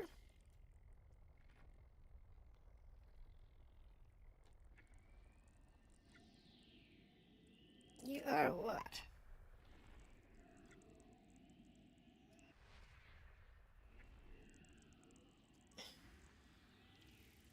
Let's see what this one is. Oh, that's pretty. Take a picture of that one. That one's pretty. Nice rings. Let's see what we have here. We have a geological body of ice. There's another one down here. Quick way to know if it's been mapped. If your radar only shows the host star. Exactly. Exactly.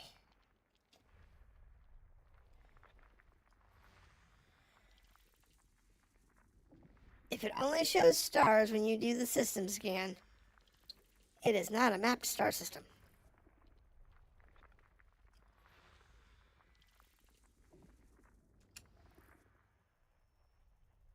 Let's see what else we have here. This gas giant does have quite a few stars around it.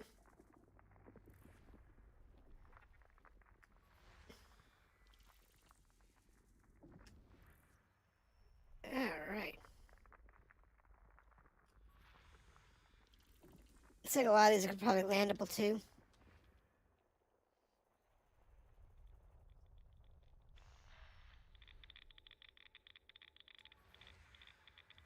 Asteroid, asteroid. Let's see who's else on the ring here.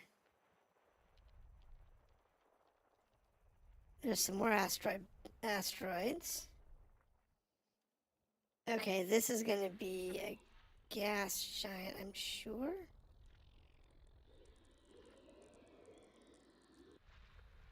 Alright, what do we got here? Oh, that's a nice one too.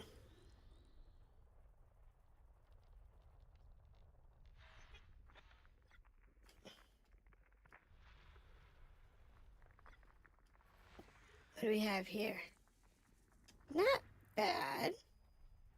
No biologicals in this system so far. It's all geologics, but that's okay. Oh, there's several here. There's some back there.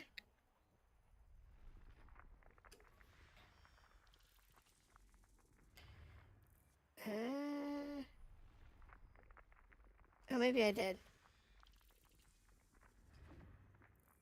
What was that one?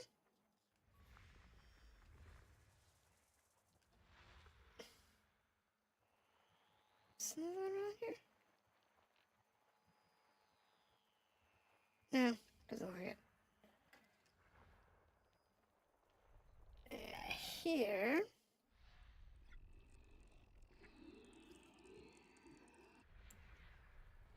Where are we at? This is gonna be a nice system.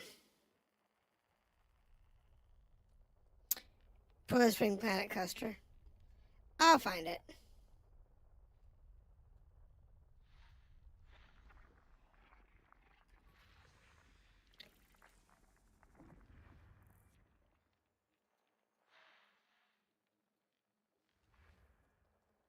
I'll find it. It's not showing anything missing in that one.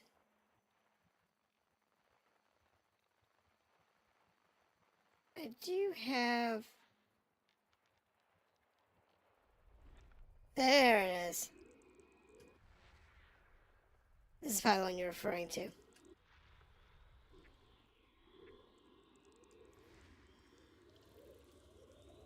That one's pretty. That one's pretty too. I like that one.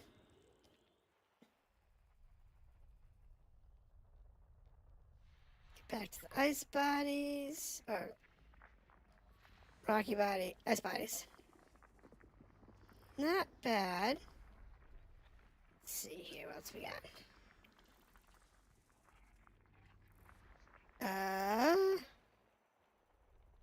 This is the last one here. System scan complete. Down, that up, around. Yeah, we found it. That's all of it. Let's see what the system actually looks like now. There's our star, a couple of asteroid belts. Brown gas giant, yeah, white gas giant, purple gas giant, really purple gas giant.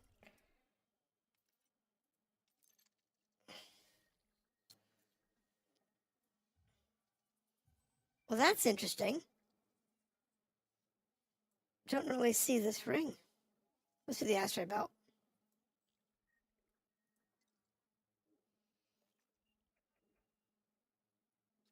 I haven't played ED in a long time. It's good. It's definitely, how should I say it? It's gotten better. That's for sure. Didn't have a PC at the time. Couldn't handle very much. Yeah, no, I get that. The PC I have is 8 years old, 8.5 years old now. And it's actually handling it better than it used to. The game's been optimized a lot since Odyssey came out. It's been really good.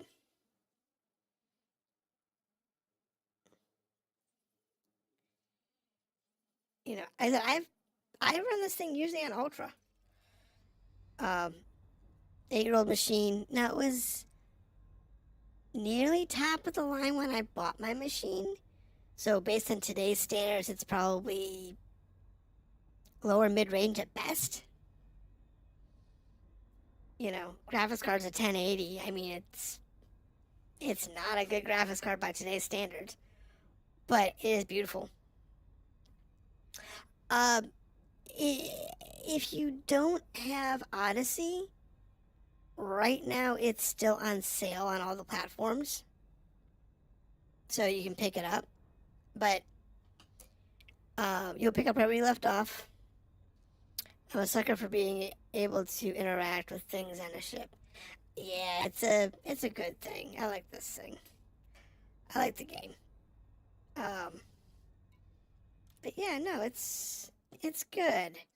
I've been very happy with everything since I came back. 'Cause I only came back this month.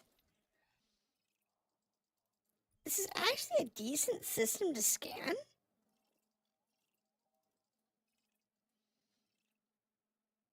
Yeah, right now it is. It's like if you don't have the game at all, it's like $10. There's also a promotion right now if you have Amazon Prime that you can get it over on the Epic Store for free. The base game anyway. You still have to buy Odyssey, which is like $8 right now. It's on sale for the holidays. And Steam is the same way. And in both cases, in either platform, if you don't have it, you can buy the base game and the expansion for like $10 right now. It is super cheap. They're running a super cheap sale to try and I guess they're trying to bolster more traffic because they do have the big colonization update coming next year. Well, this year. Sorry, the first. So it is what it is. I think I'm gonna leave this here, and this would be a really good system to colonize. I do really think this would be a good system to colonize. Was it so far away? Doesn't have like a lot of doesn't have a lot of high metal worlds or anything. But with all these rings, you'd make a lot of money on the rings, I'm sure. Alright, so I am going to leave myself lost in space. And I'm going to cut it here. Thank everybody for dropping in. If you have not subscribed or followed, please do so you can see when I go live again. Right now, until the end of the week, I am streaming literally every day. I come online between 8 and 9 p.m. Eastern Standard Time, and I go off usually around 11. So, we're actually a little late today because, it's New Year's. But it is what it is. But they've doubled and tripled the cost of paint jobs and extra. Have they?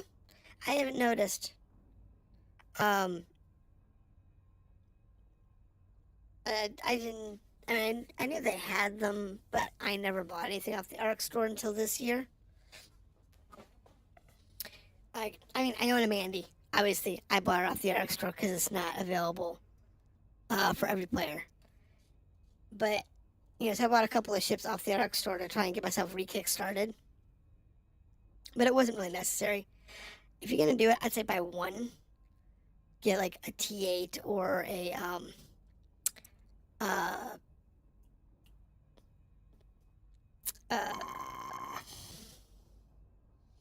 the T8, the Python, or the Beluga for what's on there right now to give yourself a kickstart. The Mandy, it's a really good ship. I recommend owning one. I don't necessarily recommend buying one off the ARC store. I don't think it's that good of a ship. But it is a good ship. The base model T8 or the base model Beluga, or the Beluga transporter, or the base model T8, I think are both worth the cost, in my opinion. The Python 2, which I also own, I haven't played with it too much, but I am happy with the default model. So it all depends what you want to do with it. If you have the extra money to spend, the ARC is, in my opinion, worth it. Not to the cosmetic side of it, because those are really expensive. For the Mandy, yes. The Mandy is a pure exploration craft. It is tweaked. It is not tweaked, but it is set up to do everything exploration. I have gone through some of the engineering to tweak this one, so it has like longer jump range and whatnot. But I've seen people build them out to where they have like a 85 or 86 light year jump range, which is pretty impressive. But to do that, they had to strip out pretty much everything, and they're staring at wires when they if you were to look at the ship, they're pretty much ripping out whole plating to make it light enough. It's pretty bad. It's not good for much of anything other than just jumping. It doesn't even have like all the sensor suites, so you can do like planetary scans or anything. It was pretty bad. But anyway, thank you for dropping in. I'll be back on tomorrow because I'm trying to just stream every day this week. So thank you for dropping in, and 75 carrying good luck. Yeah, that's the thing. You can do it. So that's 75. To get that extra 10 though, you gotta pretty much rip out a lot of stuff. But anyway, thank you for coming in, guys. It's good talking to you. I'm gonna go ahead and go, and I will see you then. And we'll have some more good conversations, and I'll explore some more systems. Maybe I'll be further along tomorrow. I'll probably be a few more systems on down the line. But have a good night, guys.